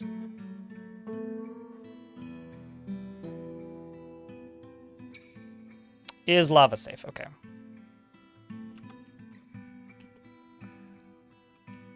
What was I talking about? Do they bring you worthwhile stuff? No, not really. The purpose, as far as I'm concerned, of making demands of groups is so that they bring you, or so that they start trading with you. So if you want to introduce yourself to a faction and you want to start trading with them without attacking them and then hating you forever, if you demand a tribute, then they will bring you a tribute and then trade with you going forward. Like, that's kind of the purpose of it. So it's not really something that you do if you want to get good stuff from somebody. It's something that you do if you want to, trade with the faction.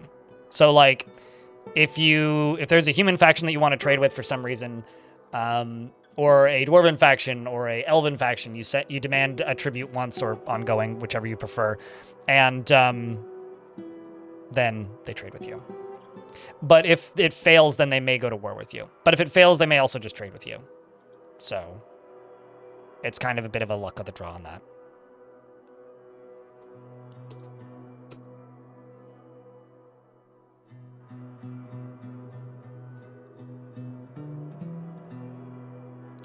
So they're not demanding stuff that's impossible to make. They're just really, really, really bad at explaining how you make it. So if a noble says, I demand a bed made of, I don't know, gold. They're not demanding a bed made of gold. I hate to break it to you.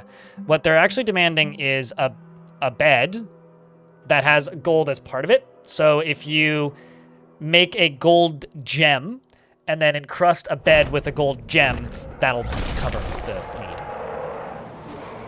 They're just really, really bad at explaining it. Thankfully, with those, there's no actual negative for just ignoring it and forgetting the demand, aside from that they might get a repeating negative mood, but if their moods are already fine, then you can just ignore it. The Forgotten Beast. Lustot Slud. Lodson. God damn it, Lodson has come. It has a broad horn and a bloated body. Beware, it's deadly blood. So the last deadly blood caused, like, a bunch of dwarves to die. Huh? Oh, that's a problem.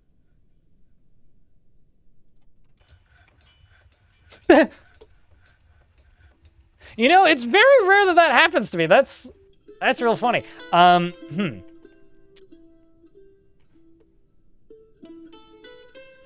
Mr. Dive Sluss the Soaked Sucker?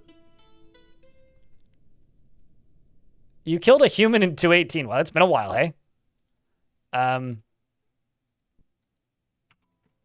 So the Mines of Filth are right here.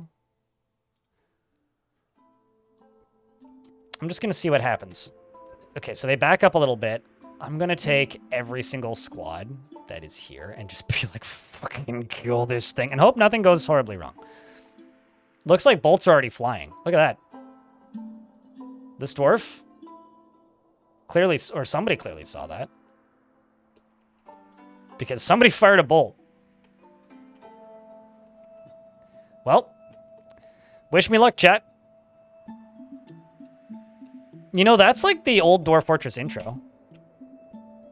Oh, was it you who fired it? The flying bolt, oh no, that's a goblin bowman. How about you? Did you fire it? No. Is there somebody over here who fired it maybe? Maybe you? Nope, that's a goblin from a while ago, not you. Okay, well, not sure who's firing the bolts. Maybe somebody threw it. Another one misses. The two dwarves are attacking with their picks. Recruit punches it, and also struck it with an iron pick, which tore the muscle. Emily over here hasn't done anything yet. The dwarves are all crowding around the critter. You're stunned and bleeding. That seems bad for your health. Also, Tripping is bleeding and also covered in said deadly blood, so hopefully, you know, this doesn't go badly for a lot of my dwarves. How are you? You're fine currently. You've stopped bleeding. That was very quick, but your ability to grasp is somewhat impaired because the Forgotten Beast apparently grabbed them with its left rear leg and collapsed their elbow with like a wrestling maneuver, which is painful sounding, but the beast appears to also be in a rough day, and Emily appears to have been punted at a wall. The Forgotten Beast throws Emily by the third finger and threw her against a wall. Where she goes whack and more bolts are flying. Of course, because there's nothing stopping the dwarves, they will go fight in melee. It appears that the Forgotten Beast has lost a foot. Chopping it down to size, as they say. Emily is a little dizzy. I mean, did slam into a wall and is now stood up and is walking back into the fighting. The experiments are coming in. More dwarves are surrounding the creature. And probably getting covered in deadly blood, and the creature is now dead.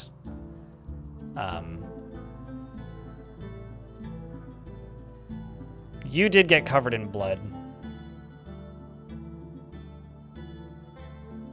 And it seems that our experiment here stabbed it in the rear leg with a steel short sword, which chipped the bone and was given the kill. Congratulations, Copnut. Now we get to find out what happens when you're covered in that said deadly blood.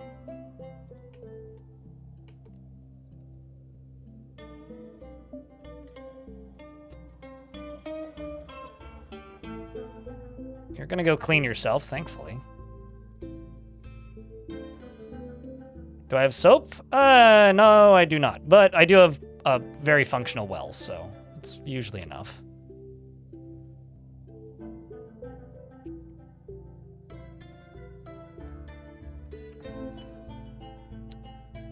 Just watching the hospital.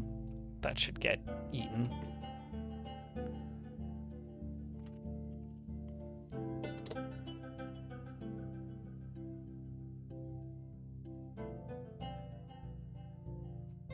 Uh-oh. Ah, I see. It's the good old-fashioned everything bruises and then rots.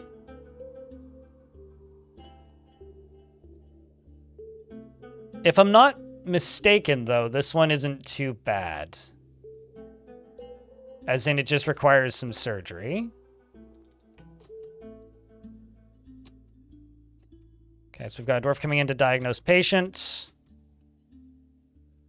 If I look at you...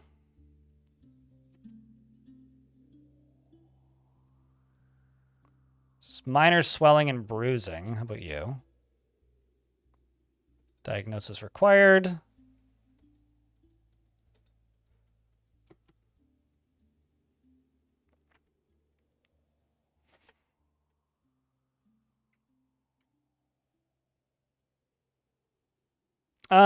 Well, actually, we kind of had an acid blood earlier. The one earlier caused all the dwarves to just bleed out spontaneously, which is pretty grim. This one, sometimes they actually say what the name of the disease is. But yeah, it just seems to be like rot, essentially. So anything that gets covered in the blood, in that thing's blood, rots and has to be surgically removed, basically.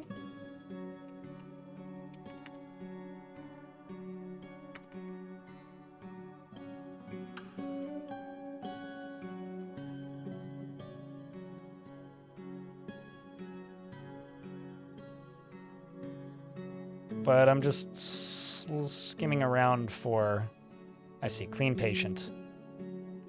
This kind of stuff. So I'd say it's kind of like a leprosy plus something. Not pleasant. Certainly not pleasant.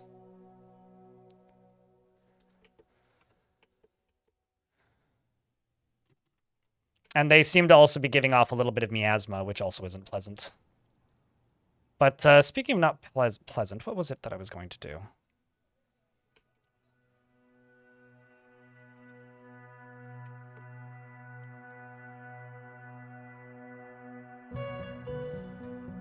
Happy after a soapy bath. Do cat bathe themselves, or were they bathing the dwarf? The cat was bathing themselves. Are you telling me that you saw a cat with happy after a soapy bath? I guess the cat bathed itself with soap. I suppose they do that. That's really funny. Like that's very funny. A+. Well done, kitty.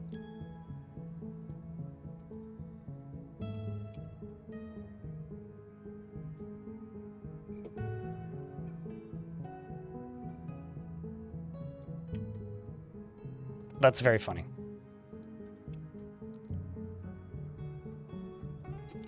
Although I do need to see if I can butcher that thing. And also I need to block this off. Uh-oh. Where does its body go?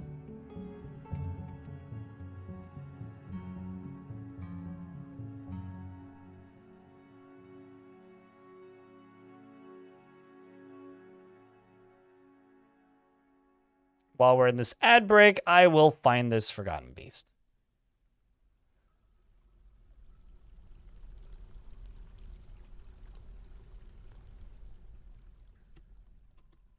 There it is. Pause.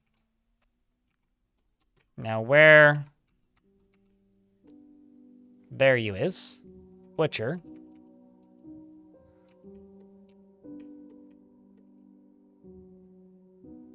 Unpause. Now, Butcher an animal. This should be an item they go do, a thing they go butcher.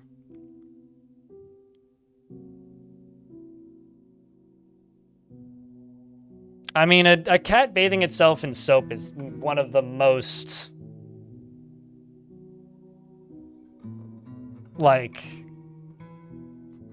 Dwarf Fortress things you could have, so.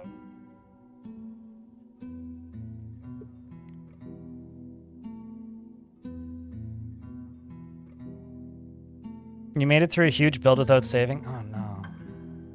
Always enable seasonal savings, kids. Always enable seasonal saving.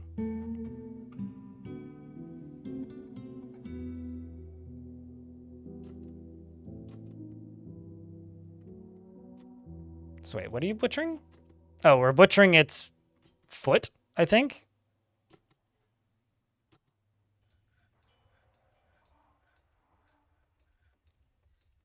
Which is gonna give me, we'll find out how much meat in a moment.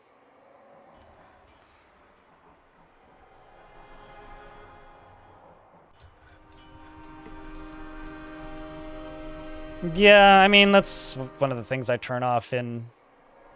Although I feel like I play the game unpaused a lot more than other people. Like, I've watched some streams where people will sit there and meticulously plan for like 3 hours how to a specific thing. And I just, I don't do that, like, at all. So that thing didn't have much meat, but this will have more meat. Excellent.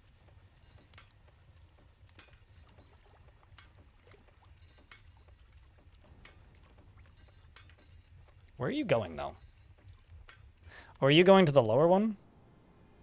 Worried after being kept from alcohol for too long? Oh, right, yeah, I kind of was out of booze for a bit, wasn't I?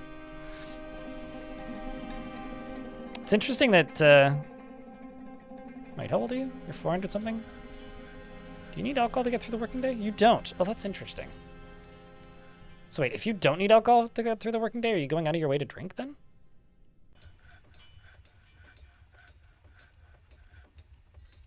Oh, that's interesting.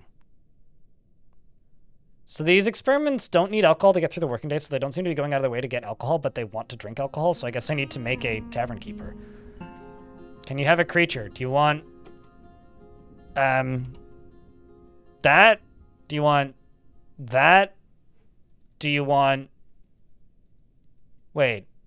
Okay, no, never mind, I misread something. Or do you want, that? I don't know, what kind of critter do you want? The other one? Oh, crap. Nubby?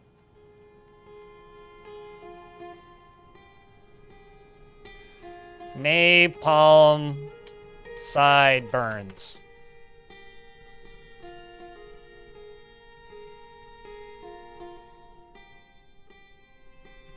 What, with the game paused most of the time? Leonard? I feel like if I didn't stream this game, I might play it differently. But because I stream it, like, it kind of gets me stuck in the, well, this is how I play so that things actually happen kind of way. He dislikes obligations, will try to avoid being bound by them, though he is conflicted by this for more than one reason. He is very calm. He has a very calm demeanor, and he is somewhat scatterbrained. He tends to think before acting, and he tries to do things correctly each time. He is not inherently proud of his talents and accomplishments, and tends to consider what others think of him. He is a friendly individual, and he is burdened by this tendency because he dislikes the idea of friendship. What is the red thing next to Newbie? That is probably a dead demon rat, or it's a living demon rat. They are a vermin that exists in evil biomes. I don't think they're specific to a type of evil biome. I think it's just evil biome.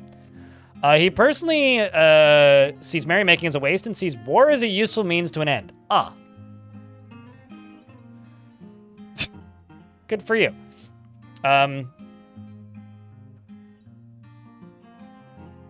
He is a small feathered humanoid. He has wings, and his midnight blue feathers are long and sparse. He's probably on some death metal album cover. And this night creature was first created by the dwarven necromancer Olin, Dent Mighty, after horrible experiments on the dwarf Rith Mansion Groves, in snake focuses. In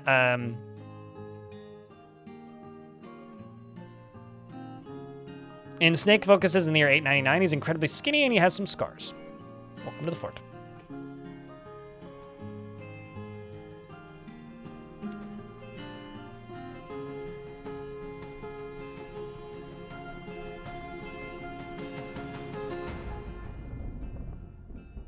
Yeah, demon rats are something that always make people jump when they see them written, I find.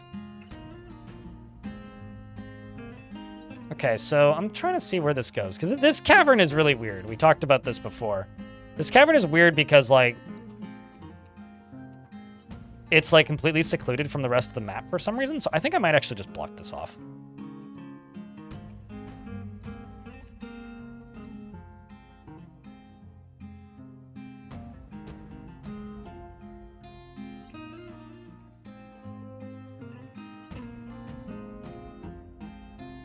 Let's wait until this gets exposed.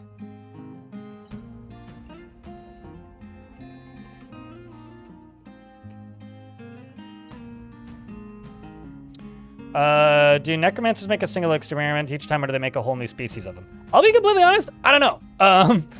Usually when they make an experiment, it becomes a whole species, so I think it's more likely the latter. But, like, genuinely, I don't actually have a direct answer for you.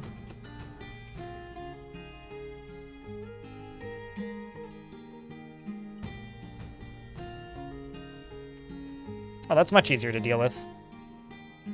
Not what I was expecting to have to deal with.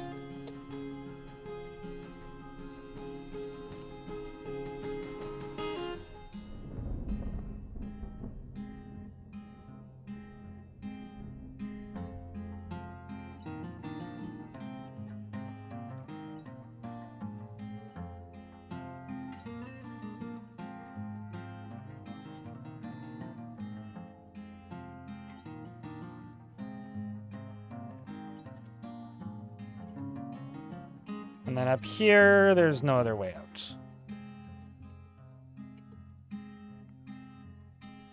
Isn't Cinnabar like Mercury or something? Yep, that is true. Let's also do this. And I'll wait on that until this is done.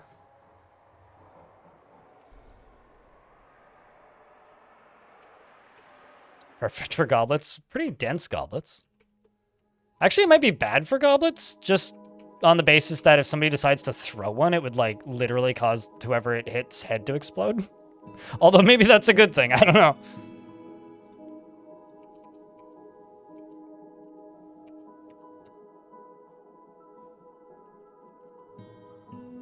So perfect for goblets? Sure! Yeah, sure. Definitely. We'll go with that. Why don't we just go with that? Highly depends on your definition, but, you know.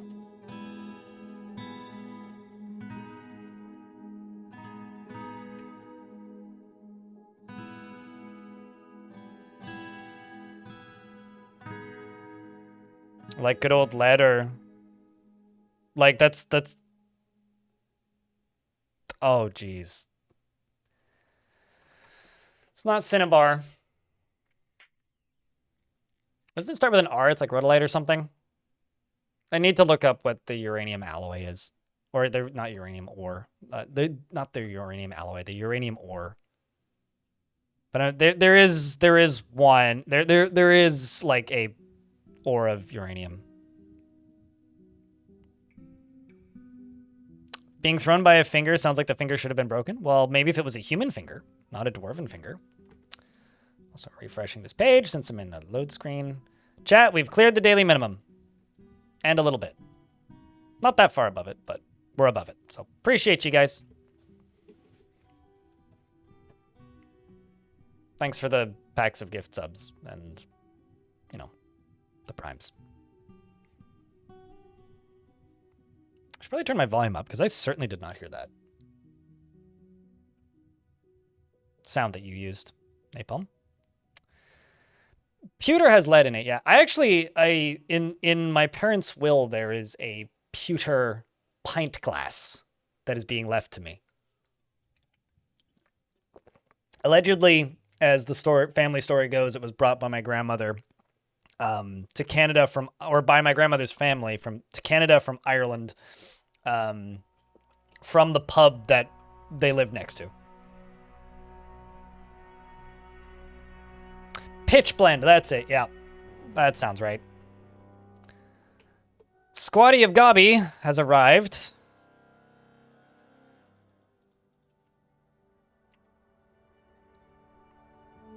So has my... Oh, nope, never mind. It's just...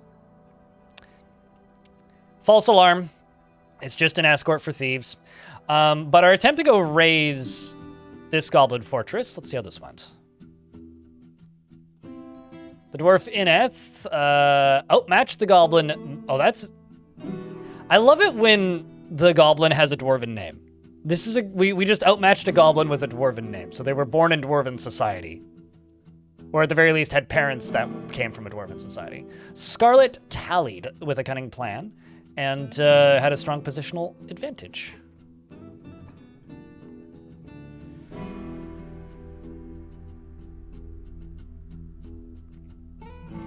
Yeah, except beer is acidic. And this is a pint glass from a bar. Also, most things have, like, citric acid in it. The goblin Kest was struck down by Fath, who's a grizzly bear. Stodir was struck down as well. And we have destroyed a goblin location. After, clashing with 6 goblins, slaying them, the Abyssal Torch looted treasure from Grasp Demons. The forces of the Abyssal Torch rampaged throughout Grasp Demons, and the Gloomy Thief fled Grasp Demons, and we've destroyed it. So this is now a destroyed goblin pit, which I could go check for captives, but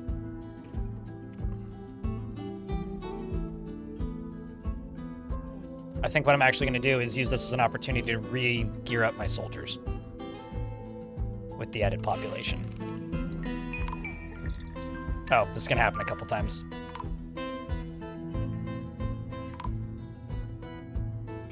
Seems they're all running away. I mean, I would too. Also, somebody just had a baby. Salon, the metalsmith has given birth to a boy. Well, that's cool.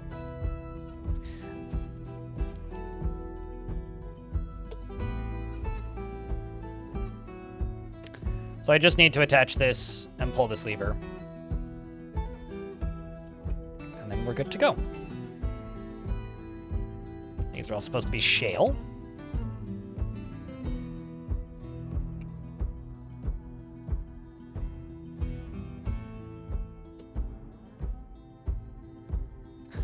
Zombie, you are, well, as alive as a necromancer can't be. You're also pissed. So... there is that.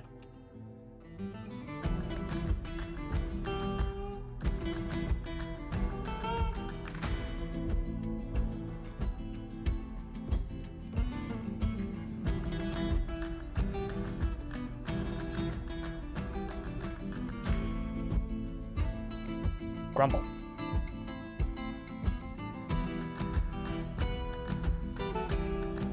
We're wondering what would happen if you managed to mix water and lava inside of a minecart.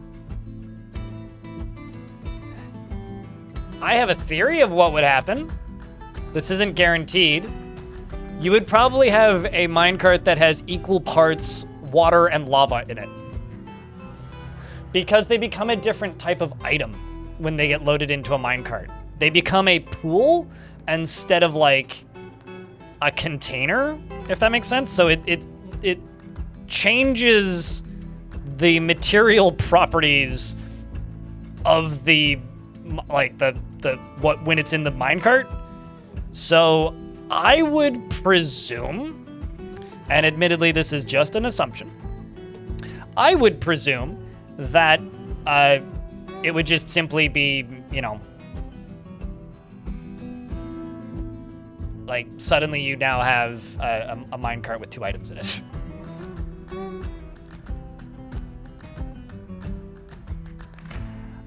I mean, none of the liquids and things have had an update in the last... There's this one person who I think just is really frustrated with this game's development. It really seems that way based on the way they write.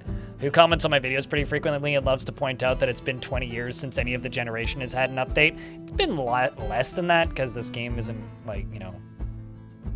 Anyway, it's been less than that because it has had updates. But it's probably been about 10 years since any of the liquids have really had any kind of reworks. And putting liquids into minecarts is a oops, that wasn't intended feature, not a feature, if that makes any sense.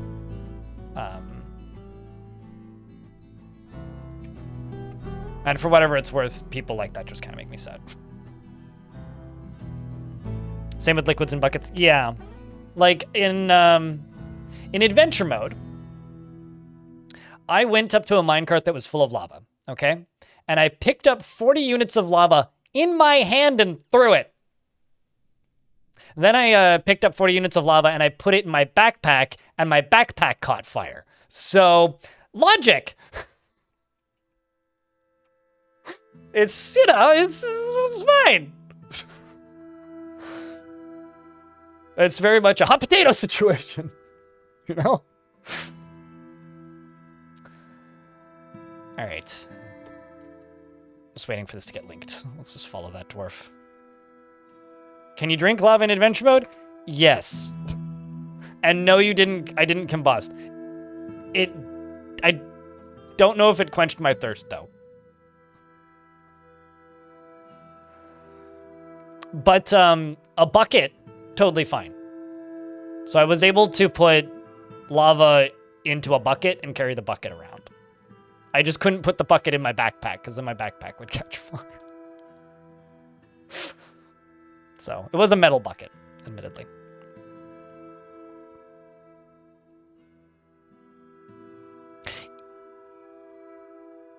Should you drink lava in adventure mode? No, because throwing it at enemies is more useful.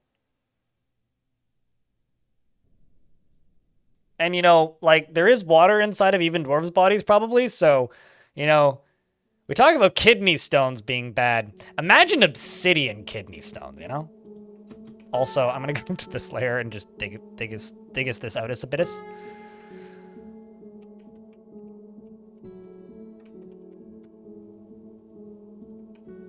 You know, I witnessed my dad having kidney stones, and I wouldn't wish that on my worst... Well, I might wish that on my worst enemy. You know, actually, maybe that's what I'm going to do now. Whenever I don't like somebody, I'm just going to be like, I hope you get kidney stones! Anyway, I saw my dad get kidney stones, and, like, could you imagine?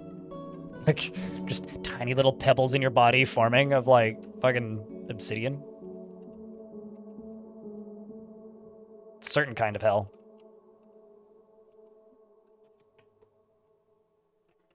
Go piss gravel. Now that's too, like, generic. You want to make sure they get the message.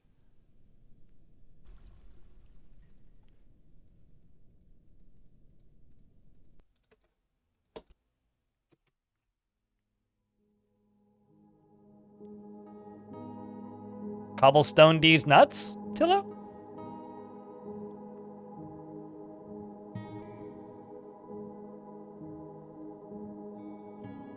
Power word, kidney stone, yes. Gallbladder stone is worse than a kidney stone? I don't need to think too hard about that to agree with you.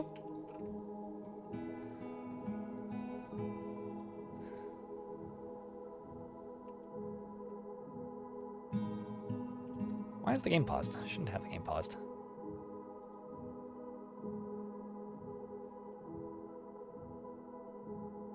And then pull the lever. Then that closes, and then I go up here and I do this. We can now begin our lava forging without having to worry about me screwing everything up. Once those are done being dug through. Although I think I probably screwed this up because of this.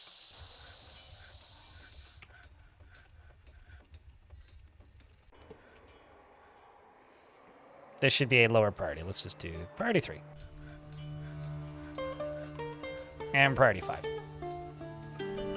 Because this is like all limestone. So it's a useful flux stone.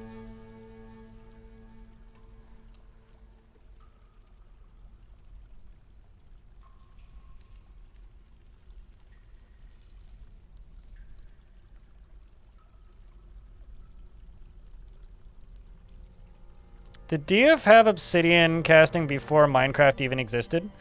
So, Minecraft is a fork of a game made by the guys who went on to found the guy Zach Gage, is that his name? Who went on to, I think it's Gage. I might be thinking of a different video game designer named Zach, but anyway, by a guy named Zach who went on to found the studio Zachtronics and then later a different studio which is now making games again. It was an open source fork of that, but it was an open source fork that was inspired by Dwarf Fortress. And yes, Dwarf Fortress had Obsidian casting back in the 2D days. So, like 2007? Yeah, Infiniminer. Infiniminer's still open source. You can still go grab it. If you want to go try Infiniminer, it still exists.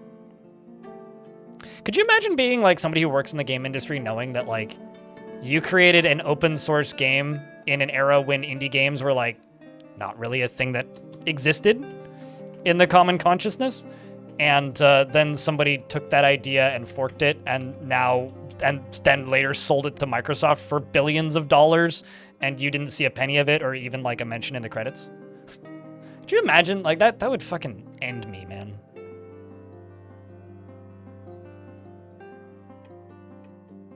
I mean, like, you know, Zachtronics was a really cool studio that is no longer a studio that is now turning into probably another really cool studio, but...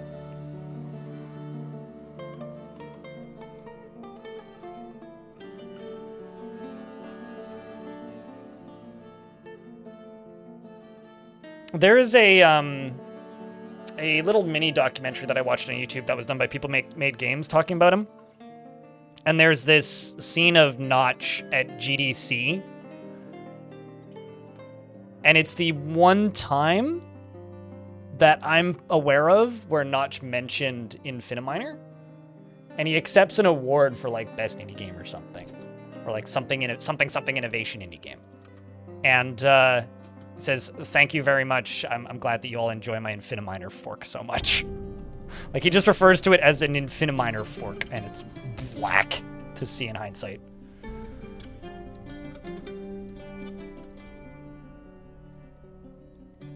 I'm pretty sure it's just Zachtronics with a different like working structure, but anyway.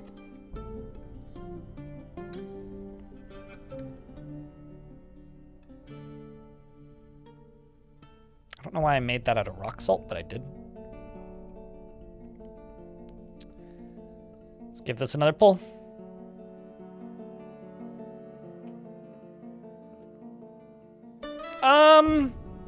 I don't think that's true. I want to say that was true for the first, like, 20-something years of Tetris's existence, but there was a point where he started getting paid, and it was after the Russian, like, after the Soviet Union collapsed, was when he started getting paid. But I'm pretty sure that dude gets paid now, in response to the guy who designed Tetris.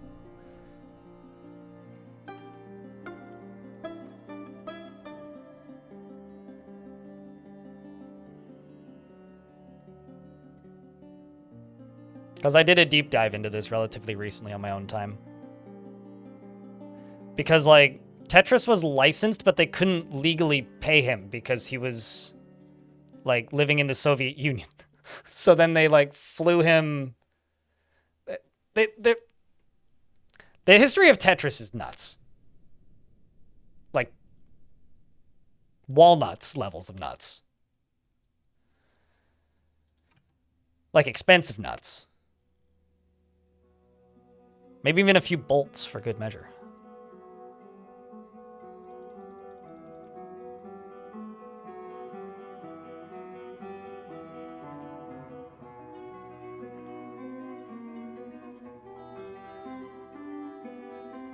Playing with lava Fundicon? Lava's super safe.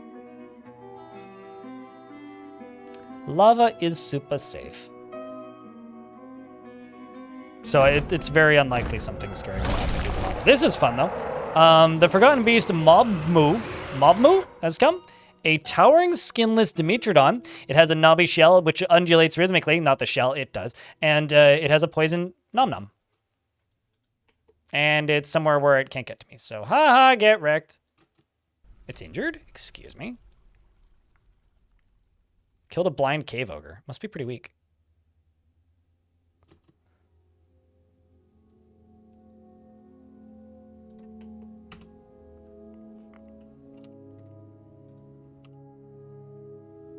I mean, I used to fear lava, and then after several thousand hours, I kind of realized that lava's fine.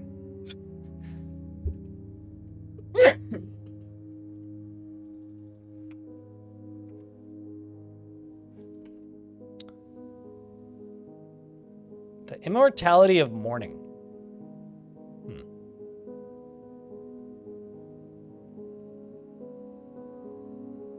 It all begins with the elves. That's a funny name for a book.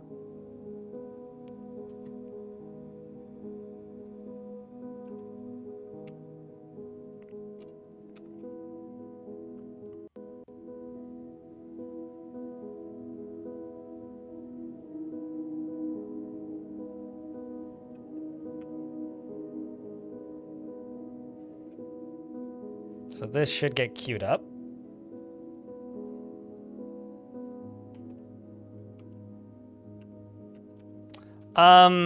What if I told you there are absolutely ways to pressurize it, even if it doesn't have pressure when it moves up a Z level?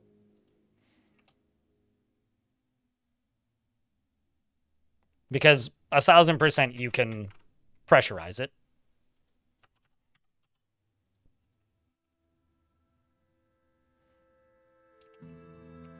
A couple of forts ago? Right. Okay. But yeah, you have to do it manually, right? It's a thing that the player has to inflict upon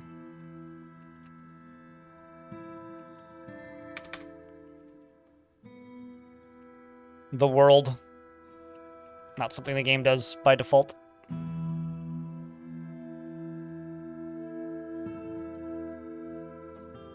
I will say it is one of my favorite things to do with lava. When Russians lost the rights to Russia, he left Russia and got paid at his new home. Yeah, that's... Like, I don't know the exact timeline to it, but, like... What I think is kind of funny is, like, there was two competing entities trying to buy Tetris. One of them was Atari, and then the other one was what would later become the Tetris Company. And I think it's really funny because Atari thought they had the rights to Tetris all the way up until they didn't. And apparently had already fully developed, packaged, and prepared an official Tetris release, but then, like, were told after the fact that they couldn't release it. So they had to rebrand the whole thing as knockoff Tetris, which I think is really funny. Because, like, supposedly the Atari executives were, like, not offering an even remotely fair deal for it. That's how the apocryphal story goes anyway. Whereas the people who ended up buying it were offering a much fairer deal. And I just personally think it's really funny that, like, the people that actually end up losing out are the game developers who were like, by the way, I made a Tetris game, and that was official, I thought. Because every now and again, an interview pops up from somebody who worked on that version of Tetris. He's like, yeah, we made Tetris. We made a Tetris. It just wasn't the Tetris. But we made a Tetris. How do you pressure it? No, elevated reservoirs don't work. So... pump stacks. Don't watch the Tetris movie. Just watch the internet. No, not the internet historian. The gaming historian's video on Tetris. If you want the actual story. The movie's like an action movie based on the vague approximation of what happened. Anyway, the way you pressurize lava is pump stacks.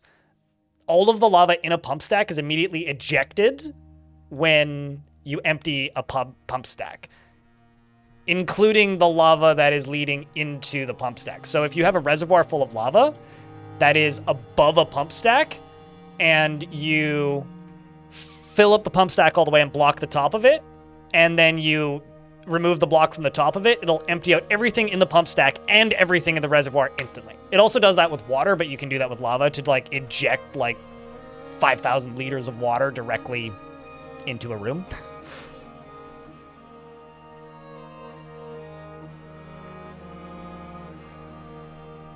I recommend Norm the Gaming Historian's video. It's got like several million views.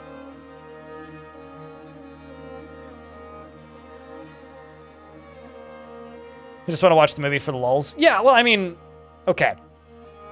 I take that Tetris movie about as seriously as I take the Daniel Radcliffe Weird Al Yankovic movie, which, by the way, is amazing and everybody should watch it. Like,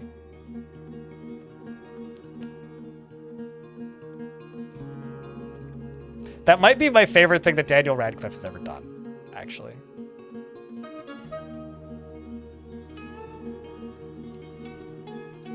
Like, truthfully, that might be the best thing he's ever done. And I might just be saying that because I watched that at 1 o'clock in the morning in Las Vegas while extremely high. But, like, that might be the greatest thing he's ever done. That was a very fun evening. Yeah, don't watch, just go watch it. It's a, you know, it's a very accurate recreation of the life of Weird Al Yankovic. I do unironically like that Weird Al Yankovic plays Weird Al Yankovic's manager. I do really like that bit, which isn't like even a bit. Like, he's just playing. It's a great biopic. Yeah, exactly. It's just a very good biopic, definitely.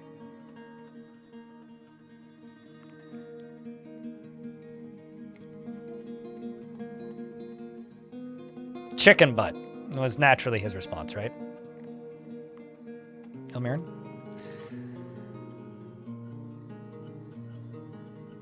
It's between that one scene from Miracle Workers. I'm not familiar, so I have to smile and nod. Okay, let's throw some beds into here.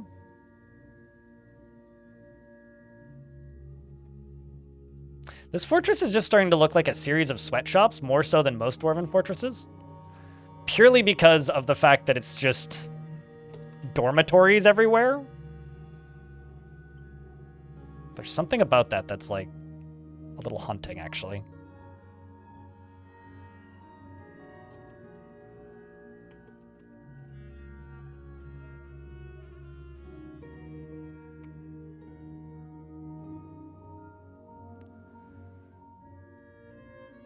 All right, let's send these squads out again.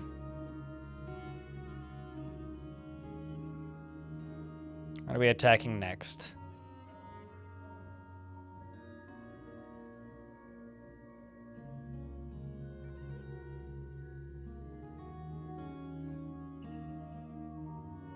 Let's go for Jackal Hour.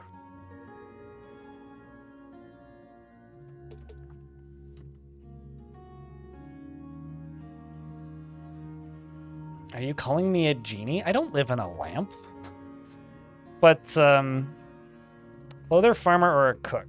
Beard or no beard?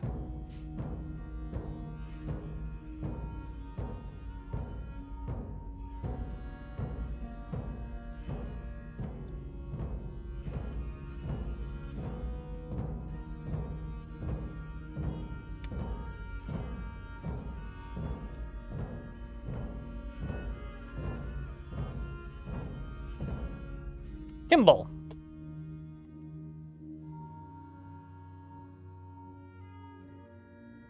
Bear and beardless? I presume that was a typo, but that's a pretty funny typo, actually. I mean, at the end of the day, the dwarf can identify as whatever the dwarf wants to identify as. I just want to know whether you have the aesthetic preference of beard or nah. Rarely is happy or enthusiastic, is conflicted by this, as she values parties and merrymaking in the abstract, has a tendency to go it alone without considering the advice of others, and does not easily hate or develop negative feelings, and doesn't often experience strong cravings and or urges, and has little interest in joking around and prefers that everyone live as harmoniously as possible. Is grateful when others help her out, and she tries to return favors. She can handle stress, and she tends to make a small mess with her own possessions. She holds her breath when she's nervous, and she needs alcohol to get through the working day. She dreams of creating a great work of art, and personally, loyalty is valued here, and she doesn't see the attainment of knowledge as important. And like Cinnabar and Billin and Jelly Opal, as well as backpacks and the words of the Mint Star and the sound of the glittery sparkles, when possible, obviously, prefers to consume giant bat and char and persimmon wine. I always have a hard time reading persimmon for some reason. It always looks like something else to me. Teff flour and almonds and blood amaranth leaves. And absolutely hates fire snakes. You must hate the basement then. That's why you're a clother instead of a metalsmith. Although you're a former member of the Metalsmith Guild, you must have heard they were moving downstairs where the fire snakes are. You're friends with Olbach, the wood burner, and you feel vengeful when joining an existing conflict. I've been seeing that a lot recently. That's kind of becoming a problem. But welcome to the fort. And you don't really have any family. And that's everything about you.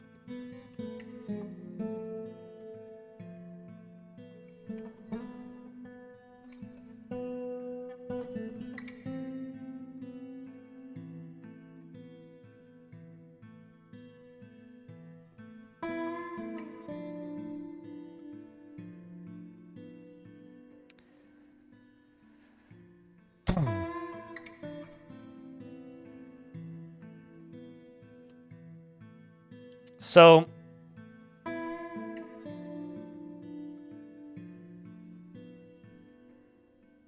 there is a podcast that I listen to, Hindenburg 1937, who called Cox and Crendor.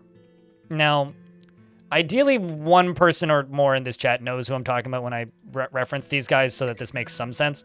But they have a reoccurring bit where they do Q&A in their podcast. And they take questions and they answer said questions. But the only way that they take questions is through YouTube video comments. And the way they find those questions in said YouTube video comments is by searching for a specific term. Dear illustrious sirs, with tears in my eyes, I bow before you. And, or kneel before you, or something to that regard. But it's dear illustrious sirs, line of submittance followed by question. And the way you wrote that, Mr. Blind, I know this may seem random, but I beg of you to show mercy upon me and lend me your infinite DF wisdom for the sake of answering, but only a single question for me. Can I make a request? If anybody wants me to answer a Dwarf Fortress question from here going forward forever and all, like, forever, you have to start it like that. Anyways, now I'll answer that question. Is there things that can only happen during World Gen? It's impossible to happen while actively playing the game. Yeah, a creation of new sites that aren't minor sites. So, Necromancer towers, cities, towns, fortresses can't be created. During play, helixes can be created. Camps can be created. Lairs can be created or discovered. Things like the more recent mysterious stuff, the mysterious palaces, the mysterious dungeons and all that can't be created. Religions can't form. Persecution can happen. New groups can form and populate old areas, but they can't, make new places, if that makes any sense. A destroyed building, so like if you destroy a goblin pit, it can be repopulated as a destroyed pit, but it can't be repopulated as a fixed pit, basically. But there's a lot of other things that can and cannot happen. And also, please don't do that. It'll make my ego way too big. Just saying. It's just reading that was very funny.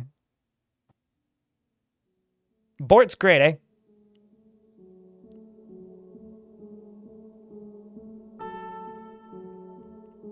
I see that both myself are still alive and hanging. Yep. Mm-hmm. They're both minors as far as I know. Yeah. Although one of you is pissed. Keeps getting into arguments and has been away from family for too long. And is ambivalent after putting on a well-crafted item. Wow.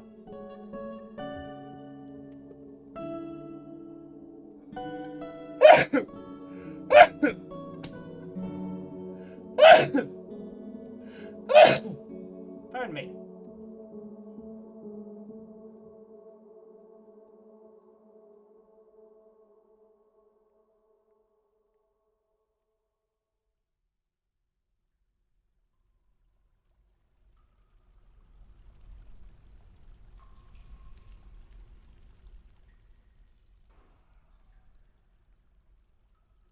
Pardon me about that. Sweatshop Fortress is only mildly dystopian for a game that as far as the game can go. I mean, yeah, it can.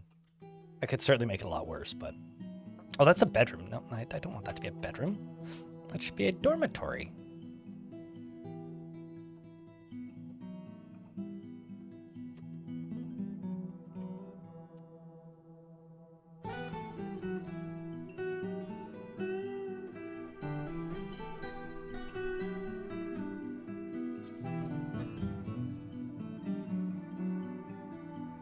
So this is going to be for furniture, but only metal furniture. This is going to be for armor, but only metal armor. And this is going to be... Ooh, actually, no. Not armor, just furniture. Let's do it that way.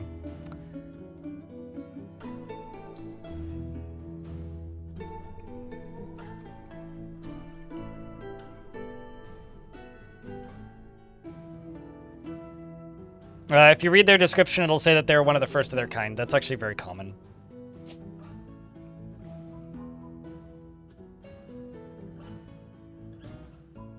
You see, Prison Architect is a wee bit dystopian until you realize there are real prisons that are just that fucked up. So, you know, I'll be honest, there's a reason I have a really hard time playing Prison Architect, and why I actually stopped playing it is I genuinely find that game to be a bit disturbing.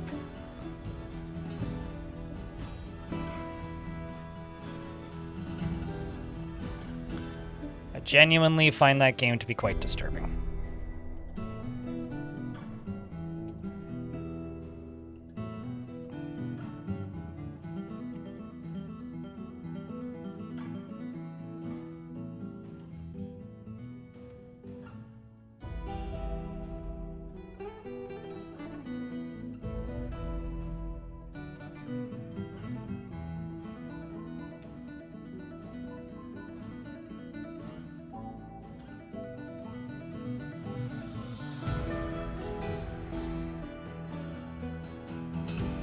Yeah, realistic off-putting simulators are like that.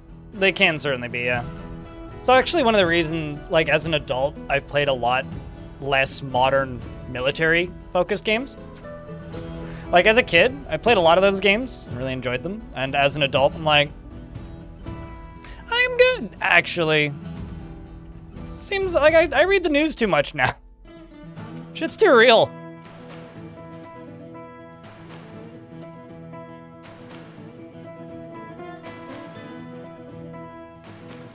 Whenever I hear this song, I presume there's about to be combat, specifically because this is the adventure mode, like, fight song.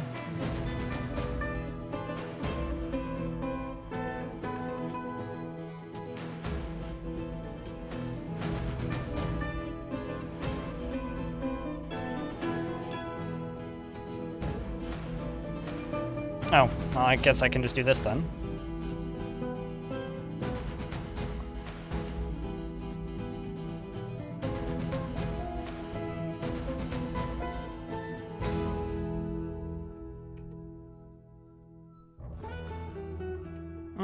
Let's not do this one. Let's do that down here.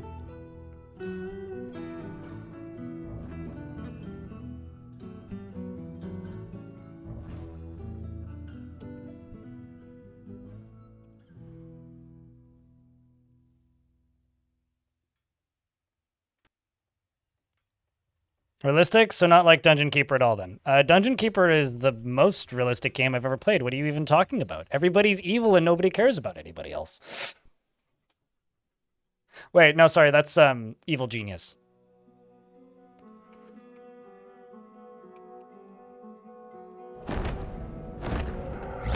The Forgotten Beast Mephaio Lurinula. The elven words are nonsense. Has come. A huge eyeless scorpion. Good thing it can't see me. Just be very quiet. It has two long straight tails and it squirms and fidgets. Beware. Its brass exoskeleton is rough and cracked. Beware. Its sting, that is what also poisonous is. And great. It can get to me. Disc.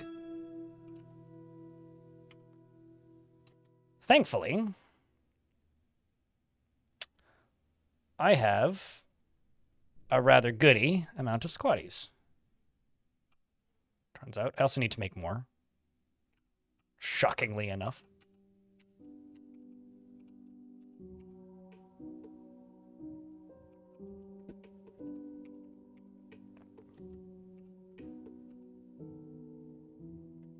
Except for...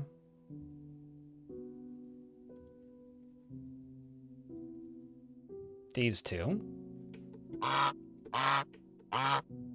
Tolis, thanks for the 44th month. It's a bloody long time. I greatly appreciate you, mate. Uh-oh. Cool. I have almost enough quivers. I need more crossbows, though. Or I need more quivers. I have enough crossbows, need more quivers. That's what I was looking for. Chat, can I get a round of beers for Tolis keeping that sub alive at tier 2 for goddamn forever? Means a lot. A lot. I greatly appreciate you, dude.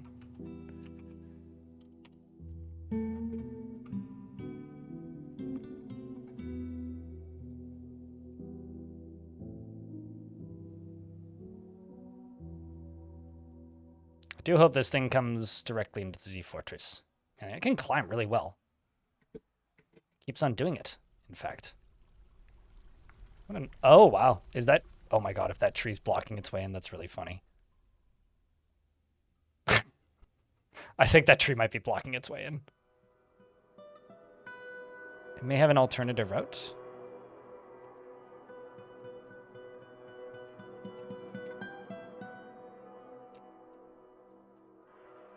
What? Oh. Not the route I was expecting it to take, but... I suppose here it is.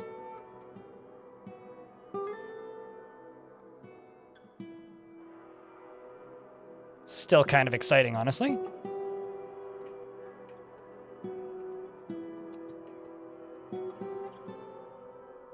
The recruit strikes the Forgotten Beast with a tower cap crutch, but the attack glances away. I respect the enthusiasm. Whitcode, thank you very much for the 46th month. What's up, dude?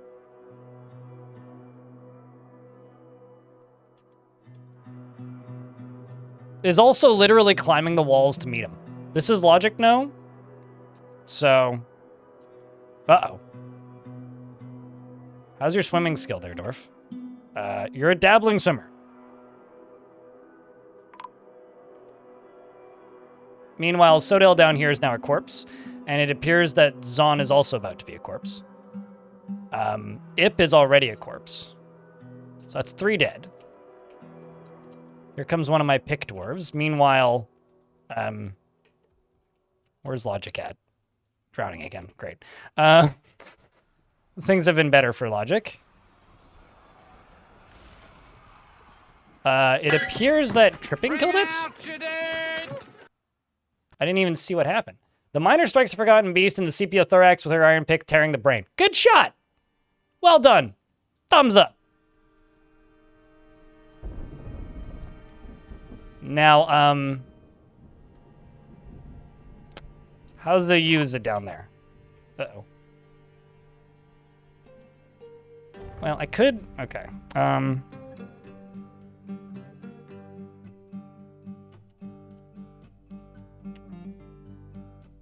Let's get to this quickly. I kind of forgot about this area.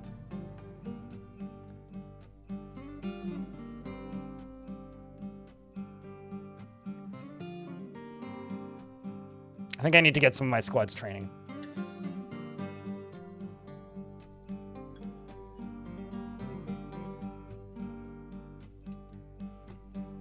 Once we get the forges that I'm currently building up and running fully.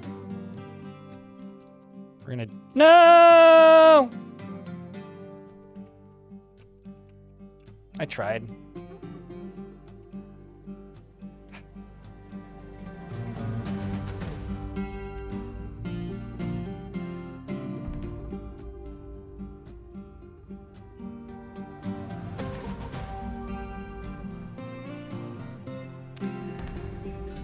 That dwarf had swimming skill, though. That's the thing. They were also, like, you know, missing a functional leg. I don't know if I want to do swimming lessons in this fort. I was actually thinking that the challenge for the next fort that I do should just be have a dwarf with legendary swimming.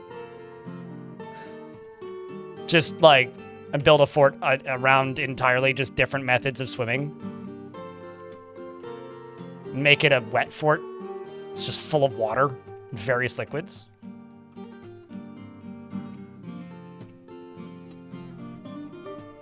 I just think that would be fun.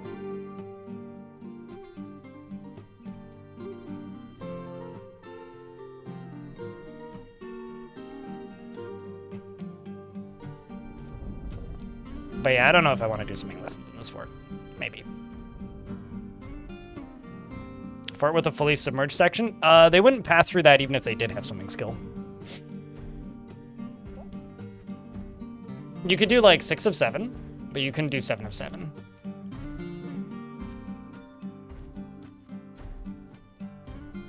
I mean, that was not a wet fort. That was a drowning fort.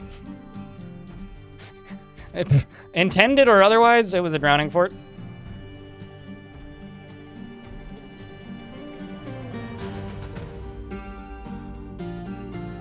But sure, point taken. Here's the thing, though. There's a limited number of themes that I could do for forts in Dwarf Fort, and eventually I'm going to run out of them, so...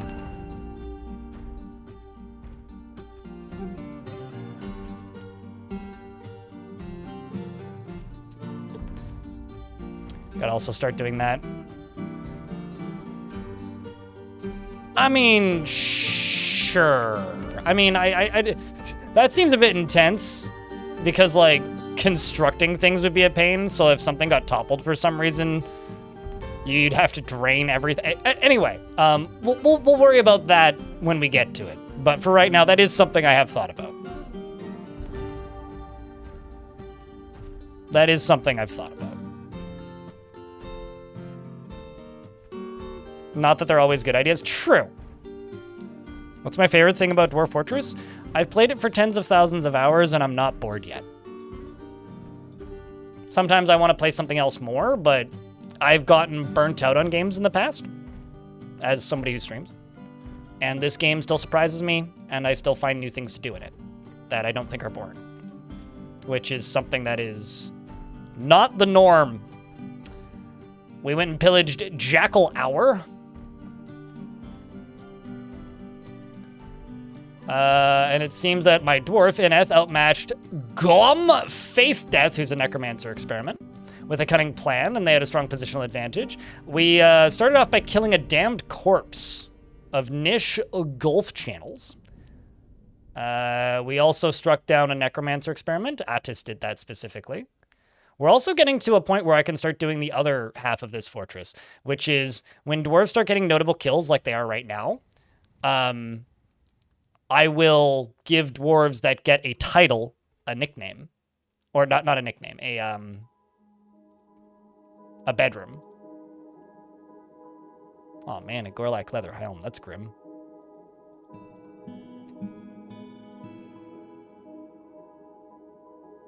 Rivers of Blood would be fitting to add to Dwarf Fortress.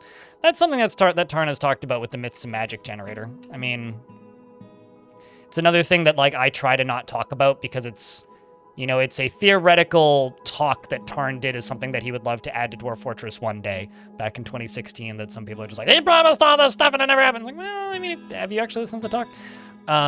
But Tarn did a talk a while ago where he showed a prototype that he made, which is basically just a list of parameters that can be generated based on creation myths that could allow for things like lava rivers or pus rivers or like mucus rivers or vomit rivers. But yeah, blood rivers would be interesting. I wouldn't be against the idea necessarily.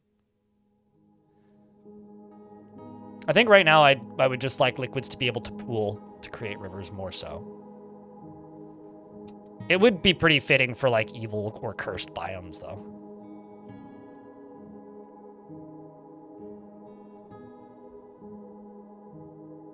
Liquid that make you laugh river? That sounds horrible, actually.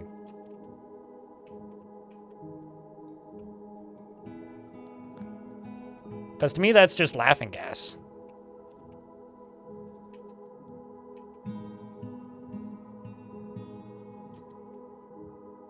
What?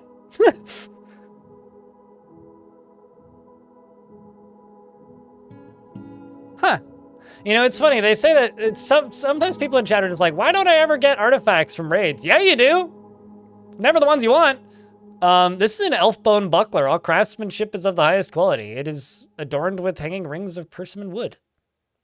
Huh. Well then.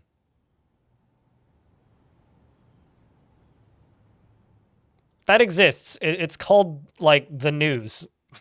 Clockwork Dragon.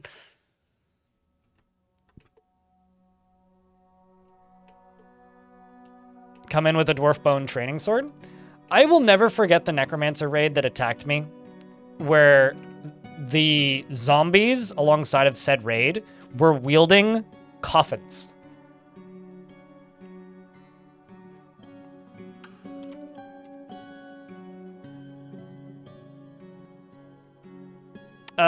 Maybe for a Marksdorf squad. Jesus in YouTube chat. But more likely, I will just give them a metal one so that they're all uniform.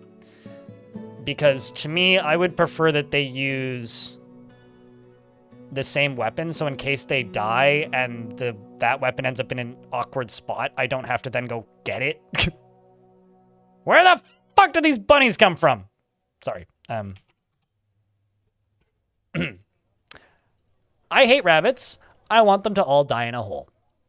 In this video game. In real life, they're fluffy and I want to give them pets. But in this video game, I hate rabbits. That is all.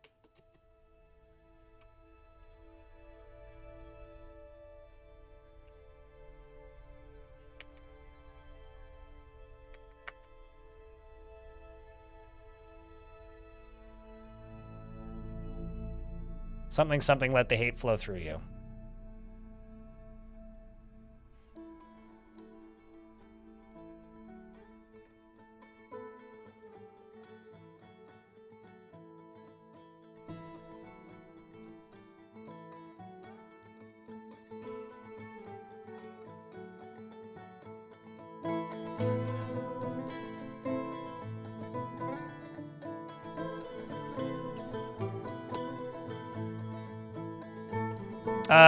Why don't you clip it, Radbug? See, this is why I don't like rabbits, Mistavoy. Because they're like cavies. They're like guinea pigs. They don't give meat or leather. If they gave meat or leather, I would not mind them. The fact that they don't give meat or leather or even anything of use aside from a skull and I ain't making fucking rabbit totems, like, there is literally no reason for them to exist.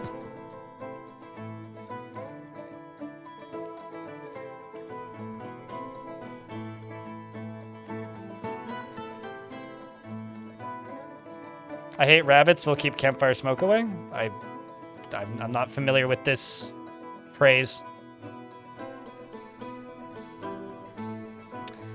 All right. So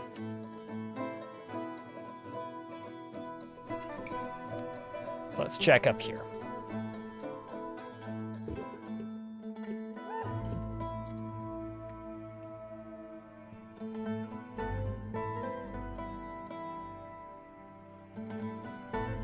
So you are going to take from this stockpile. You are going to take from this stockpile. And you are going to take from this stockpile. But you're also going to take from this stockpile. Same with you. You are also going to take from this stockpile.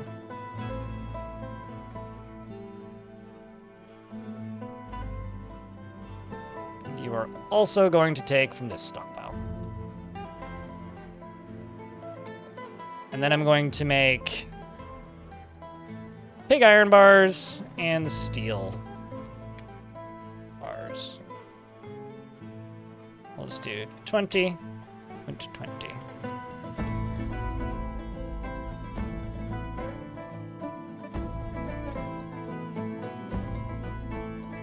All right, UGDPY, thanks for posting beer. Appreciate you, man. Oh shit, we're in an ad break. Didn't even notice.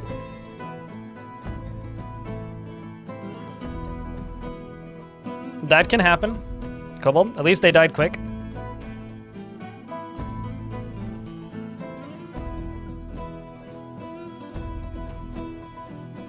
I think that the theme options for Dwarf Fortress are going to hit pretty hard because YouTube chat Brian is talking about theme options for Dwarf Fort. I think that theme options are going to come in pretty heavily when scenarios happen.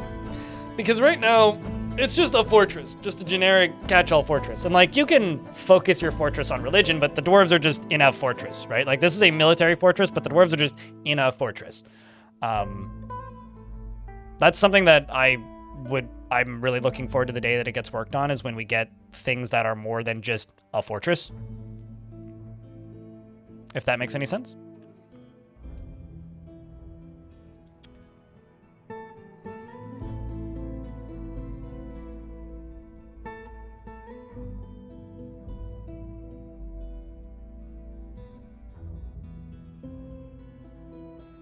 I also feel like I need to increase the amount of brewskis we're brewsking.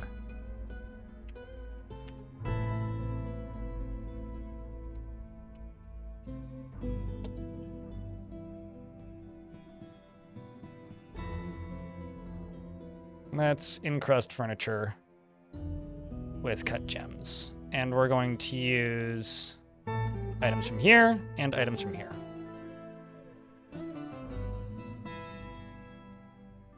We're also going to do finished goods, because I'm curious about something.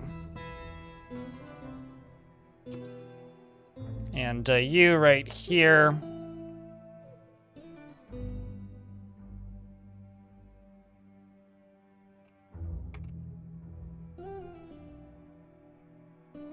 Curious about something.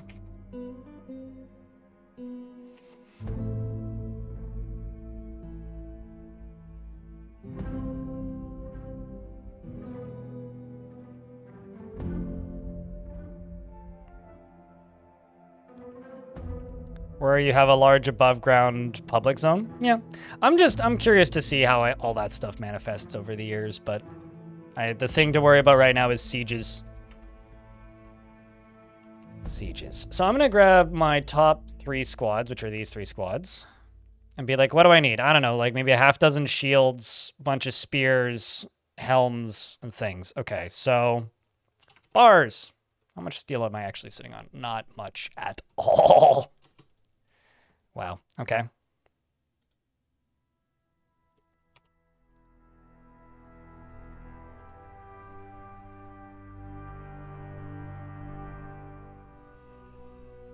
I'm just gonna go here and just do this. Because we need somebody who's actually closer to this to smelt that. Actually, cancel that job.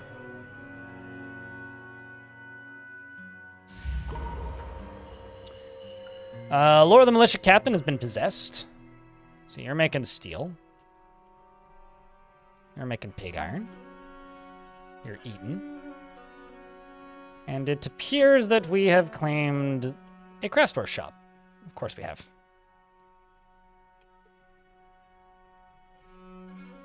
I have no idea, which is why I'm curious to see how it manifests.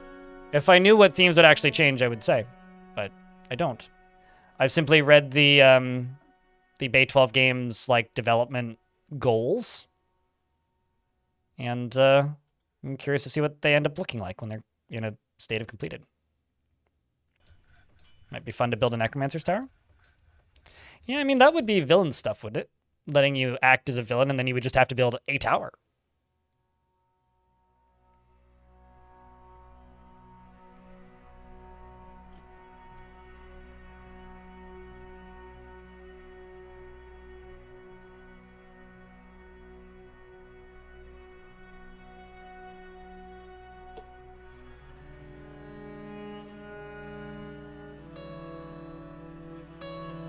Okay, so what I'm going to do now is I'm going to go up to bars and type this in.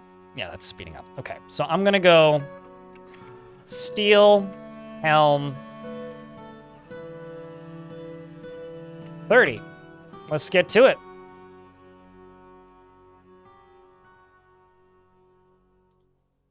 Let's get to it. Steel bars, an amount of pig iron and flex boulders.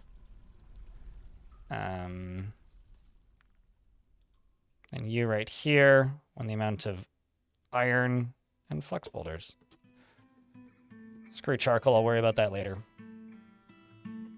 Although I do actually have to worry about charcoal. We're probably running low on charcoal.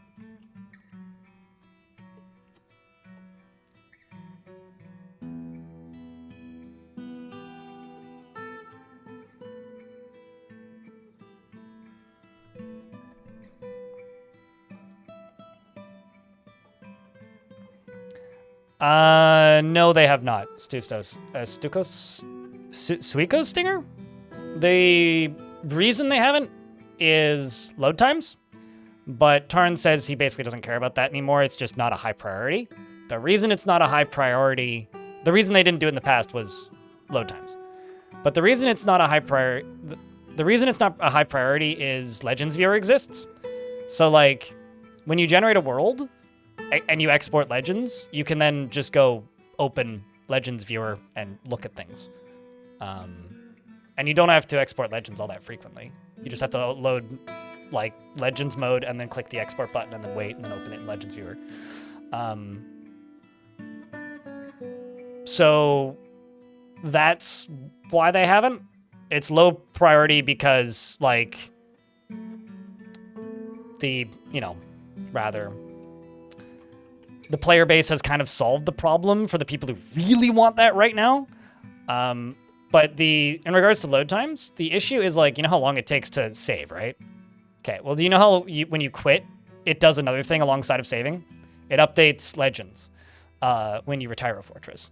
And then when you load, you have to then load all that back up. So they would have to either change how the game saves and loads, or you would have, like, in this fort, for an example, I would probably have maybe a 3-minute load screen, which is pretty egregious. And the crappy part about that is in the good year 2025, Dwarf Fortress exists on Steam, and people who buy games on Steam are fickle, asinine fucks. None of you in chat, obviously. You guys are all lovely. But there's a lot of assholes out there who will be like, game loads slow, negative review. So, like, in a world where they're concerned about that, I feel like it might be less likely. Even though I would kill for it. Not until they can figure out the save and load problem. What is my best metal for a Warhammer? Silver. It's not an opinion. I mean, lead, you need to mod the game to be able to make them, or you need an artifact one. Lead is actually the best one, but silver is the best one that you can do without getting an artifact.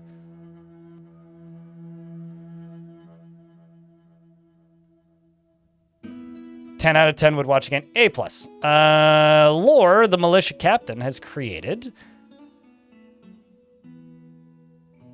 Kajazatloshasakubik, a water buffalo bone buckler, and offers it to the Abyssal Torch. I'm also running out of pedestals, so...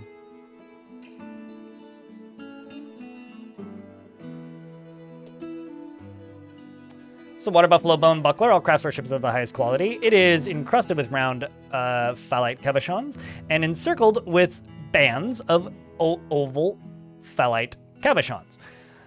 This object menaces with spikes of water buffalo bone, clay, and tower cap, and clear diamond. On the item is an image of bow stokes, the punches of dimpling, the steel figurine of dwarves in lignite. On the item is an image of Athel Josh, the grizzly bear woman, and a steel breastplate and line star. When Josh is raising the steel breastplate, the artwork relates to the steel breastplate from Filthhammer by the grizzly bear woman, Josh, in the mid-spring of 1062. I think it's actually the third, because one we acquired, right? That elven one. But yeah, it's been a few of them. The dwarves are getting the theme, I guess.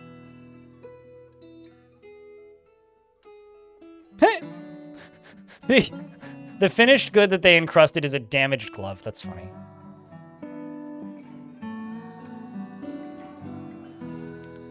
That be funny.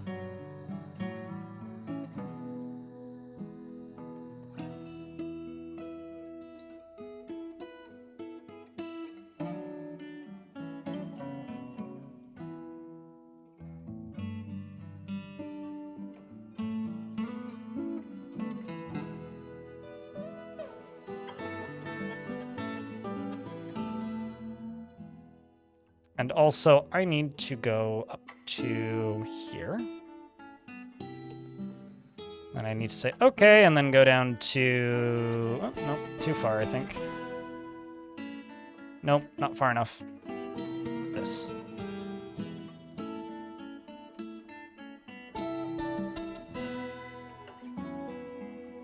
All this needs to get dug out.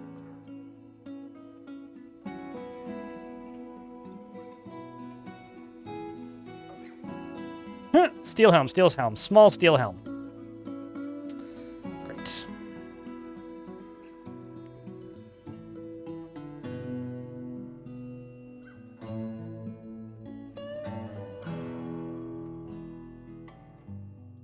It's the one problem with having a lot of different faction types is they'll make ones in their size.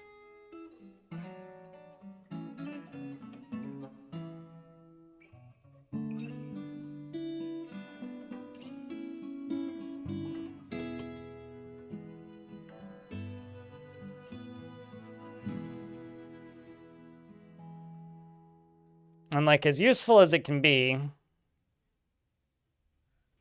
it's not entirely optimal a lot of the time.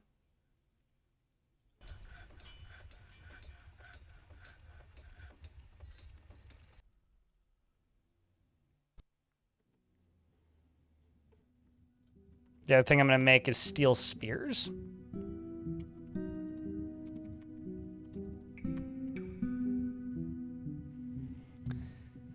Make 20 and steel short sword. We're going to make 20.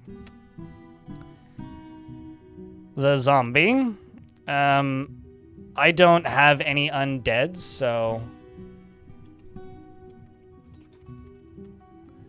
The zombie does not go out of his way to help others. He is troubled by this because he truly respects sacrifice. He has little interest in joking around and does not easily fall in love and rarely develops positive feelings. It makes it way too hard to read when they're moving.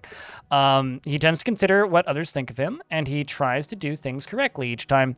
And he is very humble, and he has a noticeable lack of perseverance. He finds this troubling since he values perseverance. He often feels envious of others and is slow to trust others. He doesn't cling tightly to ideas, is open to changing his mind, and doesn't focus on material goods. And he doesn't really care about anything anymore. He dreams of creating a great work of art and personally would have the world operate in complete harmony without the least bit of strife or disorder. Sees concealment of emotions as a betrayal and tries his best to never associate with such secretive fools, and doesn't care one way about or another about tradition.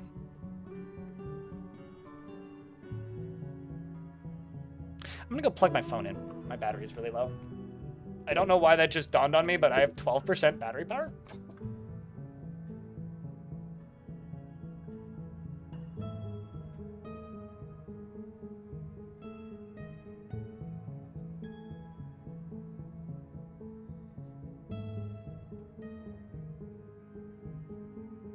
All right, I'm back.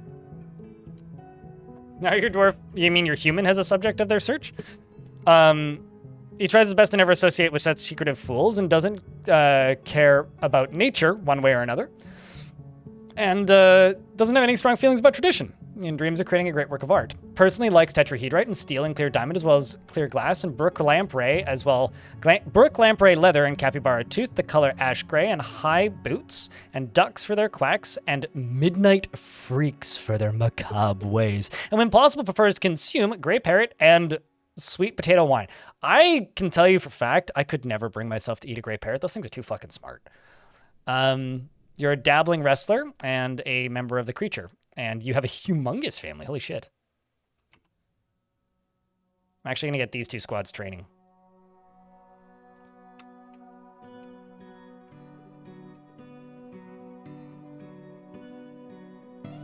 Just make sure that they actually go train. Actually kind of curious about what you grab. Because these guys seem to be able to wear dwarf-sized stuff. We'll check in on them in a little bit. Oh, another thing I'm going to need to do is we're just going to need to start getting rid of clothing. This right here is going to go to finished goods, and I'm just going to... Yeah, we're going to have to do this. Just wear. But, nothing of the higher qualities, and anything that's damaged is just going to get thrown in here. And Right, I called this that person I banned once. All where?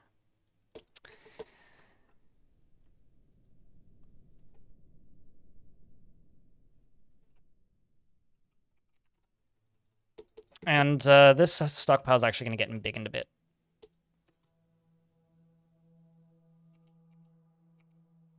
And then the other thing I need to do is I need to go up to this craft workshop here and go totem.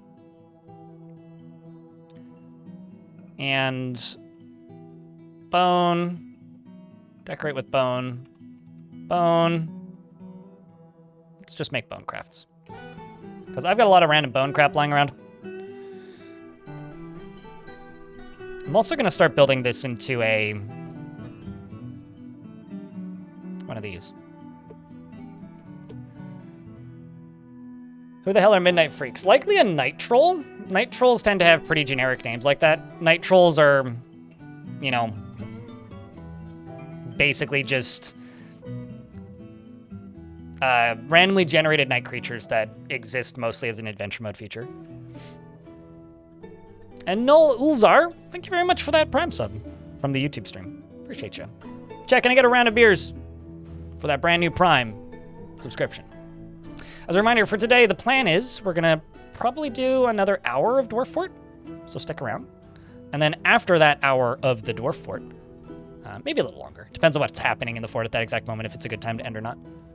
And then I would like to play some more Enter the Chronosphere, which is a indie game that I've been watching the development of for a very long time and have been very much enjoying recently. I played a little bit of it last night on stream, about an hour.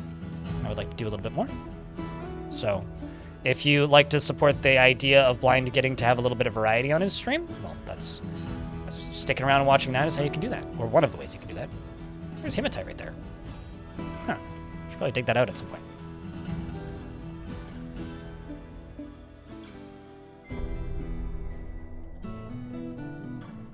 Good morning, Mercury.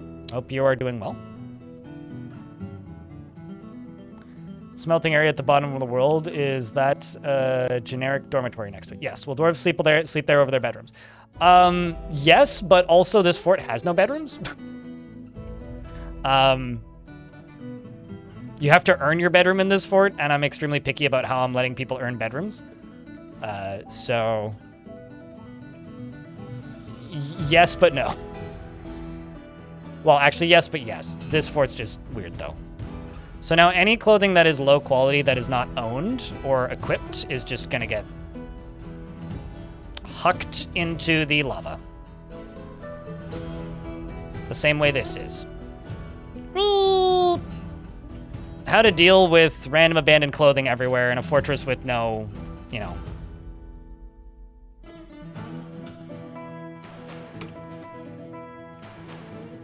place to put clothing, I guess.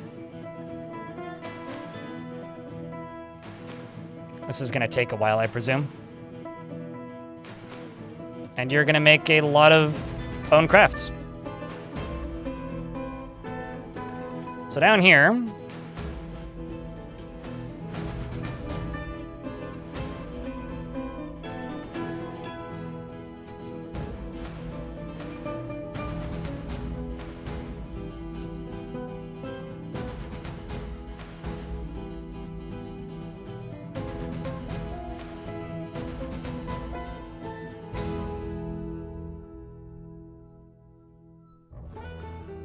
it's going to be a very expensive door.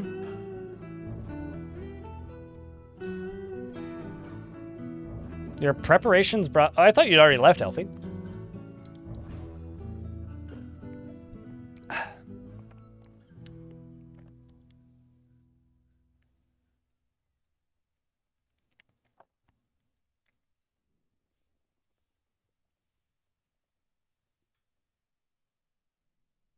In your opinion, what's the best metal? Don't have any glasses on. Did you say... As in penis stone? That is what I said, yes.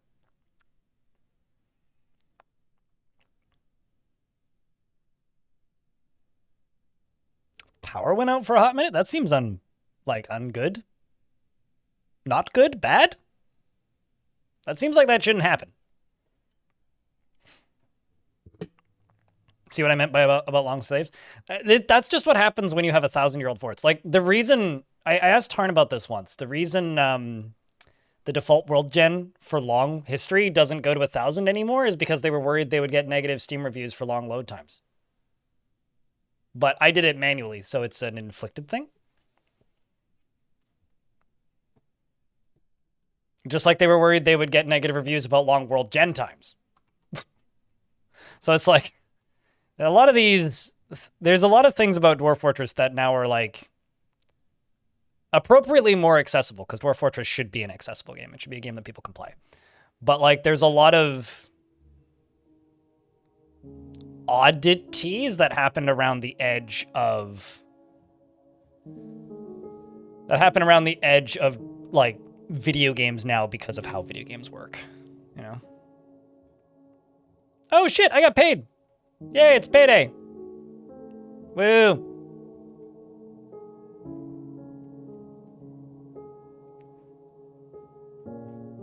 It's Twitch payday. The 22nd is YouTube payday.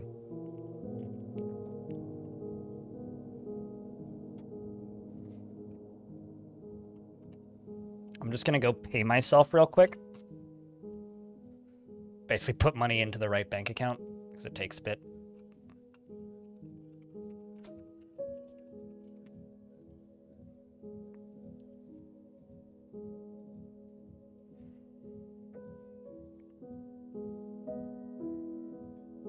Transfer money.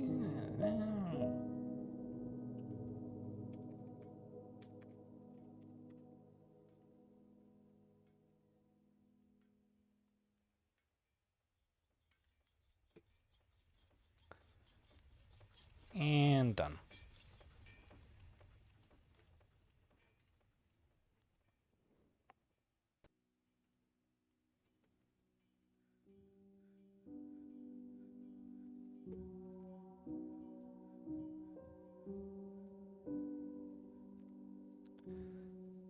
But yeah, no, this is primarily just for anybody who's in the area.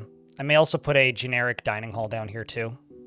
Although this is a fun tube, so I may end up doing something with that. I'm not sure if this fort will end up digging too deeply or not. We'll see. We'll have to see. Oh, that's gonna be an expensive pedestal.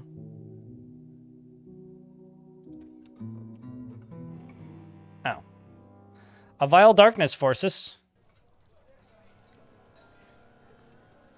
decided to arrive, and it looks like I can actually use the defensives I've wanted to use up until this point, which is lock this and lock this. Although it'll take them a lot longer to get into the fortress, but you know what? I don't care. I don't care. Let's hope that whoever pulls that pulls it quickly. It's a child, and they're right where the lever is, so that's good. So this lever has now been pulled, which means this is now going to reappear. Oh, come on. A snatcher child must be protected. Yay. And, uh-oh. Seems that, Katan the surgeon here needs to sneak in. There you go. Okay, so now they should go here.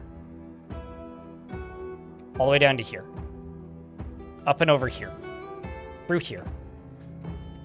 Up this. And then up into here. But I'm gonna station my military here. And by my military, I mean my whole military.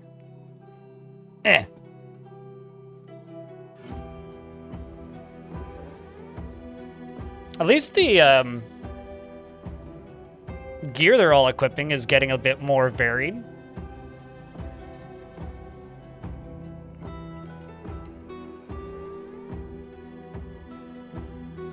Through the gem wall, going through the gem walls is such a chore.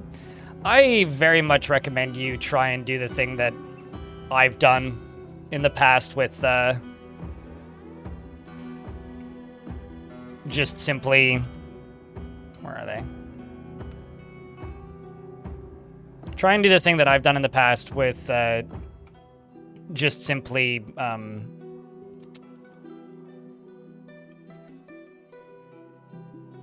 dropping stuff from a layer above on it, or try and dig around them.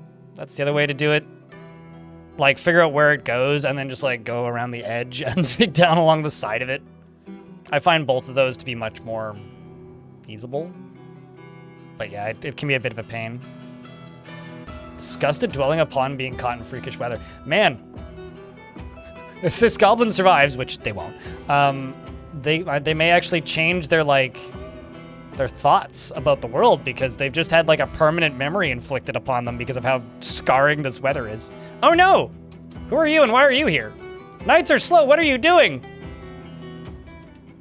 Do you have a weapon equipped at least? No, you don't. This dwarf is completely unarmed. The spear dwarf kicks the bowman in the hand with her front foot, shattering the... So this is the problem when, like, everybody's in a squad is nobody pays any attention to Burrows. She's just punching him. Don't fall. No!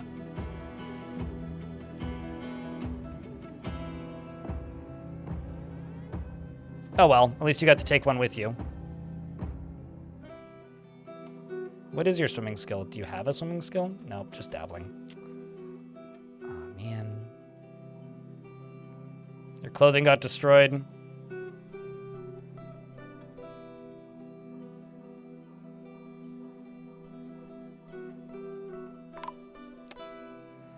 Man. What a shame. What's your swimming skill? Novice! Oh, that goblin's gonna swim out. What's your swimming skill? Novice. Oh. Well. 'Tis the unfortunate reality of what could happen.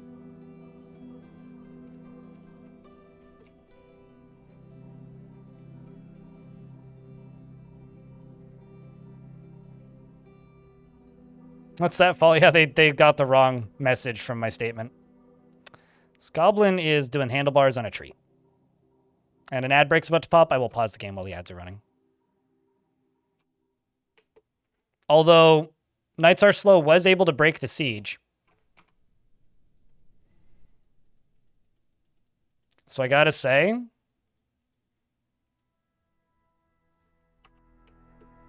congrats to Knights Are Slow for successfully pulling off something that I would say could potentially have changed the course of history in this fortress.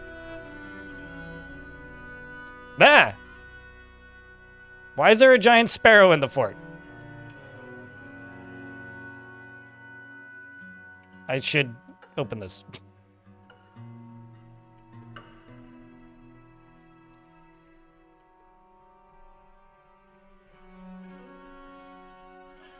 Bird is in fact the word, I've been told. I should just make some rock slabs. We're in an ad break now. I also need to make one for logic now.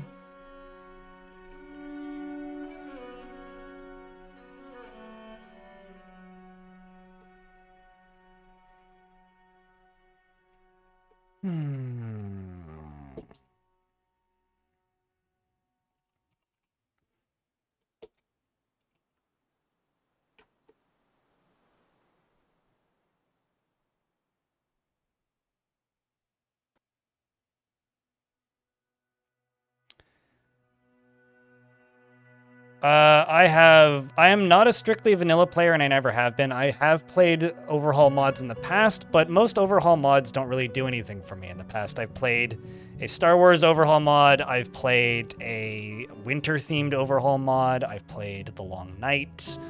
I played the Rise of the Mushroom Kingdom mod. There was one day where I tried to make the Star Wars mod, the Rise of the Mushroom Kingdom mod, and the My Little Pony mod all work in the same version, and it crashed constantly, which made me sad because I wanted to kill Rainbow Dash with lasers. You know, I've had my experience with that stuff.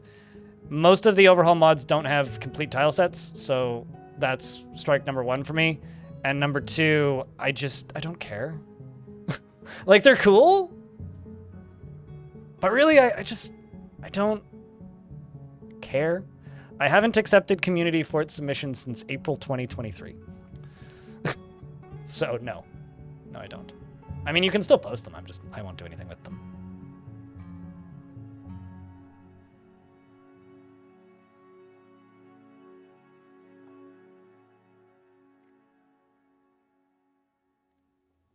Cave dwellers should be nerfed. What's wrong with them? Well, they shouldn't be in your game anymore. They've been removed from the game temporarily.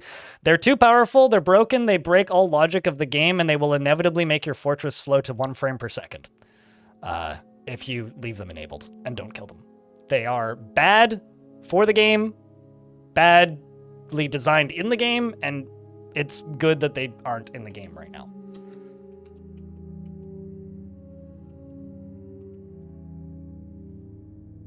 Speaking of things that are bad, this random foal. Can you just fly away, bird? That'd be cool. I don't like lives. Oh shit, I caught a jabber. Yay! Okay, that I will keep. Okay, hold on a second. I'm gonna be a horrible person for a moment.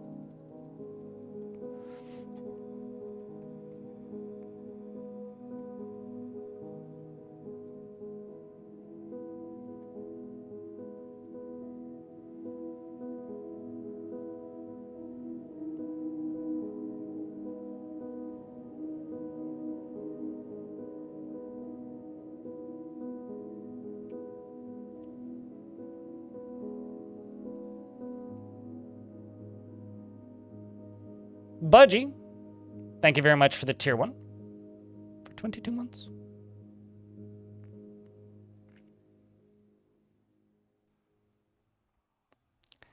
The day that people stop asking me about a series that I stopped 2 years ago will be a very good day for me. Imic. I'll give you a bullet point reasons, and I'm only going to say this once. I fucking hate making that kind of content, so I didn't want to make it in the first place. It was something that my audience pestered me to do, so I agreed at the time when I shouldn't have. That was a mistake, and oops, in hindsight.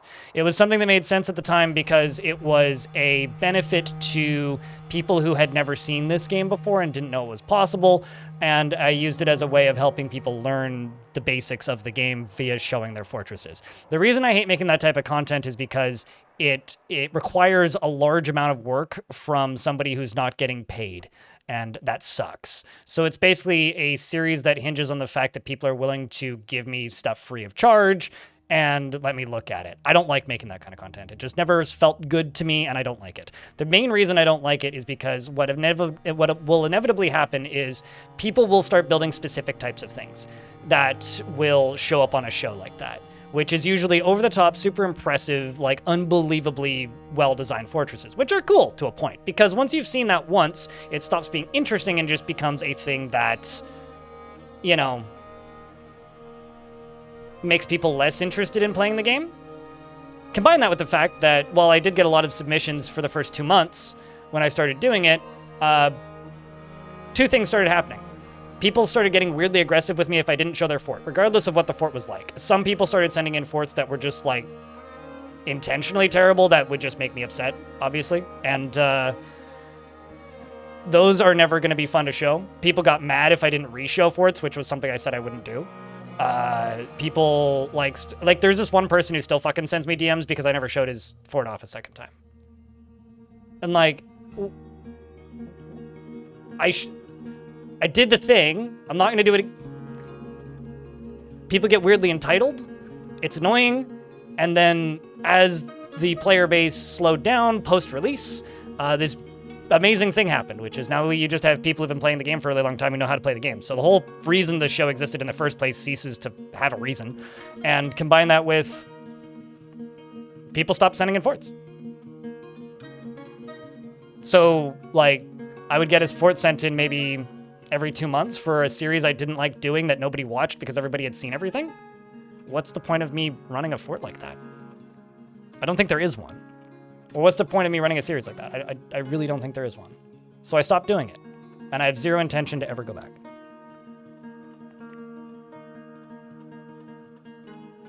Well, it's not that it's one of those kinds of situations. It's just, I'm waiting for the day that people forget that I did it. And I don't want to get rid of the videos. But, like, if you look at the upload date of the last one, you can intuit with, like, 20 seconds of thinking about whether or not it's something that I still do. And it's very much not something I still do. So, that's all.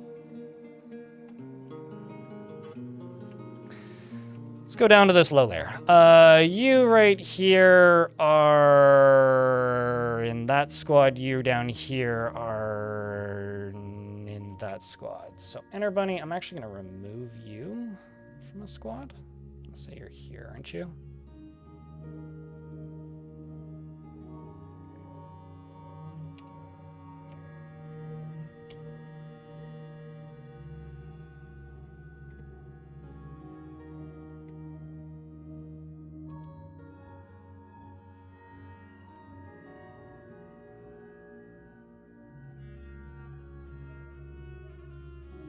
Okay, so then you, Salon, you're in one of the Marksdorf squads.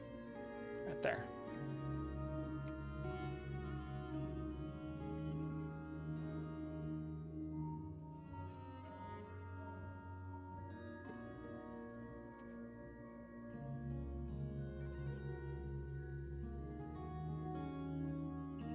So don't feel bad for asking, but is something I'm eagerly waiting the day that it stops following me. Because it had its place, and that place ceased being relevant a long time ago.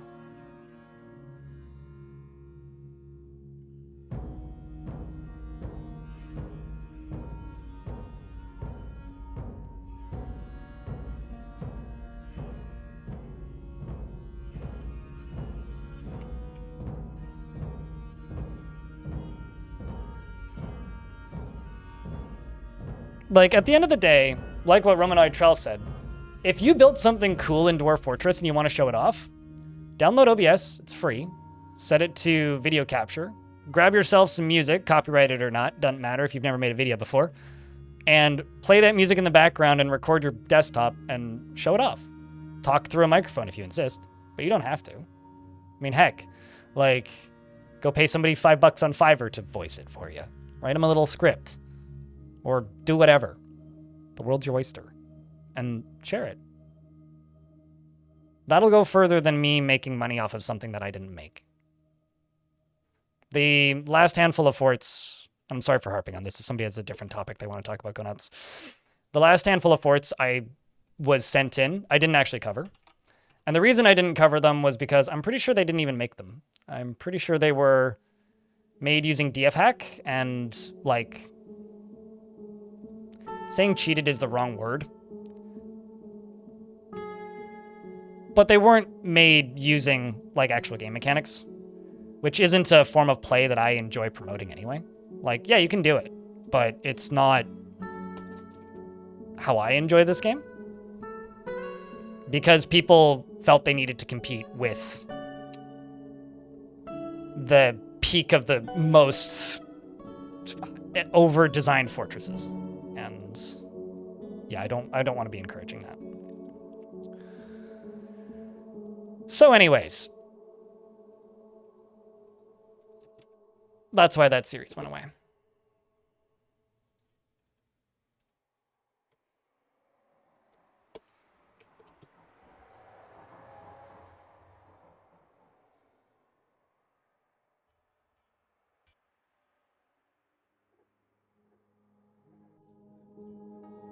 And this is why, like, what's actually kind of funny, Imic, is, I'm not sure if I'm saying your name correctly. Let me know if I am. If I'm not. One thing that's kind of funny is, like, I made this mistake in the past. Years ago, or, like, the thing that this channel was originally known for was Roller Coaster Tycoon 2. And I realize that might seem like a bit of a stretch from Dwarf Fort, but hear me out. When I got my start on Twitch, I was pretty active in the Open Roller Coaster Tycoon community. So basically, like, alongside of people that were developing Open Roller Coaster Tycoon. And one of the things I did on this channel was every Monday we would play Open Roller Coaster Tycoon multiplayer, which was partially developed in my chat, or by people who were active in my chat. This is concerning. I don't like this. Something is hostile and it's triggering combat. Oh, is there a goblin? Oh, it's probably you.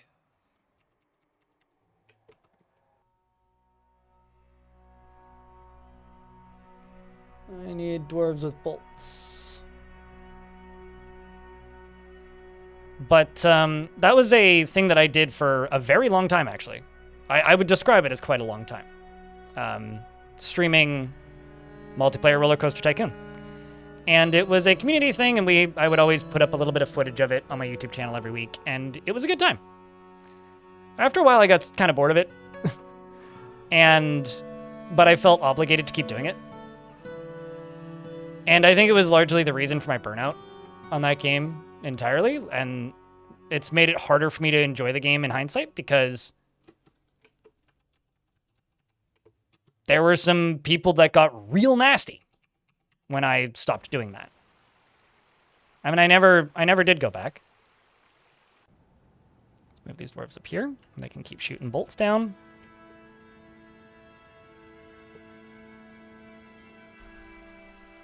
It's getting hit by bolts pretty consistently.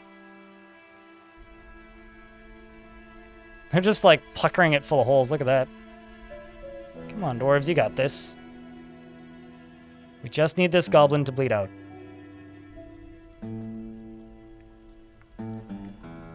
And honestly, like, committing to doing something that you're not entirely sold on is one of the biggest mistakes I think that a creator can make.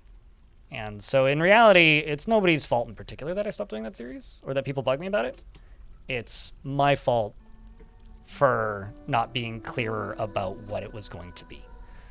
Because I could have, like, in hindsight, I would have done it as this is a thing I'm going to do for the next 2 months. And I would have made it super loud that it was like a short-term thing and not something that I would do for ever. Because, like, especially looking at it now, it doesn't make sense as something to do in an even remotely long-term kind of format. So, but, you know, that's my fault, not anybody else's.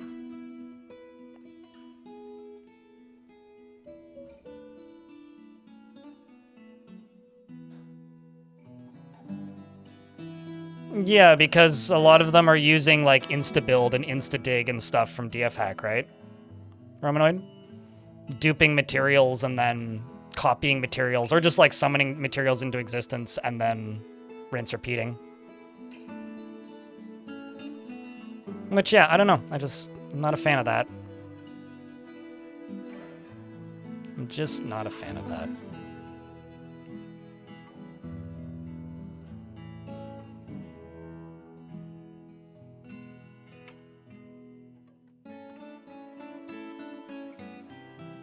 So we've got dwarves down here that are forging some steel items.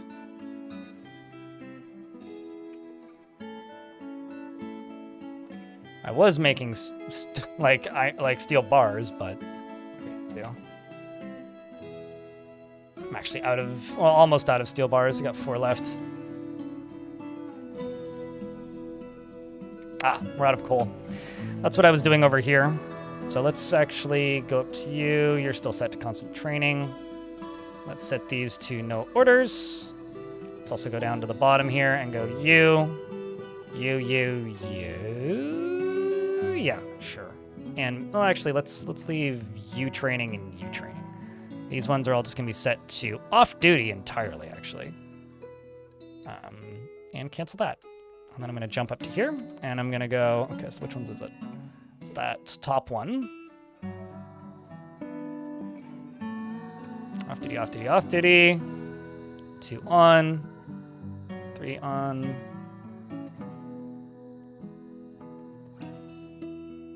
Off. Off. Leave everybody else on.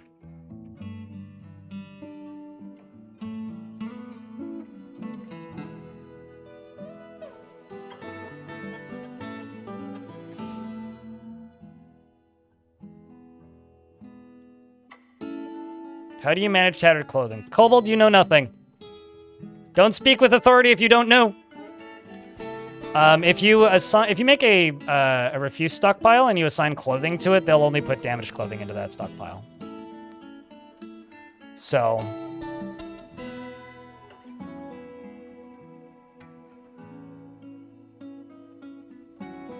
then by distance you could sort it. Or you could do what I do, which is just get them to throw it into the trash.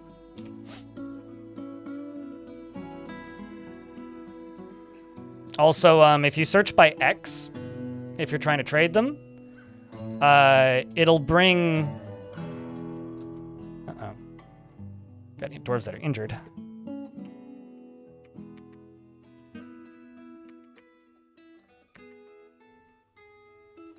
If you... What's the word I'm looking for here? Okay, dwarves are... You're doing stitches. Good. If you... Oh, wow, you're a legendary wound dresser? Holy shit. And a legendary surgeon. That's incredible. If you... What's the word?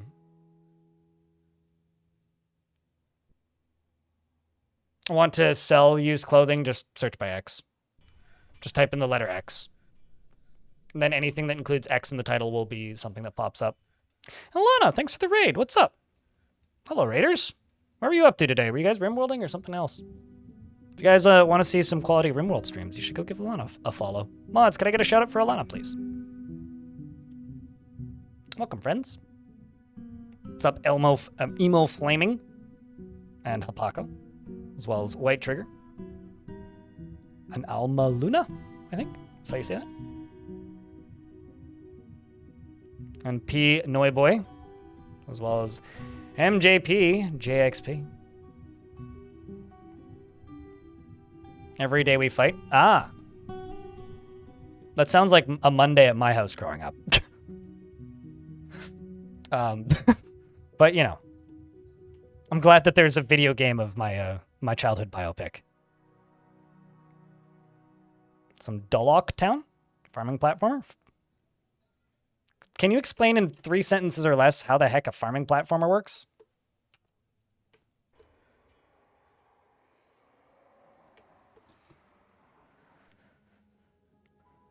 Because I would love to know. So if you... I don't have a broker here to show, or a trader here to show you right now, but when you're in the trading screen, if you type in the letter X, same with the stock screen, it'll pop up everything with the letter X in it. But there's always going to be some false positives. There's almost none in my fork because I'm just throwing them all in the trash.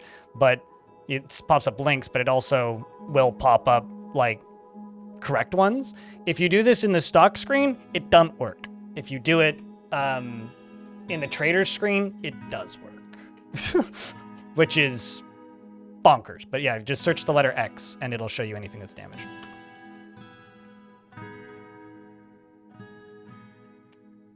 Apparently I have to save. You will have to filter around things that are false positives, though.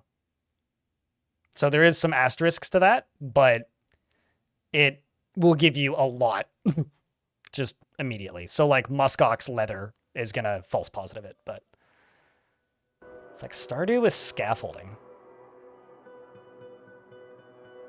Wait, so sort of like an oxygen not included, but you control one character and it's farming and not like depressing? Interesting. Huh. I'm just trying to envision that without looking at any screenshots of it. But okay, I get it. That makes some sense. Or kind of like Terraria, but farming mostly. Anyway, sounds neat. We're playing this, which is Dwarf, which is a game that I mostly play, and then sometimes I play other games. In like 30-ish minutes, we're going to be playing a different game. I'm going to play some Enter the Chronosphere, which is a turn-based bullet hell roguelike, which is super cool. Has a pretty crunchy, psychedelic Saturday morning cartoons art style. Or as I said in a chat with a friend last night, Saturday morning acid. Which I'm starting to learn might be my favorite cartoony look for video games.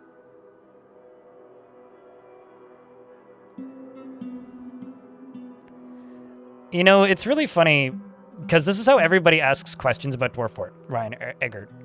Ryan in YouTube chat asks if they fixed dwarves eating raw foods instead of prepared meals. If you don't want your dwarves to eat raw foods, do this, right? Pop this menu up, go to labor, go to other, and click that. Then what you need to do is make a food stockpile in your tavern or wherever your dwarves are getting food specifically, going for food specifically. So tavern, dining hall, those places, because they get the closest food to the tavern of the dining hall, and set it to prepared meals. Then you won't have that happen.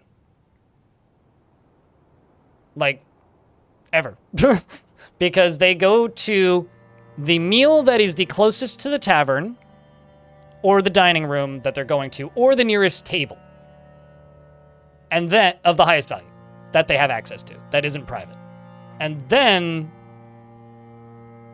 they eat that food in that room.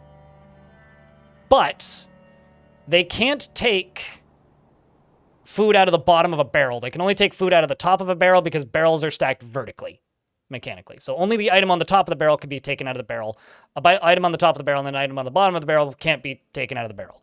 So, as an example, I need a barrel with meals in it. This is a barrel with a meal in it, 2 meals in it, 3 meals in it, 5 meals in it. Okay, I've actually just don't have a lot of food in this fort, so this is not a good example.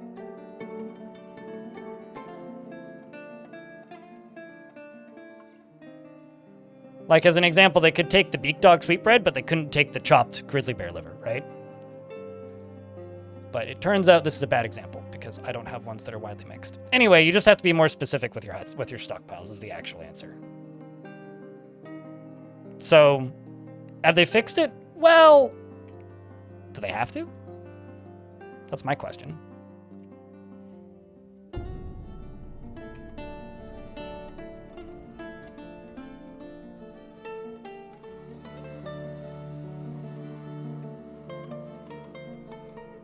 I also need to make weapon rack, rock weapon rack?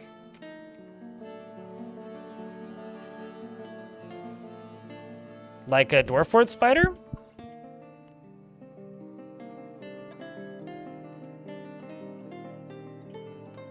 Or a real life spider. Because if it's real life spider, be nice to it, say nice things to it, and put it outside, please.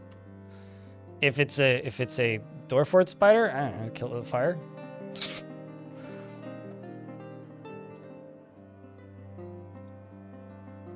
It's a real life spider. Ah, well. Give it your blessing and ask it to catch many bugs.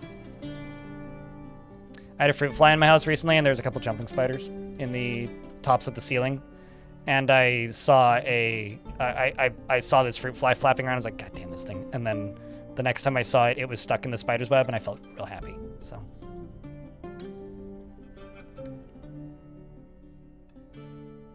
Also, I wonder.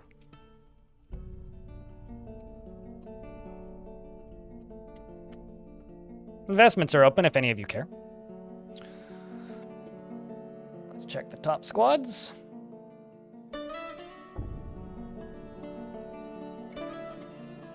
Nice, nice, nice.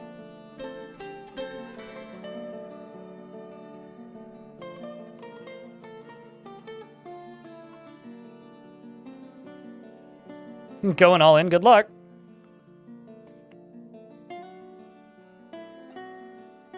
Watch what others do and copy. Kobold. That's a pretty simple concept to wrap your mind around.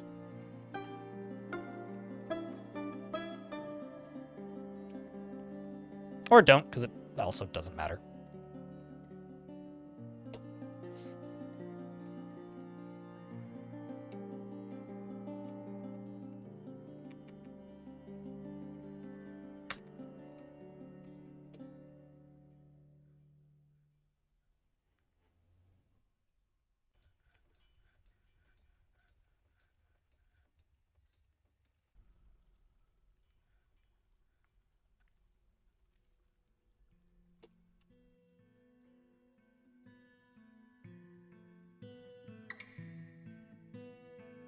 Okay, let's do that, and that'll be a wood stockpile. Go up to here and get rid of that. Finally actually doing things I've wanted to do in this fort for a very long time.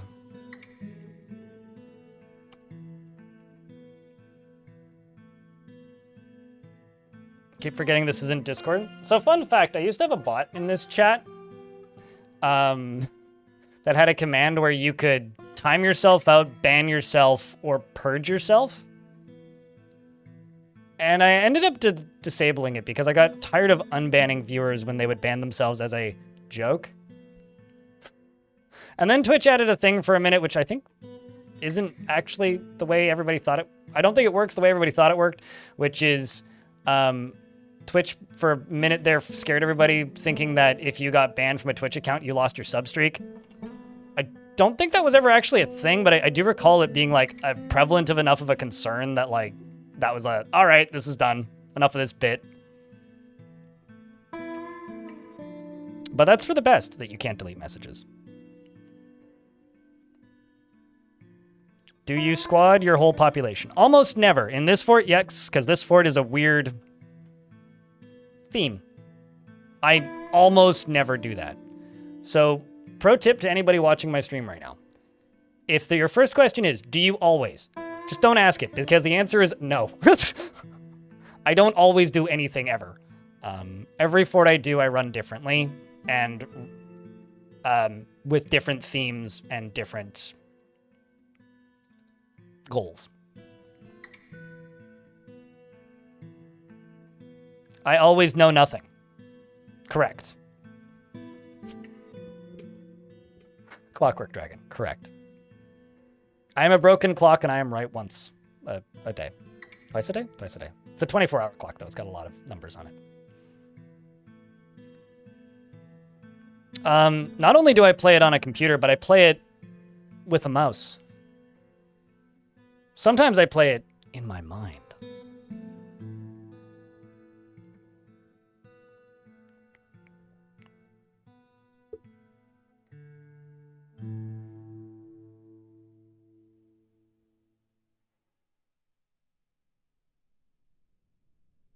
You only peek at streams and seeing the coffins do not fill me with hope, but I guess this is the water one? Yeah, this is not the water fort. No. No, that fort was retired before I started editing that video. And the coffins are just pre-made in case I need them in the future. I'm a fan of preparing for the worst. I am not the mind freak. That is a bad piece of branding, and that dude's kind of problematic. Jornelius, thank you very much for the 27th month. Appreciate you. All right. Questions related to Dwarf Fortress. If you have to start it off with, do you always? The answer is no, don't ask the question. Okay. Have I clarified this enough for you? Carabao? Bleh. It's gross to even think about. Chad, I need a big round of beers, so I don't need to look at that one anymore. It's disturbing. Bringing the wood down? Good, good, good. And we're in an ad break, hallelujah. He doesn't wash his hands. He's getting timed out. I realized that was very unnecessary, but I needed to make a point. Fuck off. You get to be my pariah for the afternoon. It's only a 10-minute timeout. We're friends when you get back. Of course I fucking wash my hands, you twat. Grow the fuck up. Anyway, wait for a minute.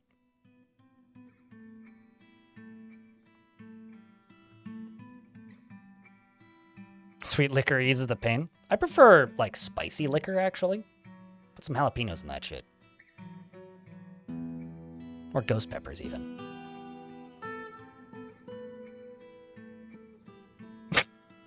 Fucking Christ. If I was Asmongold, I would delete my accounts. And contemplate my decisions. And also, you know, take care of myself.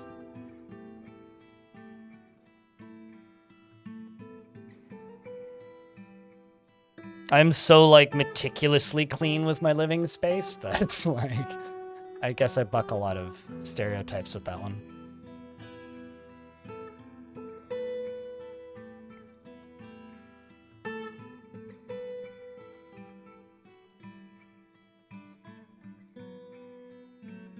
Don't do drugs, kids. Only do, well, okay. Don't do too many drugs, kids. Only do them in moderation and in portions prescribed by your doctor. And if they're recreational, only in amounts that don't negatively impact your life. Live your life. Generally, the secret with those people is they're always that way. And as they get older, they give themselves mental permission to just be loud about it. It's kind of sad, really. This is a dwarf from my previous fort. Wait, no. Oh, what? Were you a dwarf that got imprisoned somewhere because you just migrated here as a former militia dwarf from this current fort? Huh. You must have. That's really funny, actually.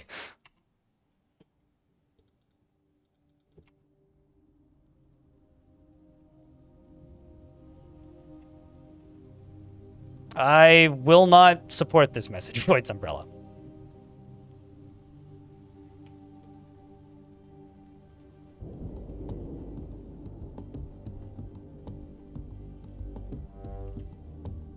You haven't taken a ticket? When you say ticket, you mean like work ticket, right?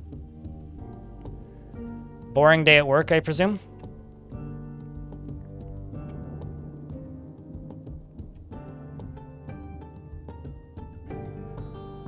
IT ticket? Gotcha. Well, I mean, I don't blame you on the wanting to go home part. I'd probably be in the same boat, to be honest.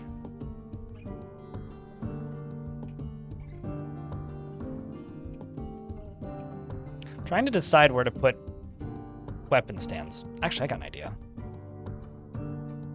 Actually, there's two things I should really do.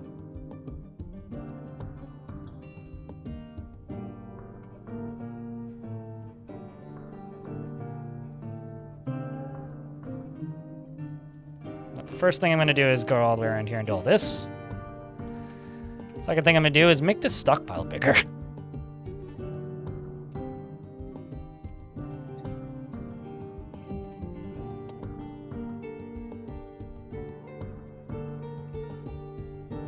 I don't think so. Wait.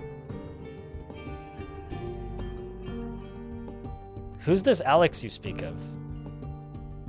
I named the last I named Zombie, which was the last dwarf that was in my thing. Why am I supposed to name Alex? I have no idea who this Alex is or when they requested a dwarf. I didn't see a request go through for one. I don't have one in any of my feeds unless something's really broken.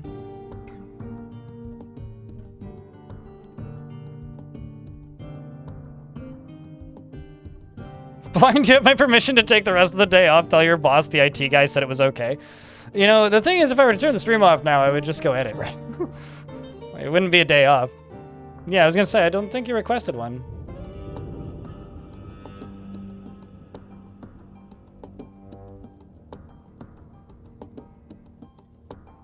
Lamau, Jesus.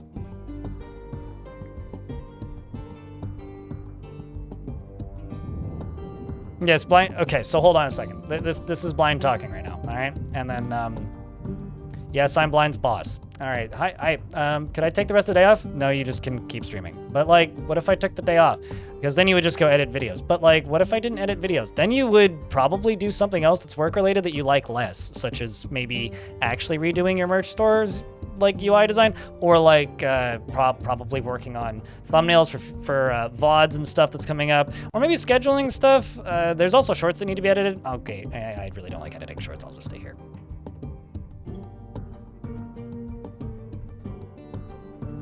What if I am just 150 rats in a trench coat?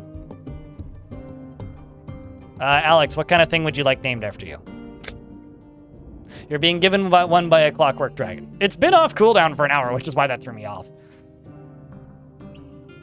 Yeah, it's blind versus bigger blind. Isn't that just a boss? It's person versus person who just has bigger ego and more arbitrary power. Predeterminedly assigned.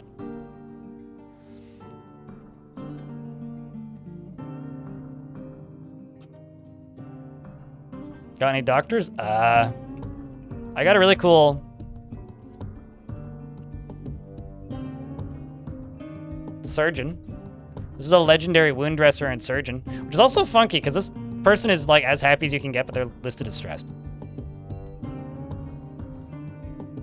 If you want that. But I do have doctors. I got a bone doctor, and I also have Atir, who's just a doctor. So what's your preference?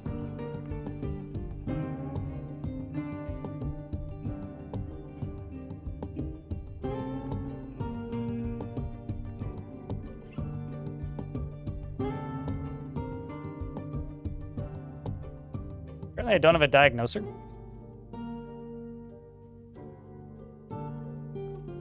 I also have a chief medical dwarf.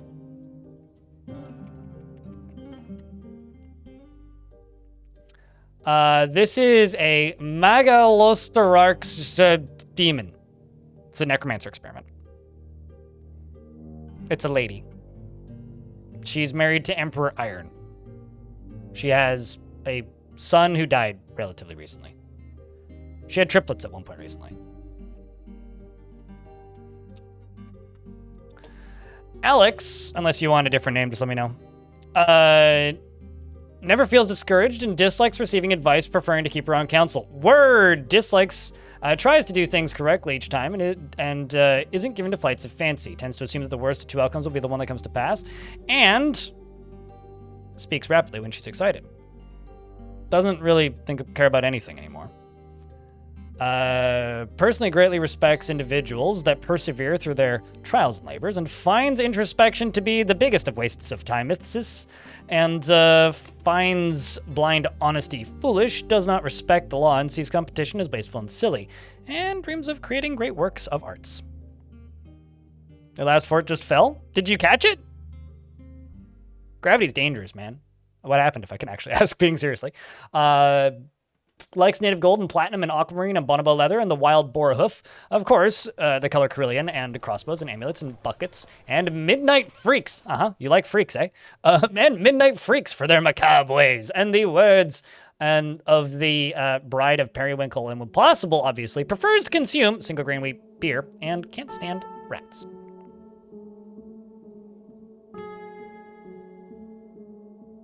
Darlius is asking the real important questions here.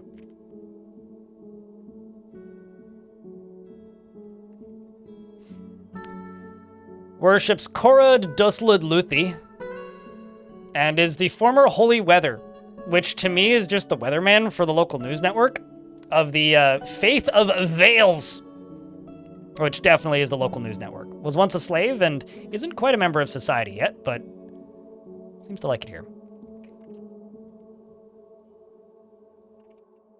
Seems like my squads are returning from their last raid.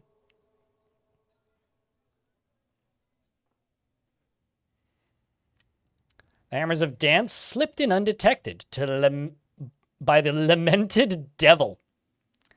I seem to have stolen some books. How many civs am I at war with? Just the one? 2, actually. Wait, what did that say? The Pleated Terror and the Poisons of Winter. Got it. Let's see how that actually went, though.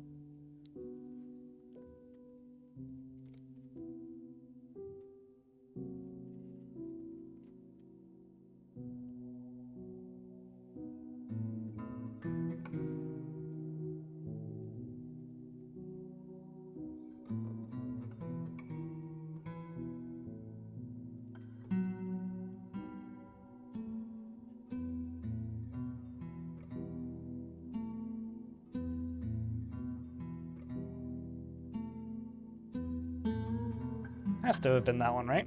I have to sneeze. Bah.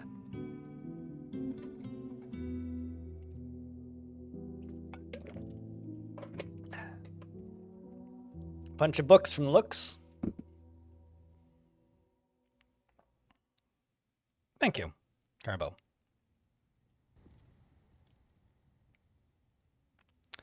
An absolute obscene amount of bards and poets were swarming your fort and taking all the food and alcohol, which led to your fishers and farmers starving to death. You can probably... That is impressive, actually.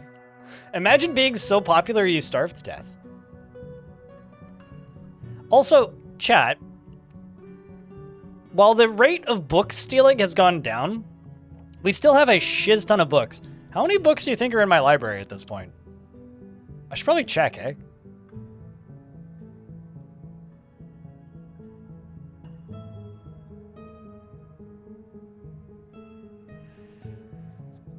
You know, I really wish that was called the Elf Bath and Beyond, but it was just the Elf and Beyond was the last book that we stole. How many goddamn books do I have? 526 plus all those ones that they just brought. because they're probably mostly still carrying them in. Good God.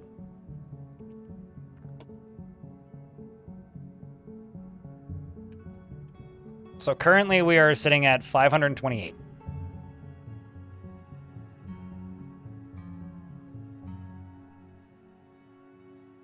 That is something.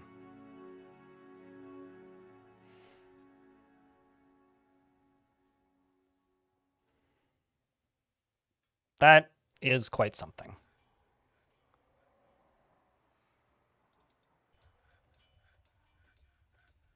That is quite something. A little more than 4 books? I mean, yeah, a little more than 4, eh? First the author, then the world. Classic Pits, The Elf, My Life, and give me Sky Nightmare. Sky Nightmare was the worst James Bond movie.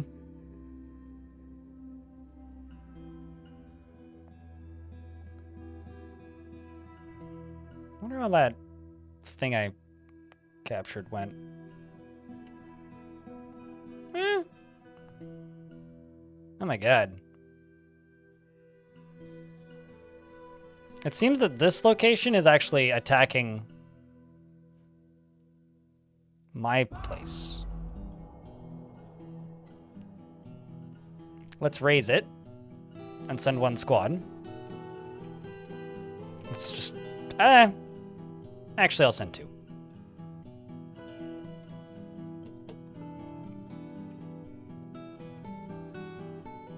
I've been intentionally avoiding the Necronomicons. At least for the time being. I do have a Necromancer, but that was a prisoner that we freed.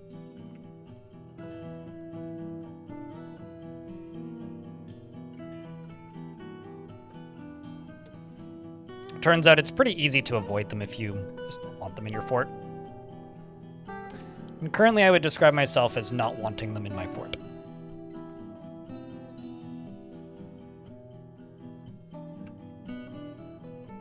Requires refined coal. Oh, I see why. Because it needs to get moved into that.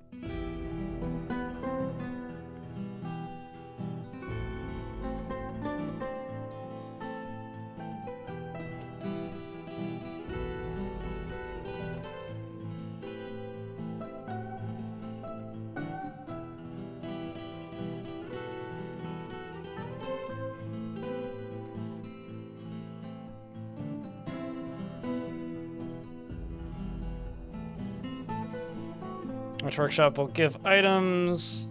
We'll take items. And take items. And take items. So they should be able to make steel now and pig iron. Nature is healing.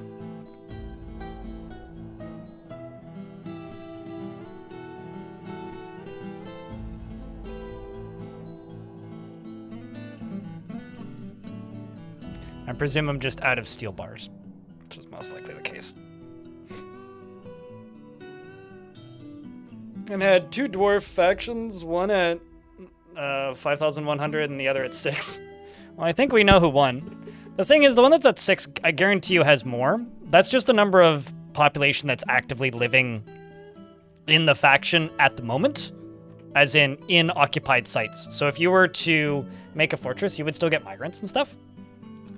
Because they'd come from random refugee populations, of which there's usually quite a few. Quite a considerable number.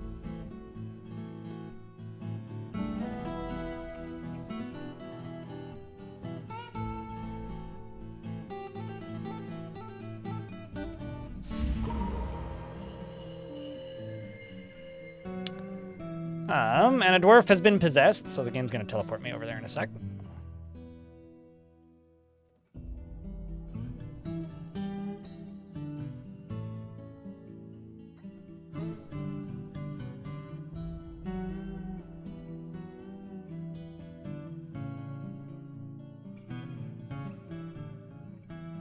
See how we're doing on weapons. It looks like more or less everybody has a weapon at this point, which was good to see. I do need some more bolts, though. Kimball's out of bolts. But that's not too bad.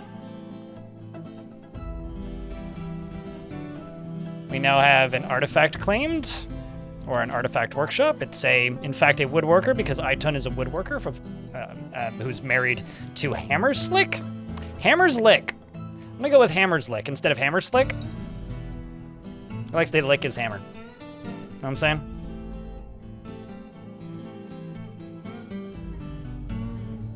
Yeah, you're definitely a Marks dwarf. Just certainly not an X marks the spot dwarf. Okay, so you grab milk quartz, shale.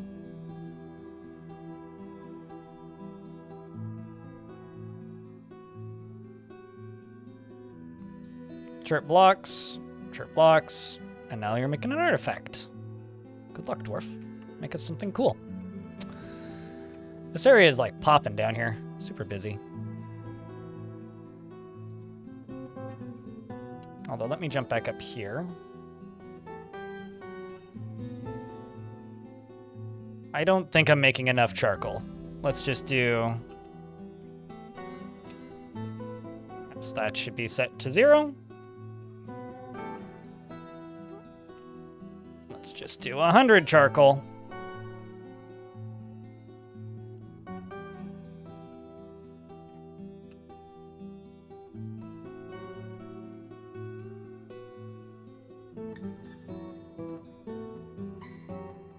Slow process goes.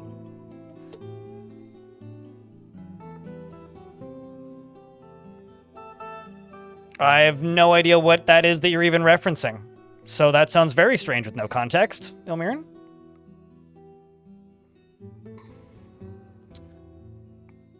Yeah, I recommend against starting at year 0. If you're going to start a fortress, start at least year 5, unless you're a really big fan of listening to that one song by Ghost.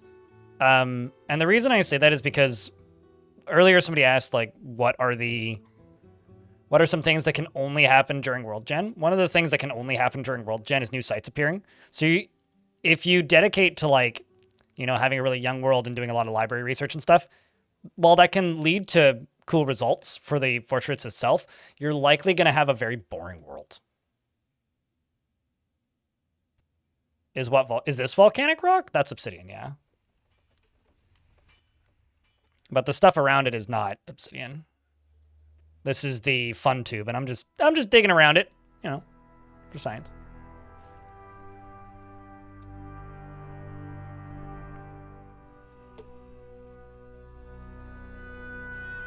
And research into the deep dark unknown down below. Itun, the woodworker, has created Ezra Mud Thykut Nalum, a tower cap armor stand. That's cool.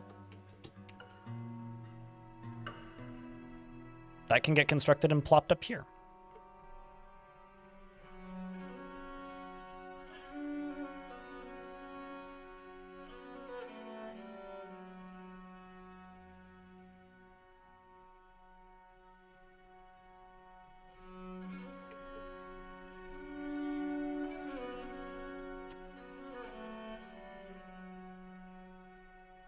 Was a Netflix musical. I'm good, hard pass, because I don't want to give Netflix money, but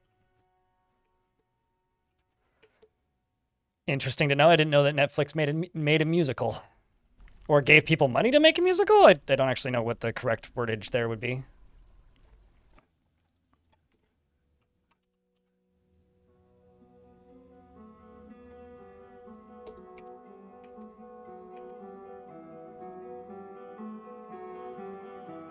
It's just a red zircon.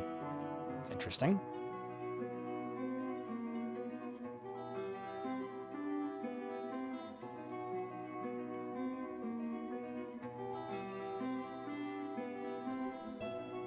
Also, I'm not a big fan of musicals, so I would probably just pass to begin with, but I now know a reference that I didn't know previously, so I feel slightly more educated in something, which is never a negative thing. Also, hey, Lorenz, it's been a minute. Hope you're doing well. Started a fort last night, partially on a mountain biome. Came across something that got lost during World Gen. What was it, you might ask? Floodgate made out of a dwarf and artifact dwarf floodgate, and this kind of thing doesn't happen in Younger Worlds. I mean, it could happen if you really piss off all your dwarves and you happen to have a dwarf that likes floodgates who goes into a fell mood, but like, yeah. You just have to DIY it, you know?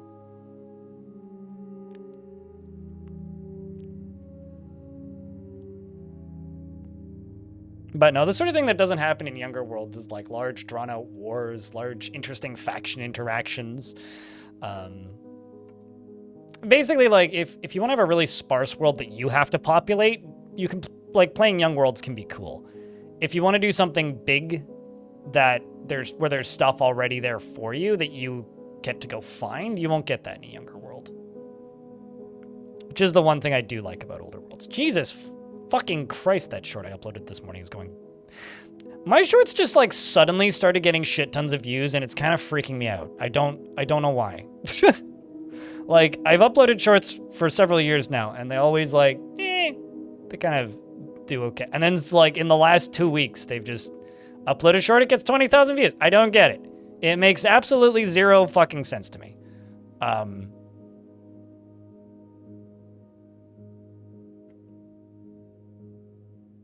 strange mood and a fell mood. So some moods are based on dwarven happiness levels and stress. If a dwarf is super stressed and haggard, they can get even worse than haggard, which is harrowed.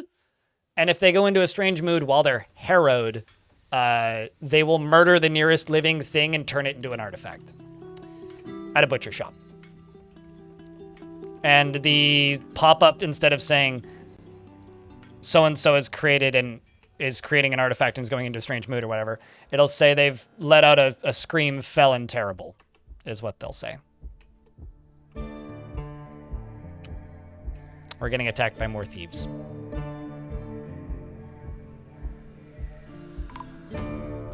These guys.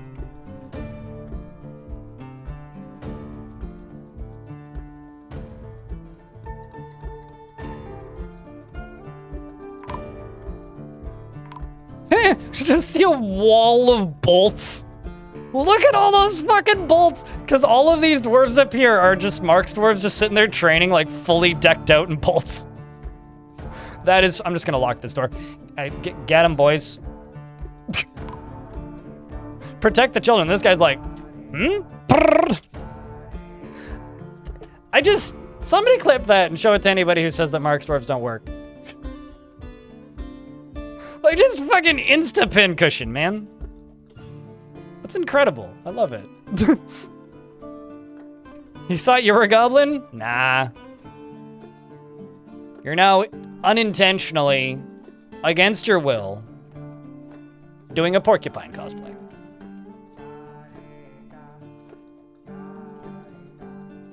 Excellent.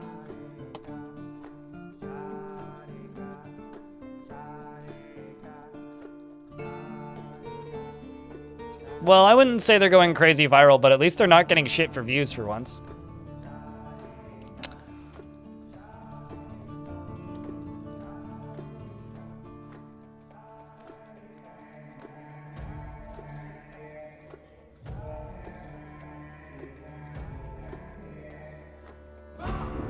But yeah, could someone please clip that?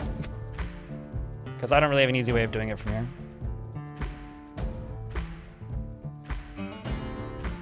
Clockwork's got it. You gotta hang on to that most viewed clip award, you know? The very, I don't think it's coveted award. We've only had it for like 48 hours, so. It's interesting. I don't know, like I guess my YouTube channel's just like getting positively algorithmed right now. It's nice that it's happening. Of all of my time spent on various content platforms, YouTube is the one that I'm like, nah, this shit is real the most. Like, it manages to feel very artificial from the creator's perspective, which is weird when you walk outside and people yell at me from their car going, I watch your YouTube videos! And I'm like, no you don't, the fuck? Quit making shit up. At least that's what my brain says.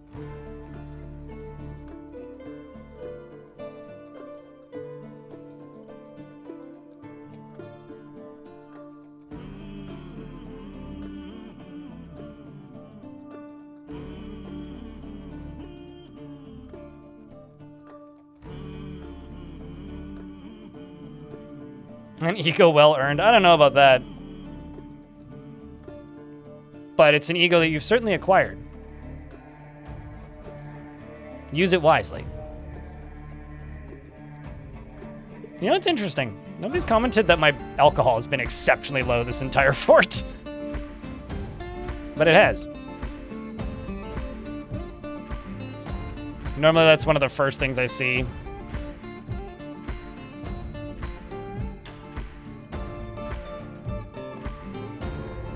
How's Pocket Sand doing? I feel like these guys probably need a new round of gear.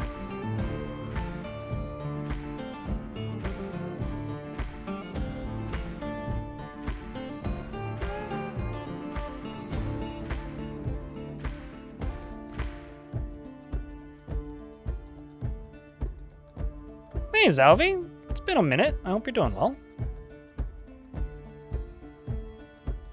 I think that's probably got something to do with it, Talia. I mean, I've been uploading those videos for close to a year now. When did I upload the cursed map one? I think it was August 31st, I think. It was like the end of August, if I'm not mistaken.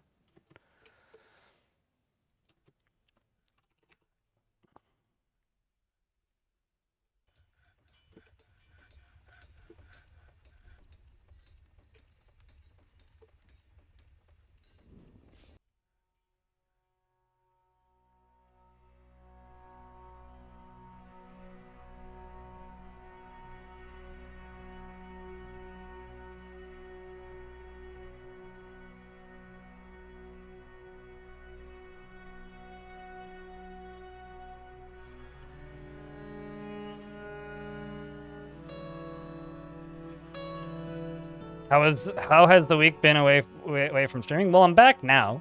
So this week has been a normal streaming week, but the week away was interesting. I'm still not certain it's something I can financially afford to do. We'll see how things look in a week or two. I think it was productive. I got one video done and one a good way close to being done. So it's interesting. I mean, like, I've got this half-written blog post I should probably finish at some point where I talk quite a bit about like work-life balance because like, I think I've mentioned this before, but putting it bluntly, the way I've been making those videos is not even remotely mentally sustainable. It's trading time, turns out. This is what I was talking about earlier. Oh, we're actually in an ad, so I'll wait until the ad's done.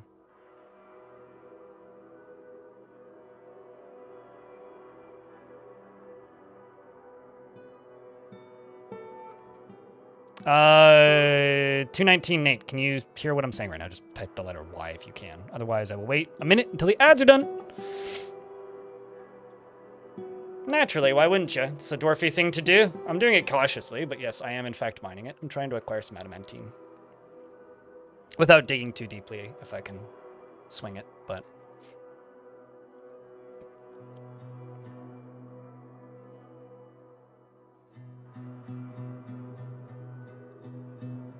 Do I ever cross-train my Marks Dwarves as Hammer Dwarves?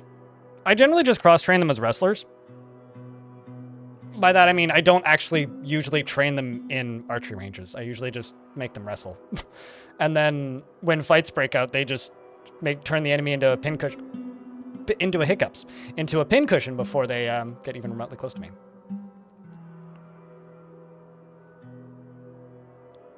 Are you through the ads, Nate?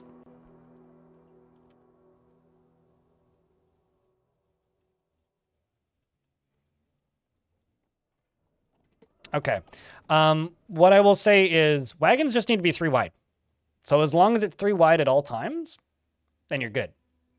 3 wide and 4 long. But what was stated in chat is correct.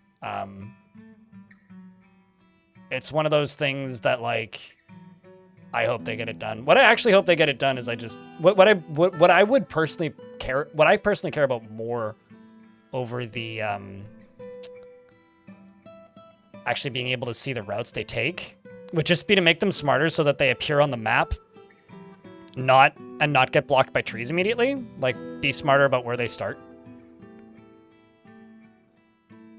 Because I find that they tend to start in a spot where They can't get out of it. More often than not. That's the actual issue I run into more than anything.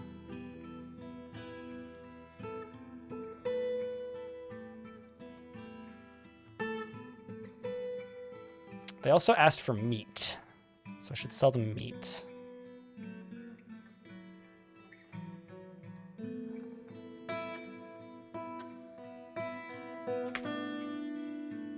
Because I've got a lot of meat barrels.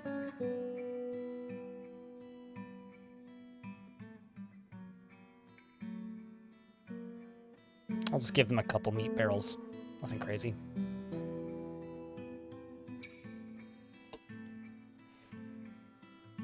$126 items, eh?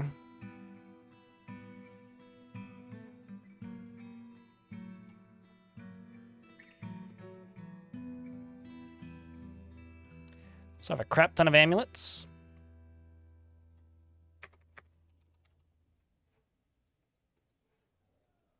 Decent number of rings.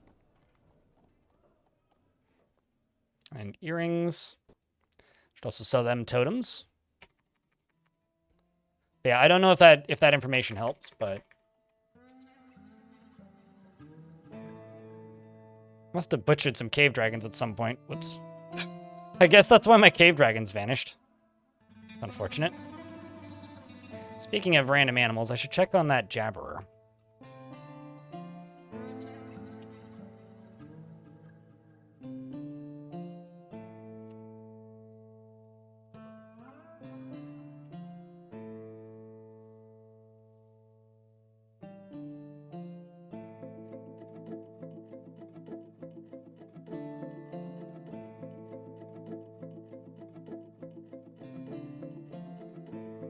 Jabberer, jabberer, jabberer. Indeed.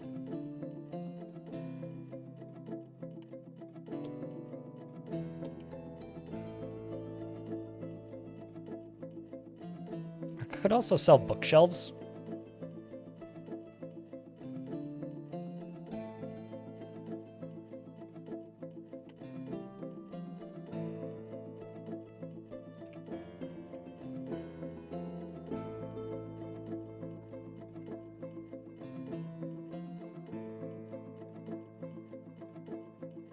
Well, it's not that those videos aren't profitable.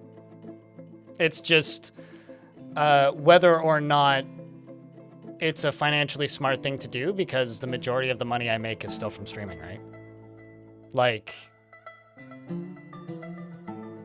a week that I don't stream essentially cuts my revenue in a third. So, but you know, the YouTube channel is growing, right?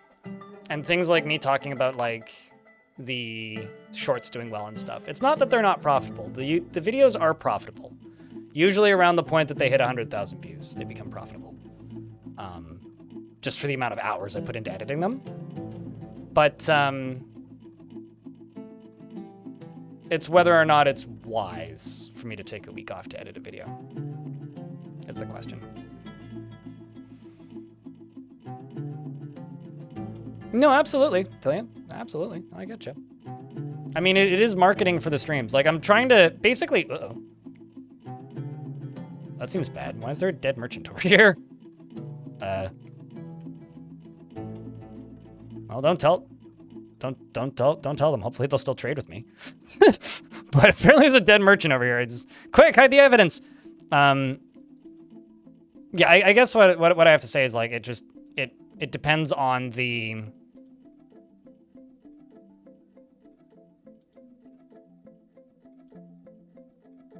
Where did the merchants go?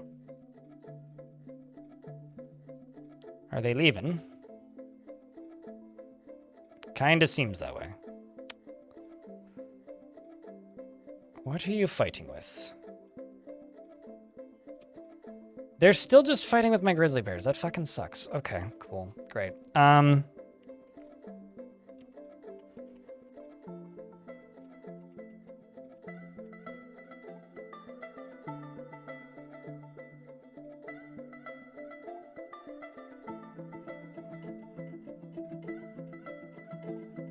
I know why this is happening. It's a faction loyalty issue. It's like they fixed loyalty cascades in this version, but loyalty towards livestock is still a weird thing, man. Still such a bloody weird thing.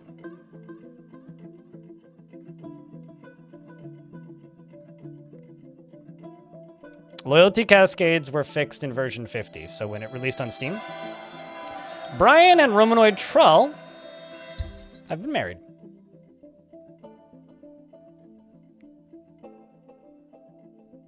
They did replace the loyalty cascades with tavern brawls, which is an intended controlled mechanic instead of loyalty cascades. So similar effect, but it's not a loyalty cascade. Loyalty cascades were an unintended bug. But chat, I don't know, can you raise a glass of wine for the happy couple?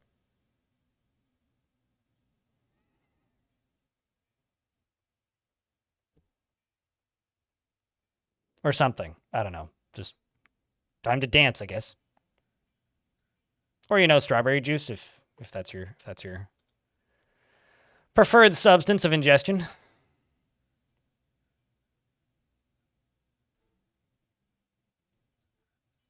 I wonder how they feel about this. What's adorable about this is Brian Burton is a chatter from Twitch chat. Lustful while speaking with spouse. Nice. Romanoid Trull is a Twitch chatter, and Brian tends to watch in the YouTube stream. So we finally are breaking bridges. I just hope this doesn't end like Romeo and Juliet. Or building bridges, not breaking bridges. Also, damn, you've got a bunch of kindred spirits. A bunch of close friends. You're friends with all of, like, the necromancer experiments. That's fascinating.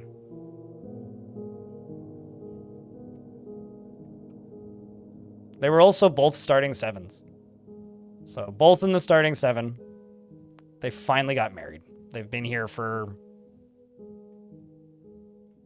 5 years? Night-night, Zavi.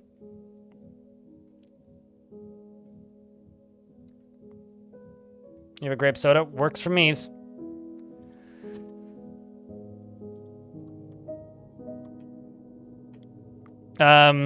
So I'm gonna state this verbally because this won't make sense unless I say what their name is. Jesus in YouTube chat says, "Someone show me to the water. I have a party to throw." There you go. Anyway, I need to actually do something, which is place a slab. I've got a dead dwarf that needs memorializing. I think 2 even.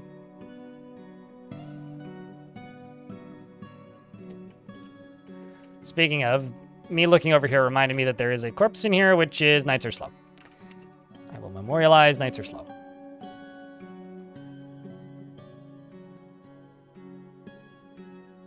Also, I think Winnie the Pooh died, by the way. We had to name one of the bears Winnie based on request. And I think that Winnie the Pooh is now dead. So, I'm sorry for the bad news. At least he's also in the public domain.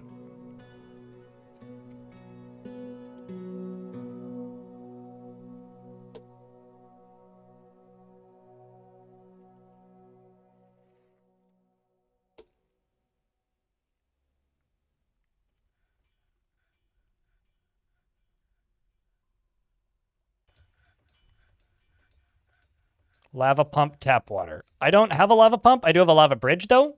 So, closest equivalent I can give you. It's a iron bridge in the lava sea that actually, thanks for reminding me, I should probably close that.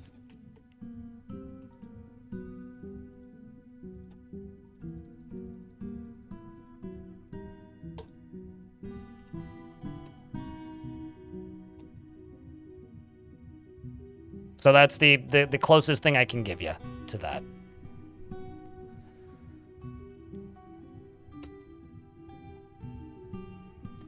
Actually, nope. Nope. Gotta do this at a different angle.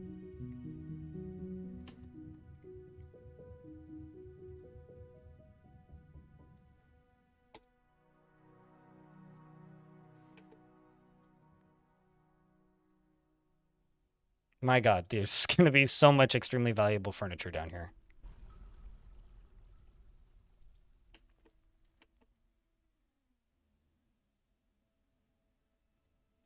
And also, let's throw you into as as a magma, not a magma smelter, a magma forge. One of these.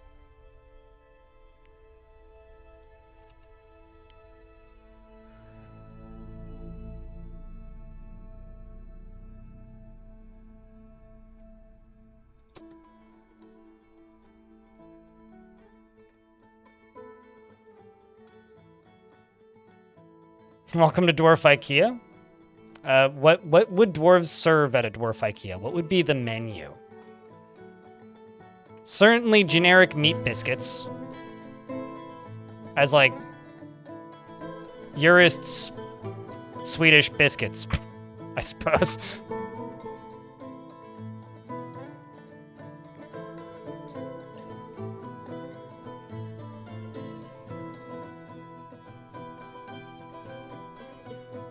Maybe sweet-ish? Or sweet pod biscuits?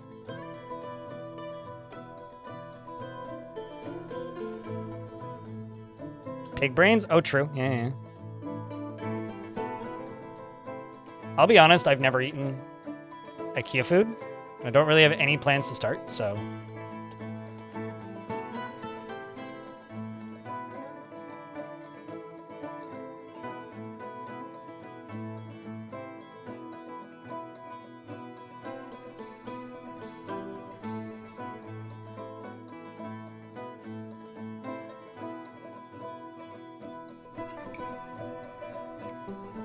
let's just see. How many do I have?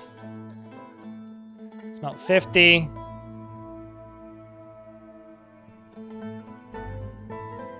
Oh, I see. I do have another one. It's up there. I see a raid, which I should probably respond to. Hello! Lelling, thanks for the raid. What's up? How's things? How was stream? Hi, Tier Shiro. Mermaid? Works for me. And thanks for the 3rd month. Welcome back. Also, this business. Yeah. If you want to see more dwarfy things and cool colored backdrops, I recommend watching their stream. Click on that heart at the top of the stream. Go follow Lelling. I always want to say yelling, but...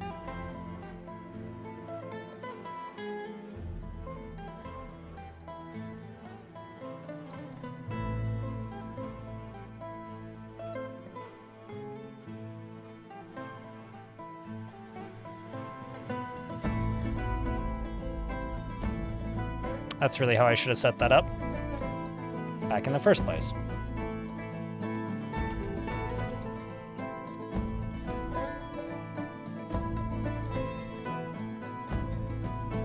And Syndra as well. Ooh. Oh, it's fine. Thank you very much for the 21st month. Hope everything is going smoothly. You just finished Expedition 33. I've heard good things about that. It was an awesome experience. That's good. I feel like all the good video games all came out at once. Yelling is appropriate on some days. It depends on how bad things are going. You don't have to respond to raids? Well, I mean, what kind of like sad excuse for a streamer am I if I don't respond to raids? I mean, come on. Water filtering does still work in this game, yes. I don't know about horseshoe loops, but pump still works. Honestly, because I haven't built a horseshoe loop in a very long time, and I find pumps to be easier, so I just build pumps, but pumps work. The Forgotten Beast Nuethwa has come, a gigantic blob composed of vomit. It has a knobby shell and it undulates rhythmically. Beware its webs. Where is it? Alrighty, Mark Webber.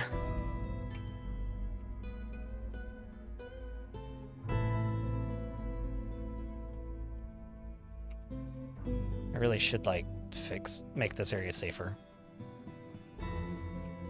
I just need to see where it comes from or where it goes to. It's a very slow-moving blobble. Somehow it's survived for 1,300 years. It may also just flop away and never come back.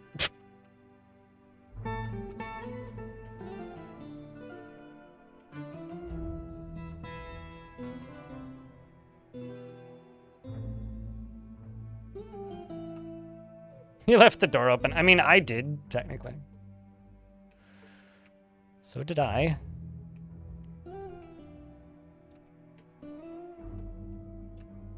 Not positive. Actually, dwarves may be able to get down there. Yeah, they can.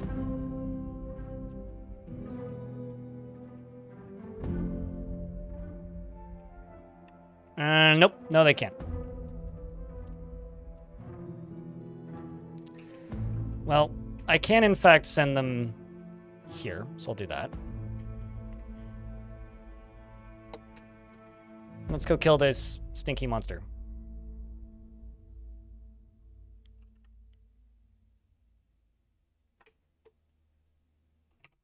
It would be funny if that was a possible name that could actually happen. It's just like whenever somebody redeems a dwarf and tells me to name it Tekid, and I go, which happened once. I was like, do I name a dwarf Tekid, or do I name a non-Tekid dwarf Tekid? I mean, like...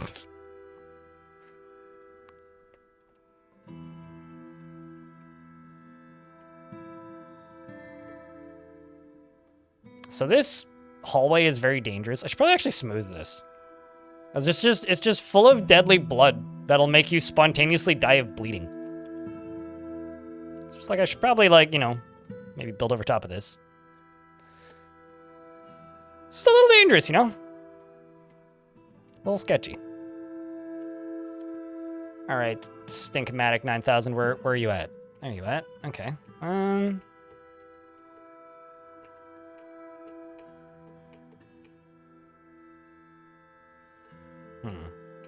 It's moving kind of quickly-ish.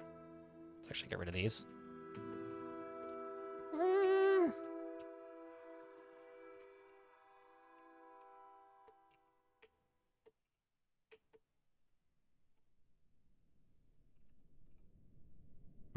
It's pretty tight. What if I actually send you guys back to here?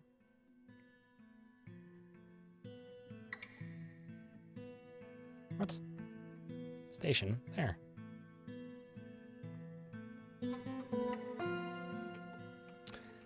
And also go down to here and do all this. Cancel all that. And let's just go up to here and deconstruct all this right now.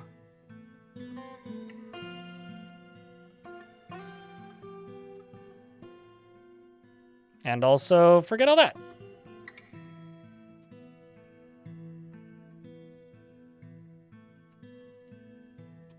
And that. All right, dwarves, you should all turn around now.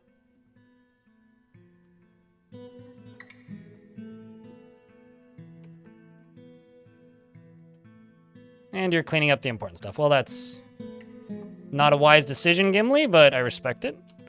Where's this puke blob?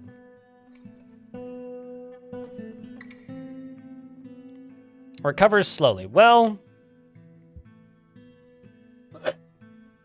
Also, hey, Celestine, hope you're doing well. A minotaur dropped into your fort through an open space in the roof. I assume a tree at some point. Yep. I've had whole armies, like, airdrop into my fort like that before. That's always terrifying.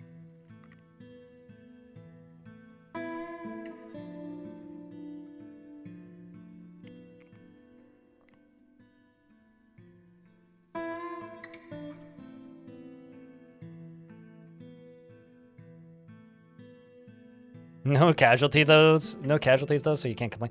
Yeah, I mean, minotaurs are not the scariest creatures. I'm sorry, where is this thing going?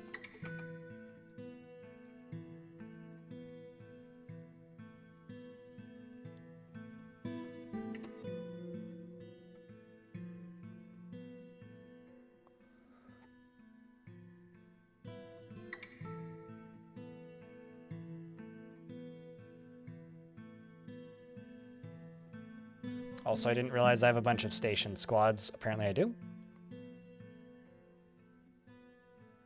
That I don't want to be stationed.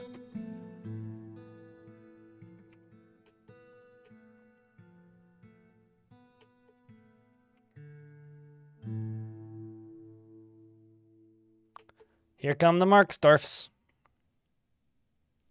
So they're all just lining up down here. This is, once again, a blob composed of vomit that has a shell and shoots webs. And it is moving towards my little squad of Marksdorfs down here pretty flippantly. I presume rolling. Survived the trip to the DMV. You got a real ID and Department of Motor Vehicles. That's oh boy, 4-hour wait. That's rough. Here, like, you don't have to wait super long to get your IDs, but you do have to book it like a month in advance. Marsh Titan Tob has come. What'd you do, Raiders?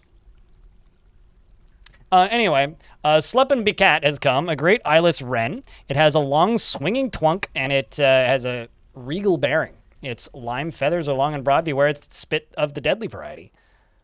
Well, I guess we get to eat chicken. So I'm going to tell squad. Go stand here.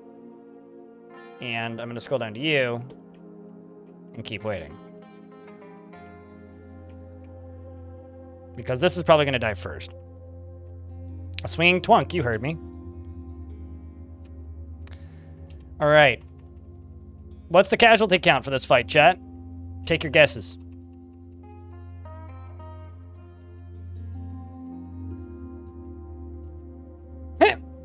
Wow. It jumped, the blob jumped away from all the bolts.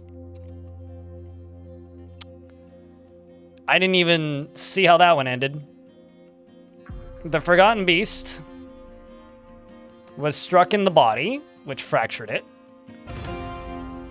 That is a very heavy pile of vomit. The question is who fired it?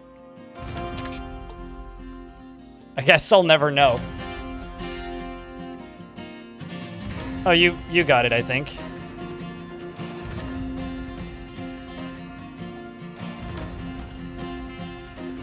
Nope. Nope, wasn't you. How about you? Nope, how about you? Nope, how about you? Nope. How about you? Nope. One of them got it, I presume. Nope, not you. Not you. Ah, there we go. Good shot, Adil.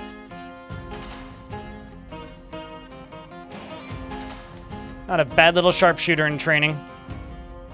Okay, so now we shall get the rest of them up to here. Now, where's this beast? Oh. Let's good old-fashioned Tintin. Okay. Good death count guess so far. This thing is now getting... So the Marksdorfs have already gotten to their new location, by the way. Iron bolts are already hitting it, which fractured the left lung. One hit the Marsh Titan in the lower leg, which tore the muscle. And it's having a hard time flying, and it seems like the Swords Dwarves are now running in to finish the thing off. And, they clearly didn't have a chance. Not the slightest bit. Not even the slightest.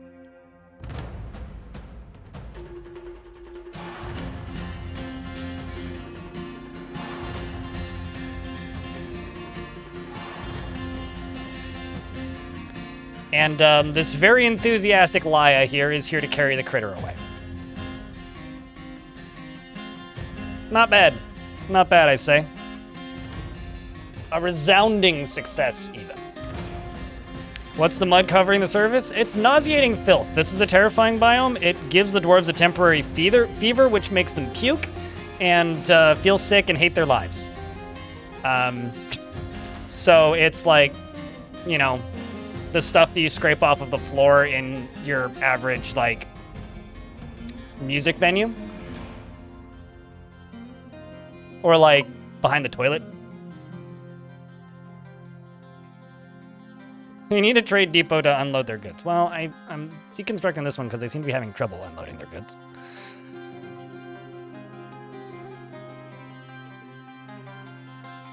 I'm sure they'll figure it out.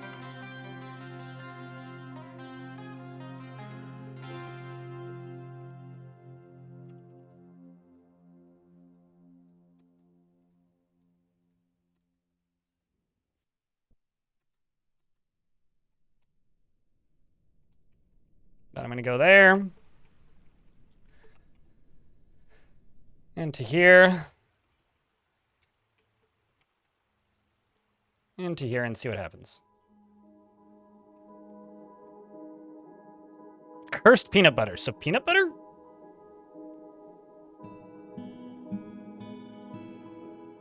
Oh, man. I need to eat that thing. Maybe it's not butcherable. We too successfully turned it into a pincushion. Fix stuck merchants. They're not even stuck, apparently. Okay, well, that's unfortunate.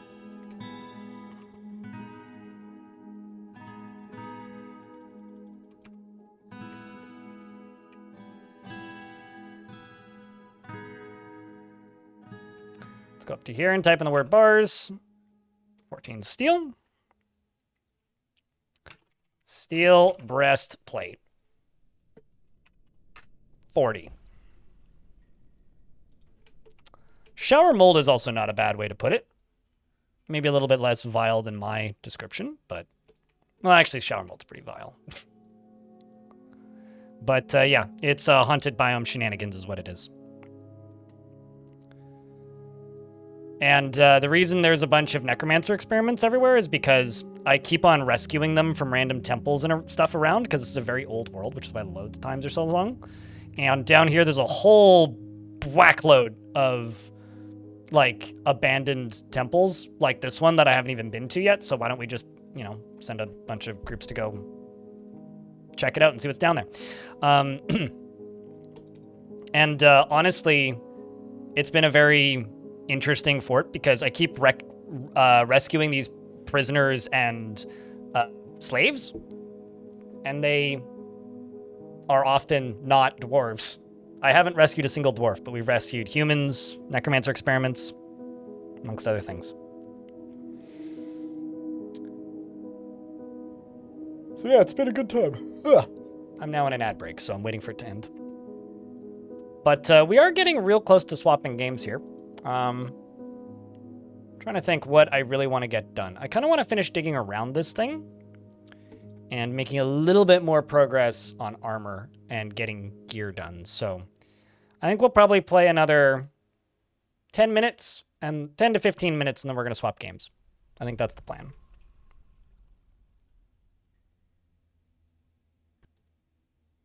I'm glad that you're the 201st.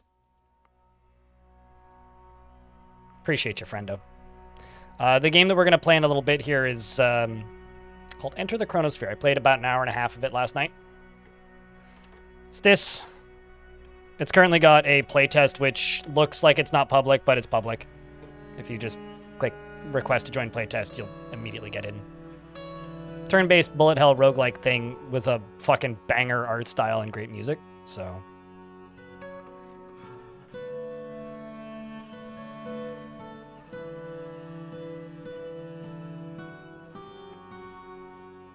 Turn-based Hades, mostly with guns. Yes. Which was the winner of one of my favorite game jams of the year in 2021, which was when they made the original prototype. Which is the 7-day roguelike. Where you make a roguelike in 7 days. And it's just been trucking along ever since. So, I'm a fan.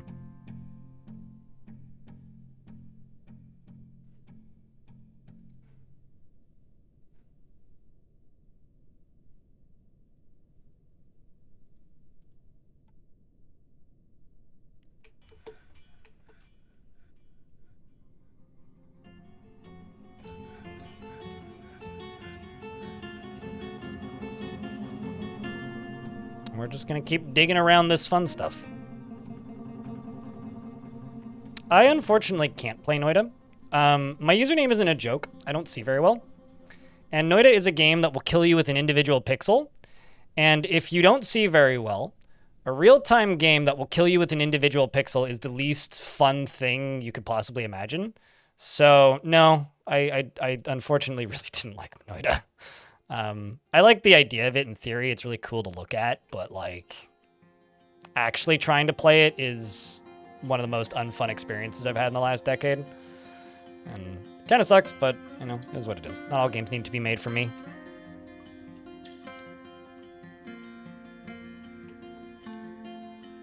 I more like the lore of the development around Noida, such as it was at one point prototyped as an RTS, apparently. Did I set somebody on fire?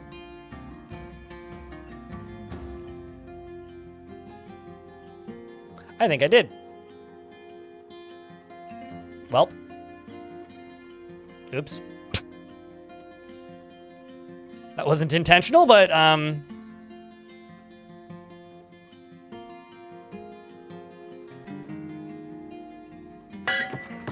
Bring out your dead! it's kind of hard if their body no longer exists, but I'll try. You are correct, though. It doesn't exactly bode well.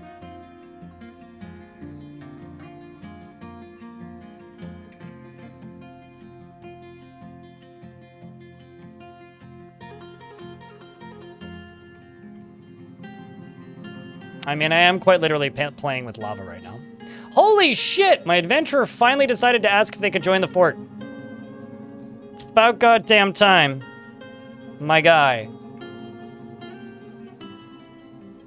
It's funny, because this dwarf was the most stressed dwarf in the fortress for a while. And the book they're reading when they join the fort is called The Past Weeps. The future weeps afterwards. That doesn't make any sense. I hope it's a good book, though. Some more... Oh shit, it's Hilmar! Hi, Hilmar. Wait. Yeah, you were born in my last fort. Well, that's nifty. I like how the last thing this dwarf did was playing make-believe. This dwarf was a kid in the water fort. And I think was born in that fort, actually. Maybe not. Nope, but definitely migrated there like 11 years ago. So when he was 10. That's really funny, actually.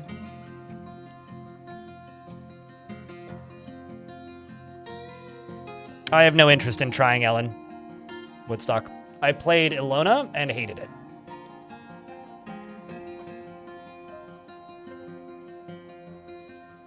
Rather, I played Ilona and Ilona Plus, and before you'd be like, but it's better! I don't care. I've watched enough Ellen to know. No. No thanks. That's really funny that this dwarf still had kid memories. I think so, Oz? Yes, you are in fact still alive.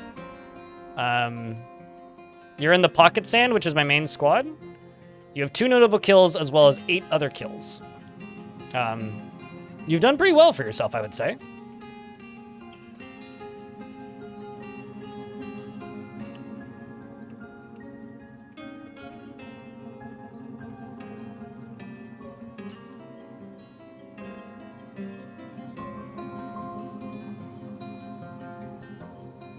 Yeah, no, that adventurer finally joining the fort might be the longest period of time I've had to wait for an adventurer to properly join a fort. Just ever. So there's that. Which is, like I said, kind of nuts.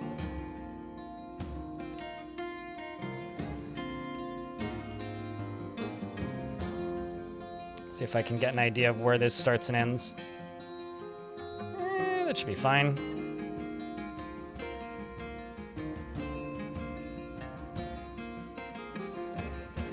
Around the front, Gimli.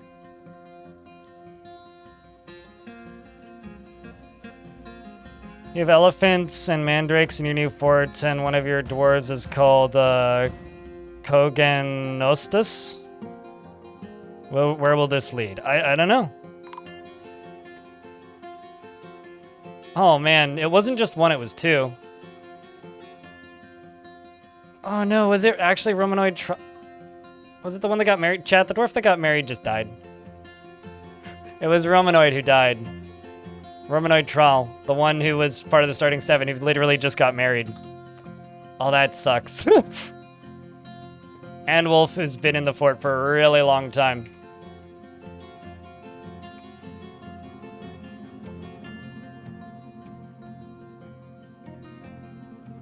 What, positive shiver or negative shiver, Bane?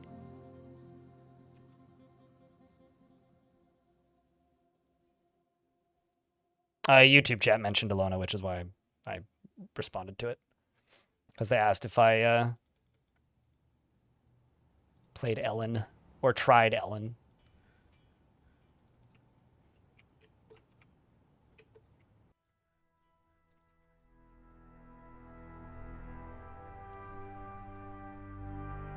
Oh man, for a second there I thought I had a second jabber and I was excited. I just have a singular jabberer right now. Training some jabberers would be cool. I really like jabberers. Jabberers are fun. How did that raise go? Because I did go and raise that location that was attacking my other site. Attis led the attack. The defenders were led by Sathra. Oh no! Bunch of my necromancer experiments got killed. The zombie got killed? No shit. George got killed? Damn it. What a bummer. Should keep them at home. They're too valuable, I guess.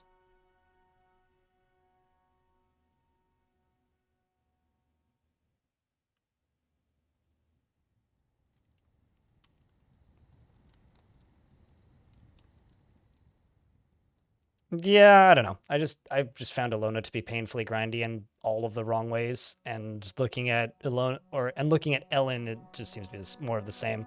I'm glad it's one of those games where I'm happy that Emperor Iron got hurt. Oh my god.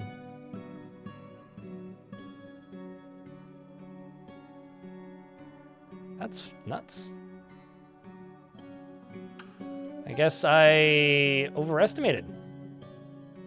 At least one of my demons is still at it. 2 of them are still at it. Do some key duty as well. Ozanthium's still at it, of course.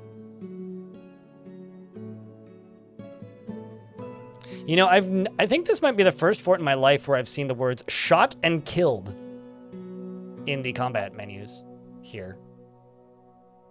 Seems my grizzly bears are still at it too.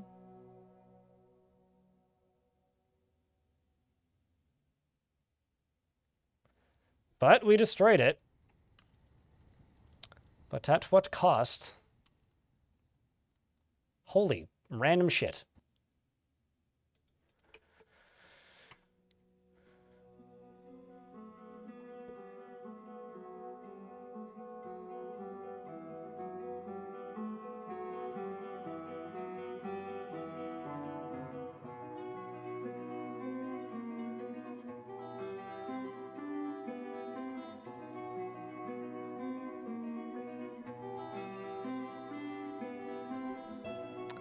Well, that's a shame. Let's jump back down here, see how things are going down here. Aside from those deaths right there at the end, this has been a pretty solid day in this fort, I think. We made a lot of real good progress. Like, you ever play Dwarf Fort chat and then you go, man, we're doing real well. Everything is going fine. And then like 4 people die and you suddenly feel really bad? Because that's me right now. That is my life at this exact moment in time. It's like that didn't need to happen. That was entirely my fault, I feel like. The lava burning of people, at the very least. The way off in the distance fights, not so much. Those, you know, those are a little bit out of my control.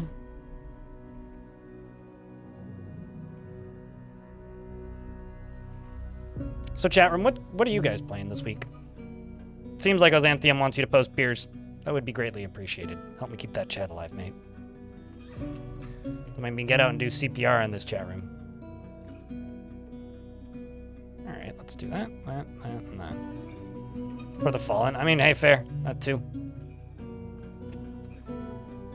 You know, screw it. Let's dig through the black diamond. What could possibly go wrong? Like a black diamond is what happens.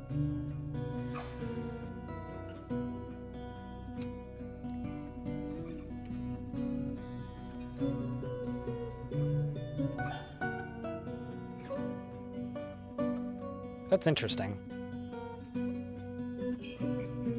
This right here? That it's just like this open space down to the underground. That is interesting.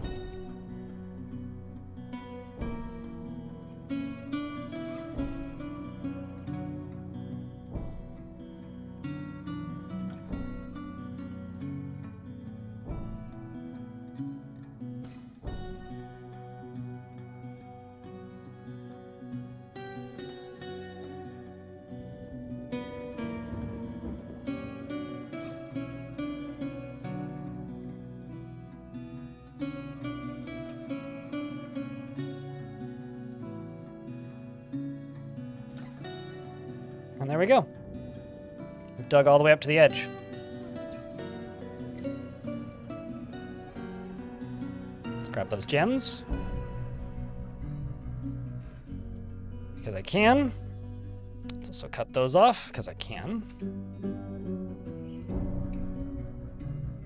Oh, cheers, Tele.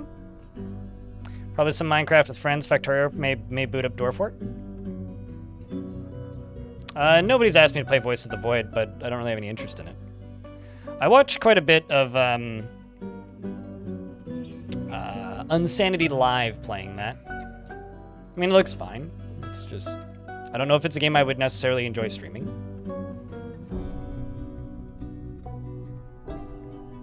That's a game that I would need a lot of convincing to play, because I don't, like, it seems neat, I guess. Which is maybe all I really have to say about it. Deep within this place, we've uncovered what must be a treasure of the gods. Auga. This is a blazing metal warhammer. All craftsmanship is of the highest quality. Hot diggity damn it. Well, that's cool. Do you want a new toy here, Dwarf? Well, maybe not you, actually. Let's go to...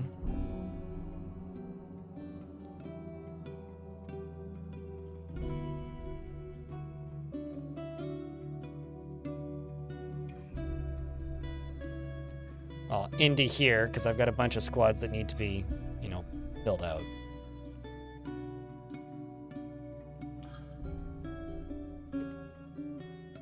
I think I'm actually going to give it to Snail.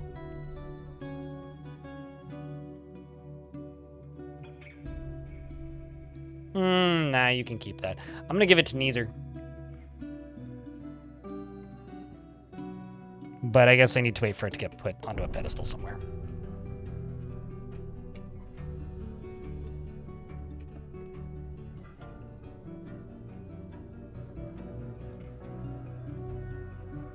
Medtob Saz, the blazing metal warhammer. Yeah, I don't know. I think I've talked about this many times. But I also can't quite recall if it's many times in my head or many times on stream. I feel like if a game is popular enough that people are asking me to stream it, I already don't need to stream it. Because somebody else has already filled that niche adequately. But, I don't know. I haven't really seen anything in that game that really makes me go, oh, I should play that, if that makes any sense.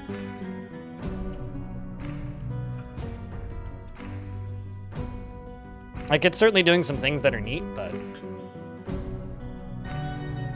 it hasn't quite grabbed me in any sense of the word, I guess.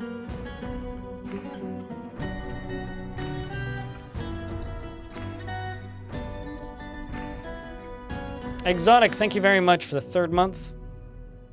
The dwarf is fording pretty well, I would say. I just found a bunch of water. Unrelated to the dwarf fording.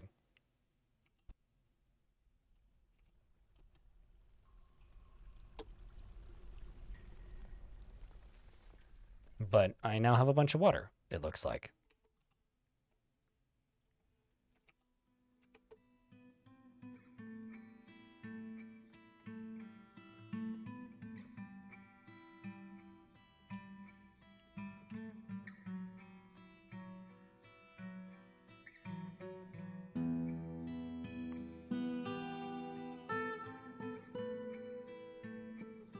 The endorphins.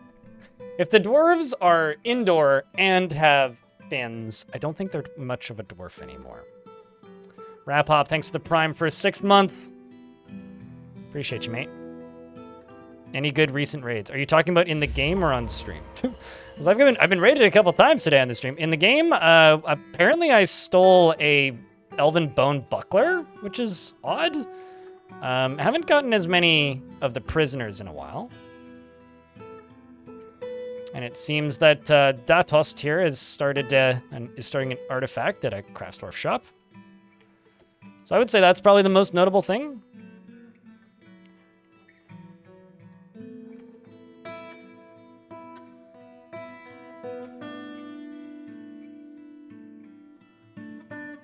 I'm just gonna go ballsy here.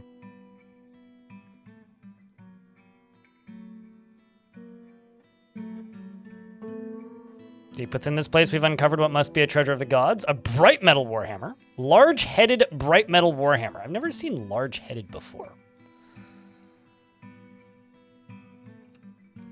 They're large and in charge, I suppose.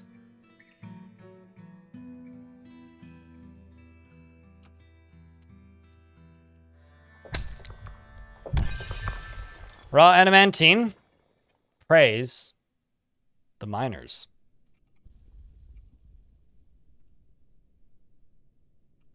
Because what I actually found was lava. It appears the adamantine is down there. Well, the good news is, now we know exactly where we need to go to get rid of all this.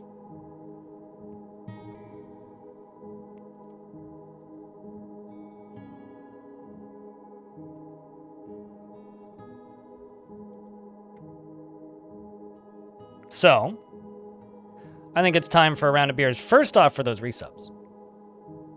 The beautiful Prime subs. But also, because after all of this time, a solid 5 years,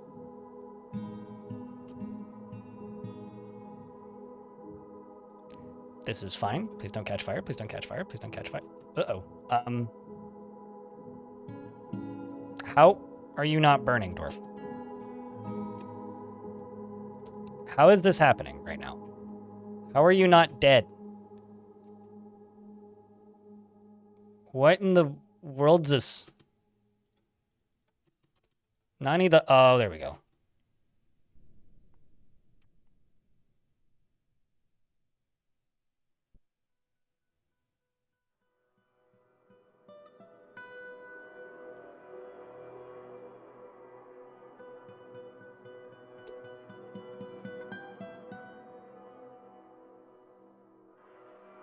I think it may have been like the Steam.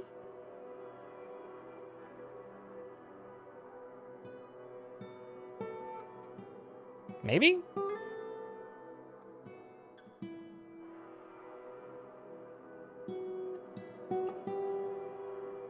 Bloody shame that. They only caught on fire when I looked at them. You're not wrong. It's true. They definitely... There's certainly an effect here where they would have never caught on fire if I hadn't looked. But yeah, I think this has been a pretty successful fort day, honestly. A pretty successful fort day. Not for that dwarf, though. That dwarf just had a really bad day. And the married couple, where one half died due to me accidentally dumping lava on their head. Not intended, obviously. Hence why I said accidentally, otherwise I would have said intentionally.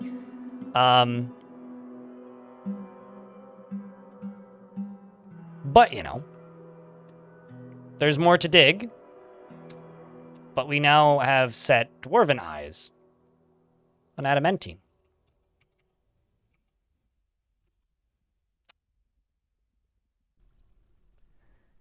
Well,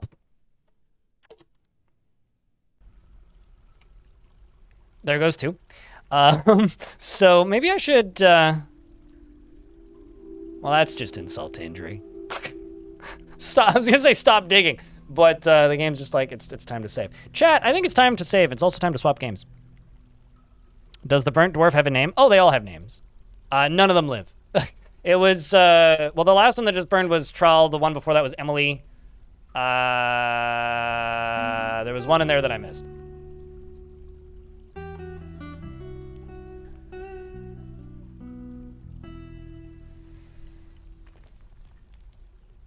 Yes, Brian, you are a widower. This is true. But I think it's time for us to go play some more of that new game. What do you think? Strat is specifically a Canadian thing, so probably HOA. I know what an HOA is. I think it's also specifically like a BC thing, Strata. Wait. I know I have to just wait for this to finish.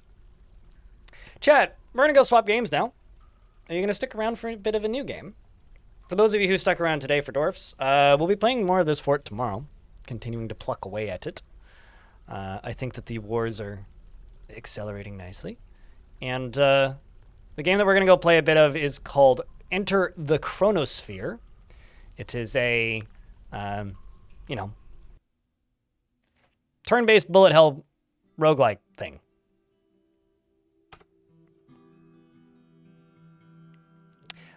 So just saying, you can't redeem dead dwarves because they can't be named once they're dead. Just saying, Blue Chip.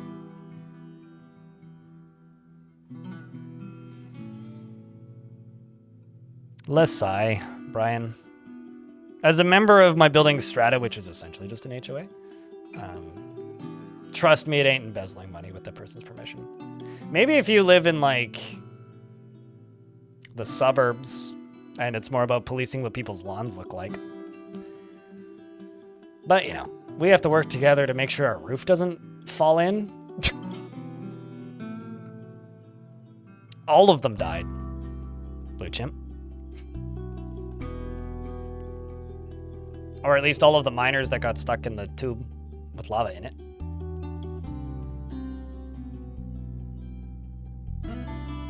But, you know. Yeah, I'm pretty sure Strata is just a BC thing. Which makes me wonder how other provinces keep their high-rises standing, but... Chat, I hope you enjoyed this portion of the stream of Dwarves. But like I said, we're swapping games now. So if you're watching the stream here on Twitch, could you say, bye YouTube? Of course, the stream's gonna keep running, but this is for the people watching the VODs. And if you're sticking around, could I get a round of beers? Let me know. I'd appreciate that. If you're sticking around on YouTube, I don't know, hit the heart button or something. I'm gonna shut off my recording